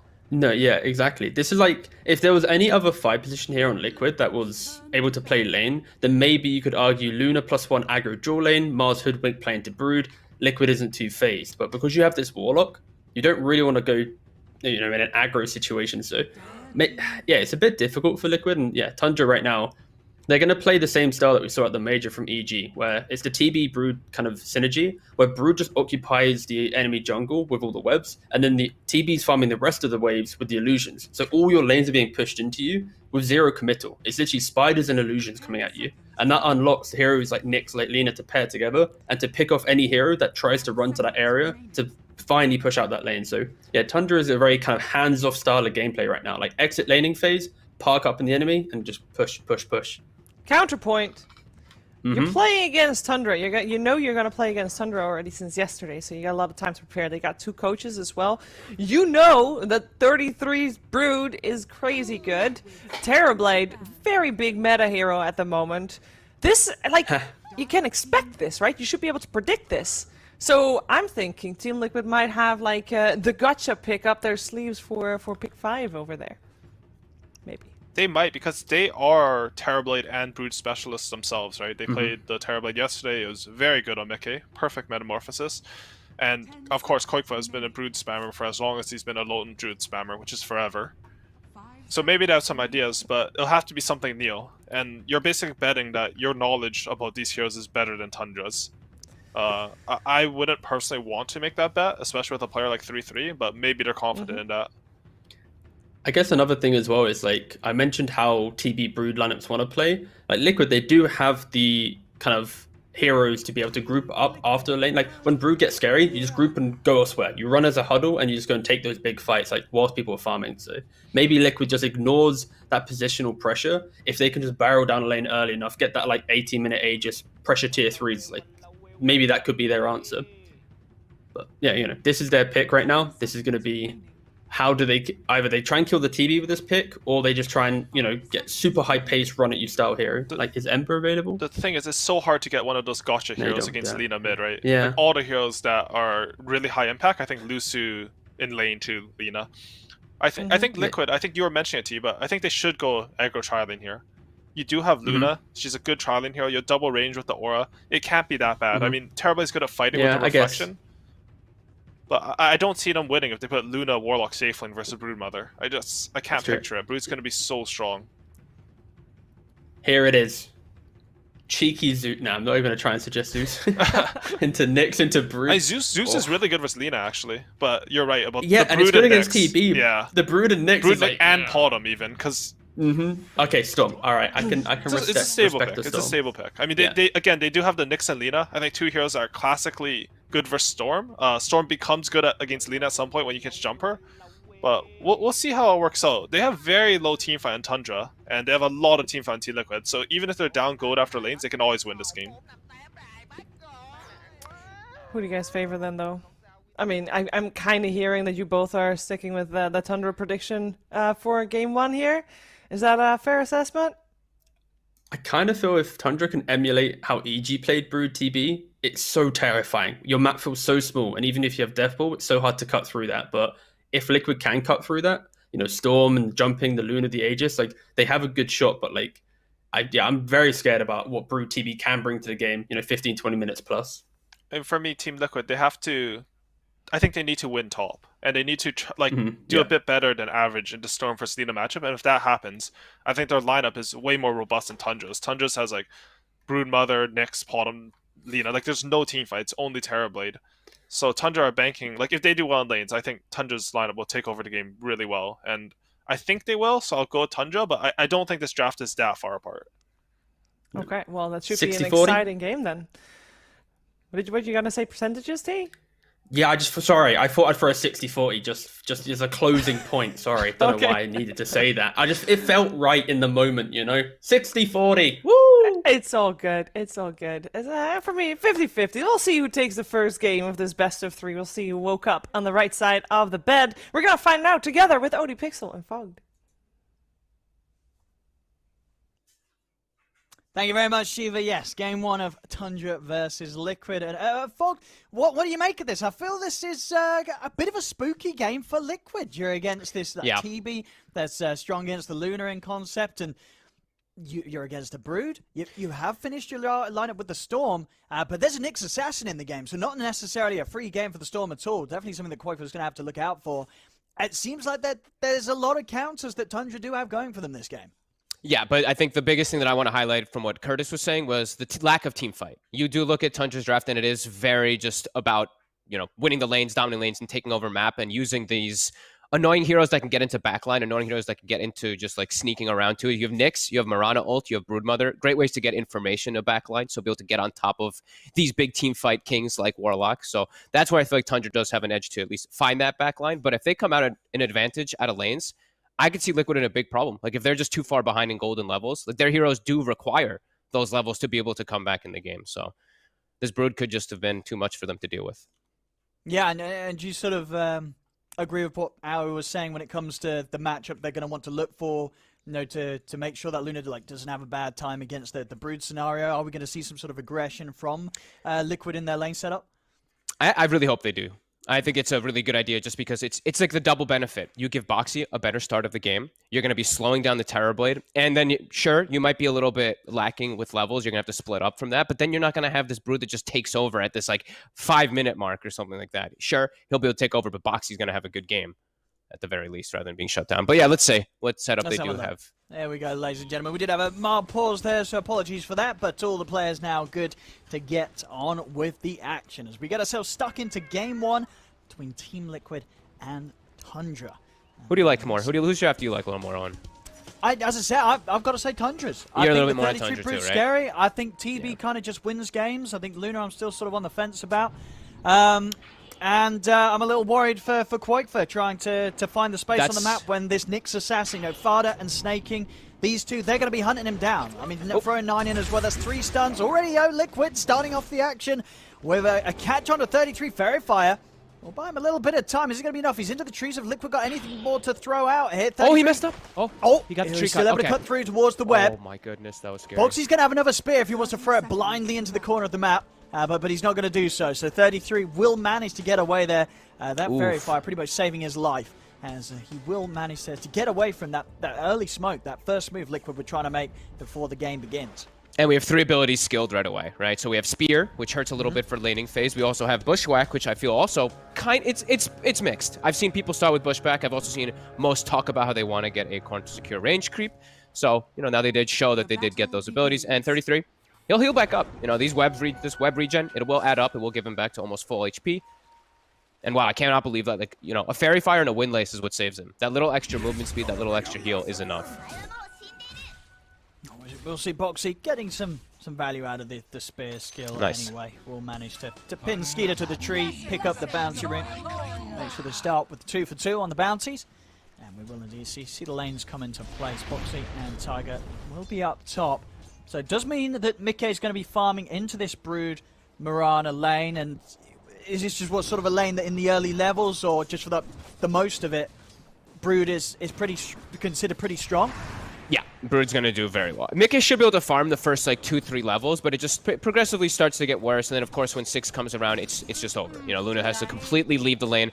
And I'm just going to be watching snaking, too, because I'm watching Insania did not block the camp. So hard camp is going to be left available for snaking to arrow and to get some pulls off. So see if Insania makes the way over to block it now.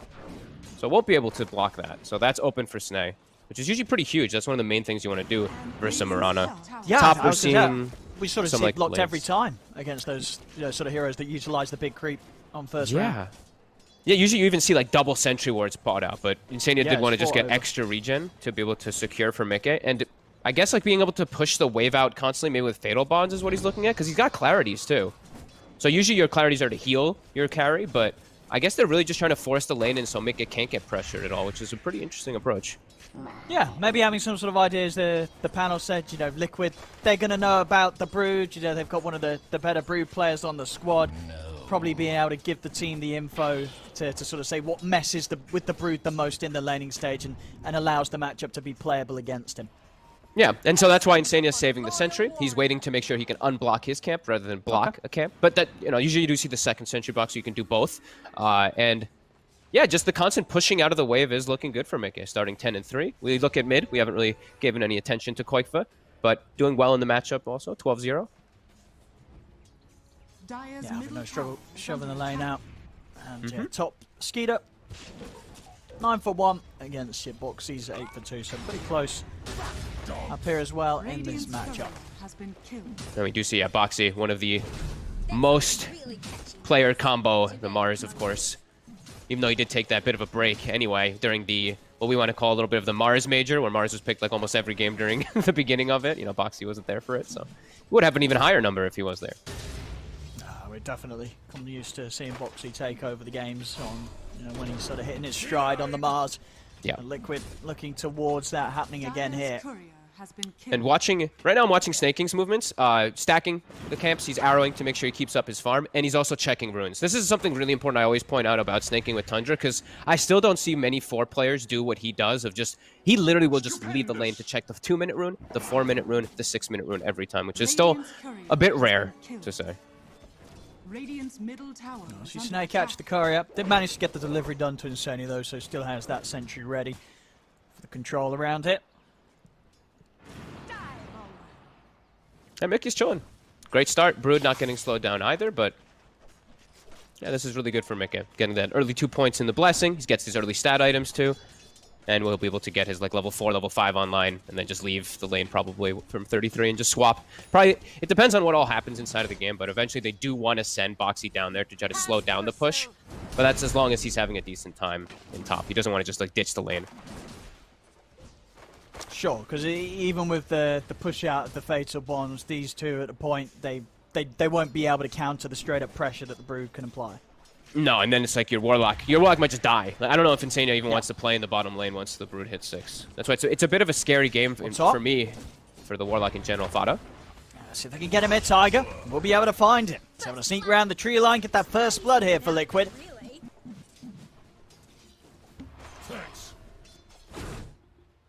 Strong lane up top for sure. The Hoodwink plus the Mars, and also just with the Blightstone, this slight little extra bit, even though it's a Terrorblade, he doesn't care so much. The support most definitely does. So they've slowed down TB more than the Luna's being slowed down for sure.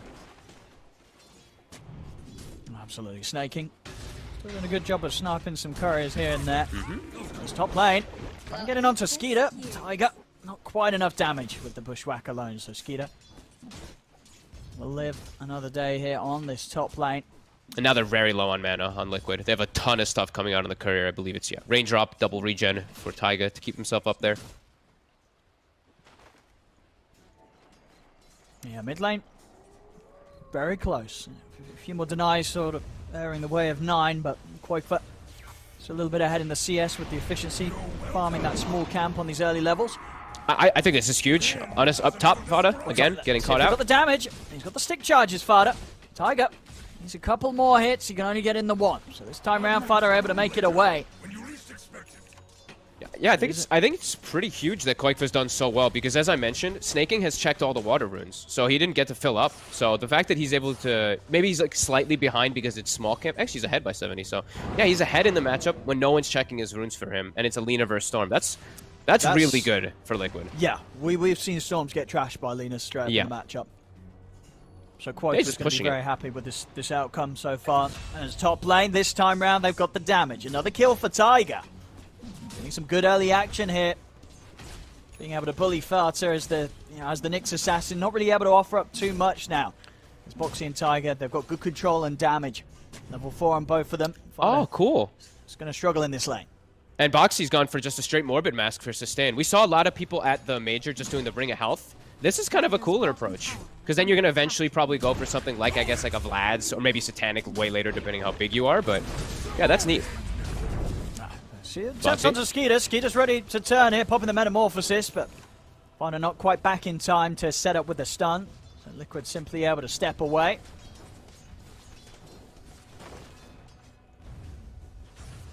$1K lead after leans for Liquid. I think that's pretty big. I feel like Tundra set themselves up to have like these really strong lanes. Sure, Brood takes some time to kick in, but I think this is a great start. As Bo3, he does get grabbed. This time around, they've got him. See the counterplay though for Quakefoot. He's going to be able to come in and help out, take down Fada. Look towards Skeeter, but a little too low on the mana to go for anything else onto this Terrorblade, especially whilst he still has the Metamorphosis going. Got to be a little careful how they commit in onto Skeeter. So Tundra able to get themselves a kill on the board. Mika's got to get the hell out of bottom, but he gets hit by the arrow. They got him, Snay. Catches him just before the TP's out in time.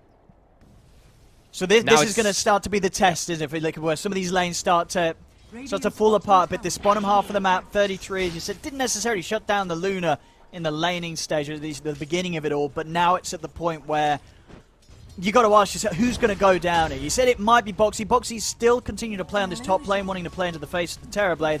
But that really is going to leave this whole bottom half open for 33 to do as he wishes. And then it's just going to be that space thing, just like Panel was talking about how EG did the Broodmother plus Terrorblade. It's just going to be 33 and Snaking controlling this whole bottom side of this map as Terrorblade's able to farm the whole other side. So yeah, this is going to be something that Liquid has to come up with a plan for.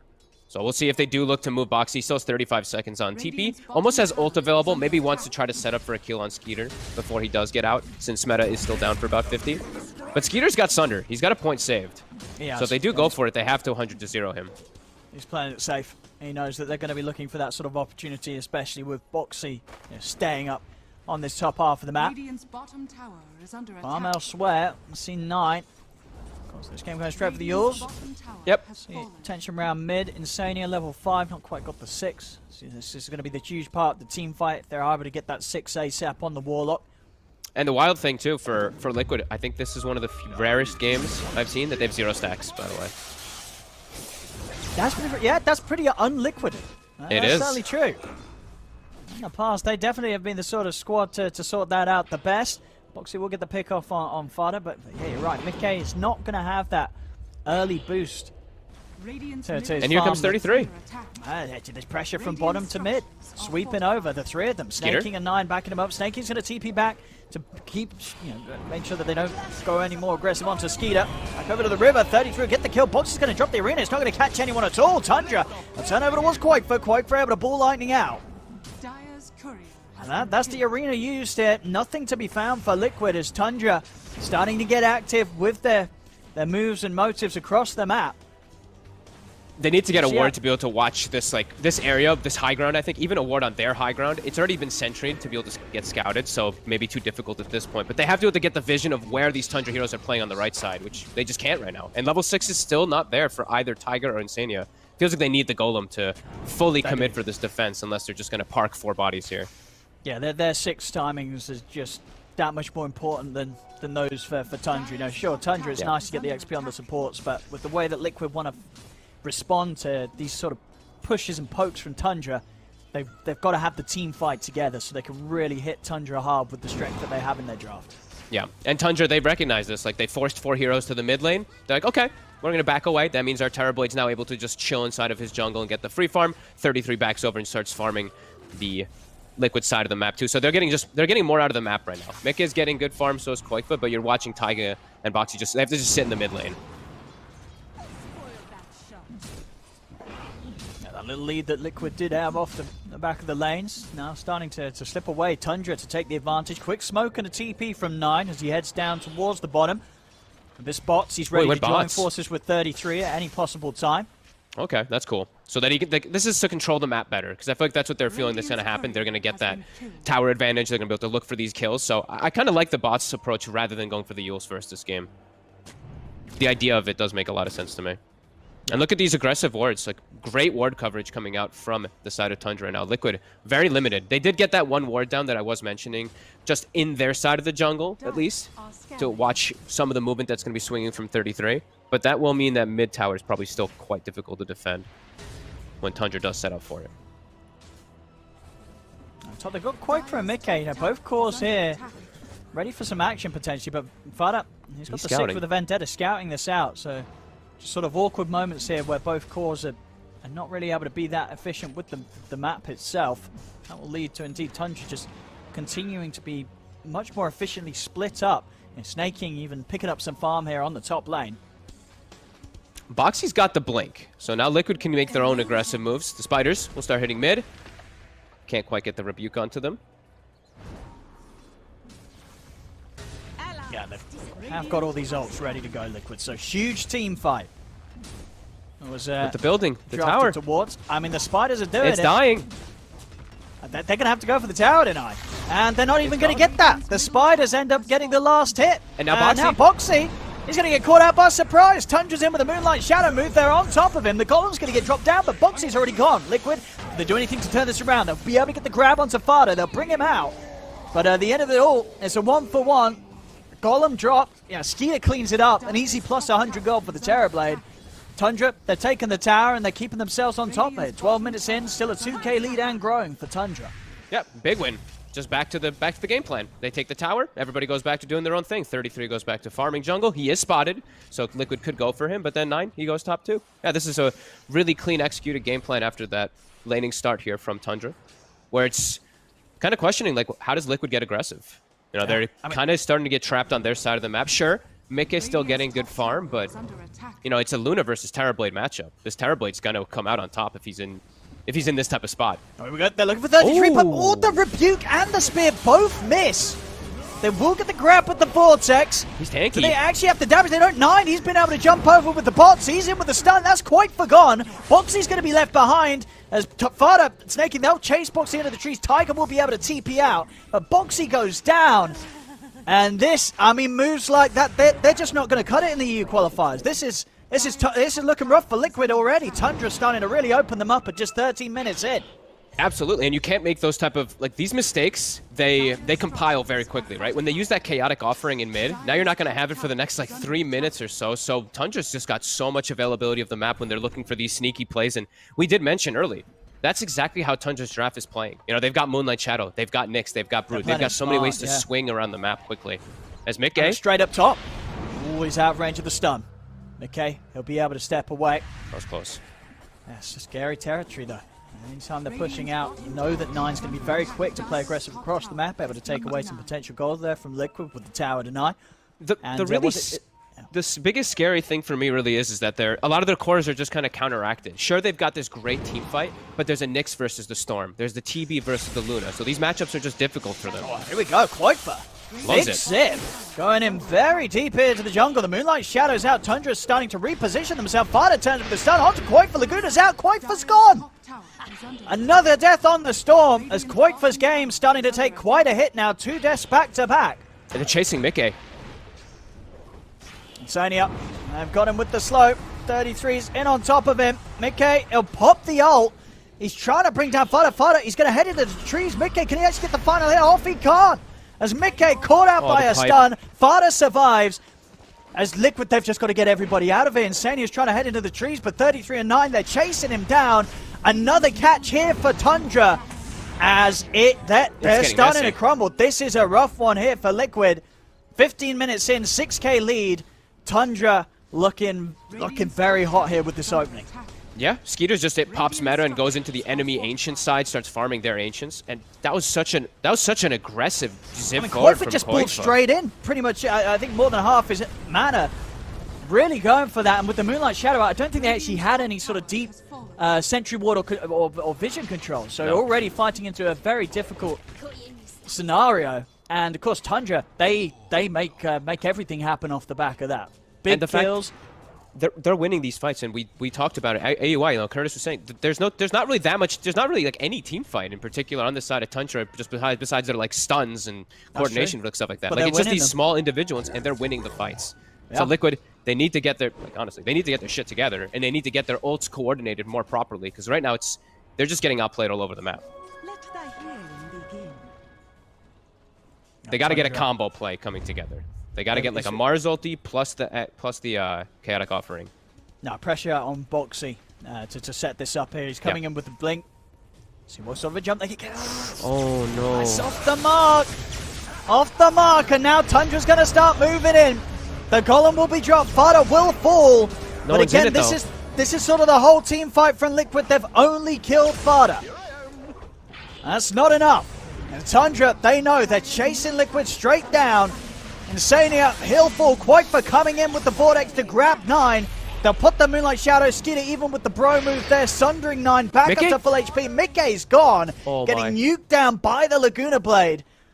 As Tundra, they're just able to one-up Liquid every single move that Liquid's trying to make. And it's these sort of openings that just are not nearly clean enough from Liquid that are hurting them hard every single move they try. And it's big mistakes, really. That's multiple times now we're seeing B3 missing the spells, and now Koik for top. Setups there. Yules, Light Strike, Arrow, perfectly timed. Another kill for Tundra. That is just clean now at this point. The laning phase, I think that's where it all ended, where it was looking good for Liquid. I think they had 5 kills, and then it's been like 12 kills in favor of Tundra. They're dominating the map, they're dominating the fights, and Liquid's they're missing their spells. Like B3 missed the bottom, Spear plus Rebuke. This one, he misses the Spear. The ulti only catches the Nyx inside of it. Same thing for Chaotic Offering. It's all just missing. And it's just, for Quake's game as well, it's, on a Storm Spirit, when this sort of happens, these back-to-back deaths, it just hurts his game so much. He's still trying to scramble towards this Kaya Sanj. It's not going to be easy for him to find himself in a position where he can play as aggressively or even get towards these backlines. It's already at a point where Tundra, they don't really have heroes in a state that are very killable for Quake to start the action on. They've got ways to protect themselves, the tank ability to turn, and a whole lot of stuns. As I said, with the Storm pick, the Nyx, the Lina, and of course with the Yule set up into the Arrow from snaking, there's so much that the Quake's got to be so careful about when he tries to go in on these fights. Dude, they're all so tanky. Like, they're all like 1200 HP plus. The main target that you could go for the squishiest one would be the Nyx, because the Mirana has a mech, and he had an Essence Ring. He's in, but he's straight away. The Spike Carapace is there. The Rebuke getting reflected immediately. B3 will pop a spear up, but the wall's already disappeared. Tundra's just so ready. Every move they're prepared for. And now Koikfa. Fada's on him. Koikfa, he's going for the TP out, but Fada's got the stun. Koikfa's escape put to an end. And, I mean, what do you do now if you're Liquid? This has got to be pretty demoralizing. You've tried to fight, I mean, easily a handful of times now, maybe 4 or 5, and it's just gone terribly every single time. You've not been able to achieve anything. Each move that you've made, as Tundra, they have, as I said, they just continue to stand on top of them as bottom, and Insania's gone. Tundra just full control of this game, and they're making it look easy here, Tundra. They are. I honestly think this is one of those where you go next pretty soon, because all your core matchups are countered. You have the Luna versus TB, as we mentioned before, the Storm versus the Nyx, and all these stuns. Sure, you've got all this team fight, but clearly the team fight's not working. The synergy, the coordination is just not there from Liquid, and Tundra is on fire. Like, they're reading all the movements, they're making clean moves around the map. All these wards have been on point, and this is them. Most of the times, I feel like they've been fighting with just like Skeeter shows up with a meta at the end and just like 1 or 2 hits and cleans up the fight. It's been pretty much perfect from them. Yeah, all 3 cores just in a fantastic position in net worth. And as we say, to each and every one of those team fights that Liquid aren't able to pull together, you're just upping the difficulty for the next time round you approach it with the lead that Tundra continues to grow against them. These moves are not going to get any easier to make against the strength of Tundra. And the question's got to be asked if you can really make them at all. Liquid possibly have just missed the timing completely this game. I think so. It's the thing is too is they have all these big team fight ultimates, but the fact they didn't hit them earlier, right? And now they've gotten so many items on Tundra. Like you mentioned, everyone's so tanky. They've got Pipe, they've got Mech, they've got Essence Ring. They've got so many different elements to keep them alive. 9 has a BKB and he's level 18. So you can't go for the Lina almost ever unless you 100 to 0 her before she's able to get out of a stun. Which you're kind of lacking. Sure, you've got the spear, but you have to connect it instantly. And she'll have time to react most times. And I don't know. Out, Mick. What we got? I just don't know what you like. The itemization for Mickey just gets really complicated too when you're this behind versus a Terrorblade too, because it's like, what do you want to get? You have to have your Manta, you have to go for your BKBs just to survive, but then where's your damage going to be coming from? It's just a tough game after. And it's just awkward for the Luna as a hero as well, right? Like, you pick this carry to sort of just get this, you know, super fast timing on the Manta, Dragonlance, BKB, and start taking down objectives. Before sort of the other teams got the items online, but with as good of a start Tundra's had with all these fights they've been able to hold Liquid off on and come out on top, that's huge. Skeeter, it is. The money from the Roche and such, he's going to pretty much have the Skadi on top of the S&1 Dragonlance 20 or so minutes in. Yep, and it really is just a straight up counter matchup. You know, that TB versus the Luna. You get the reflection of the Luna, you get more damage. Once you get the Skadi, the matchup is impossible. Like, Luna just can't do anything versus Terrorblade like ever again. And there's so much burst damage too. That's something I guess we didn't really touch on too much for Mickey. He's scouting us all out. They're coming in with the Moonlight straight away with the arrow. They open up on a Quite for gone. So's Insania. Tundra just not giving any room for Liquid to achieve anything whatsoever. They're looking for the next target too. It's an instant smoke afterwards. Skeeter still matted. Vicious and walk straight in. Start beating them back here as Mickey and Poxy have to stay away from the tower. And the pressure's coming in. With the meta, they'll be able to push onto this tier 2. Nothing Liquid can do to push them back. They don't have anything that's going to allow them to approach Skeeter right now. Radiant's middle tower has fallen. Yeah, they're just so far behind. It really is just so difficult. Mickey has to instantly Manta every time for reflection, and then he just gets instantly Silken Bola, so he can't even hit. Mickey? Oh! That was close. That was...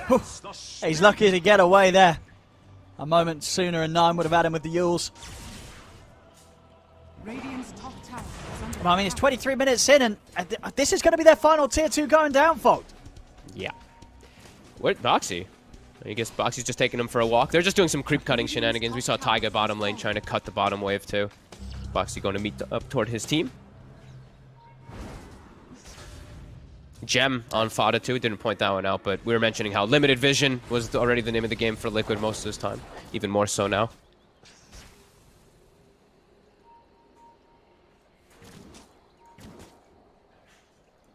I think, yeah, Liquid just trying to achieve something here, just playing as individuals. As you say, cutting creeps, just trying to hold on, but Mickey's he's all on his own. He's all on his own down bottom. They've found him, they've got him. That's the carry going down. Well done. Slowly but surely, and even just sort of holding back abilities there. Fodder not even throwing out any of the spells, didn't need to. Knows that they were going to be able to slowly kill Mickey without any chance for Liquid to do anything. Just feels like they've never been able to actually even like play the game where they get their ults connecting and like it's like, okay guys, TB has no meta, let's look for a fight, right? It just feels like that's never even been a situation that Liquid's been in. It's just all Tundra. 17k gold lead, full map control. Age is still for 2 minutes. Liquid trapped in the base. Yeah, this is wild. I mean, Tundra. Now, this is the sort of Dota that if you're able to pull this out at this level as Tundra is, you know, you can tell this team is very geared up and ready for the qualifiers. You know, we've already had it in one best of 3 for them, but here, turning up against Liquid, and in this first game, they're making Liquid look sort of a tier below. They really are. This is just it's just been a pure outclass so far this game one. Look at our stat right there. Of the 418 games part of Liquid, this is the 6th time where Quake and Mika are both without a kill at this part, I mean, of the game. That just says it all. It really does. This is... It's a performance that Liquid's going to have to pick themselves up from pretty quickly going into Game 2. As they've got to do something a lot better than this if they want to stand a chance in the EU qualifiers. Tundra just completely handling them here in this Game 1. Yeah. Total cakewalk as Bo3 does get a spear connection on 33. They're throwing everything onto him. It's not barely a scratch here. 33. Full HP. Tundra, they'll take the racks. Liquid, they've got the full lineup up. They've got the ults. They're going to try something. Bo3 leads in. Immediately the stun comes out. They'll drop the golem. But there just isn't the damage here from Liquid. As soon as the ults have been dropped, Liquid, they're the ones having a run. As a buyback will come out from Tiger. Bo3 goes down. He'll also buy back here. Tundra still all at full HP. Quakefire having a zip back. They will get the grab on Fada. They'll bring down the Nyx Assassin, but it's a dieback on Tiger. Triple kill for 9 as Tundra bully Liquid back to the fountain. They take the racks. They'll back off. Tundra ready to continue to just move towards the next lane, get the next wave pushed in, and lead towards what so far has been one of the cleanest victories we've seen here in the games of Dota. Yeah, one of the most one-sided affairs I think I've seen here in a while. Skeeter sitting in the upheaval. Dire's bottom tower is under attack. Tundra will still give them the respect. They'll just back away. They're picking up a lot of gold after that too, picking up BKBs and God knows what else, as they're all very rich. So they'll chill out.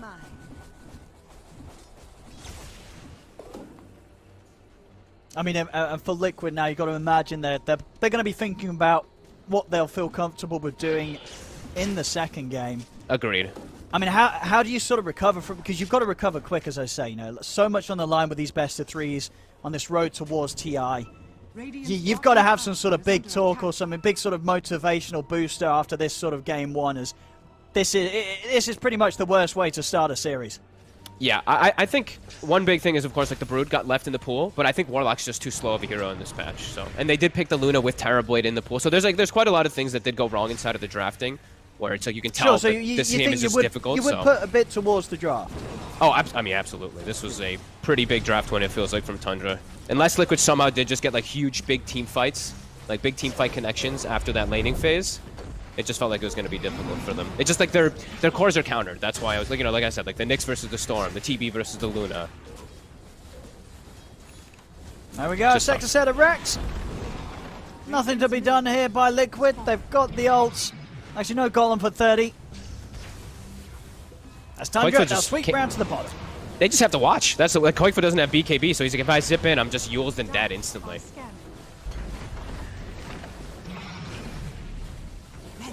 I mean, they're getting megaed here. Bo3, he's going to try with the jump in, but he's not going to be able to catch anyone in the arena. Nobody gets caught. Tiger's dead. Bo3 goes down. No buybacks on the two of them. Tundra resume business, taking the final set of racks here away from Liquid, as they're actually chasing them up to the base. Fada's in with the Impel, catches out the Luna. Mika will be able to get the BKB off, but Liquid, they'll finally tap out. As we did see, indeed, statistically, one of the worst games that Liquid's ever had here for them, unfortunately, as this was a rough game one. Tundra, on the other hand, though, bringing in that ability, that flair that we really have seen them be able to develop and grow over the course of the end of the league and stuff. You know, we know Tundra as a squad, they're putting the work in, and performances like this certainly show. You know, this is Tundra turning up and getting the job done. Liquid just seemingly not standing a chance here in this first game, Fogg. No, Tundra, it seems like they read every single... They had the playbook, right? I feel like they had Liquid's playbook. They were prepared for it. The 2-3 moves that Liquid tried in the beginning, sure, they missed some spells, which definitely hurt a ton from Bo3, but I think Tundra was just so prepared for this match, and you could clearly see it with the draft and the way that they played, so... Yeah, absolutely excellent stuff here from Tundra. We'll see if they can pull out a repeat of it in game two, or if Liquid can bring themselves back together and come in with a bit of a better attempt, as game one was certainly rough. Tundra taking it from start to finish here. This first game of the best of three going to Tundra.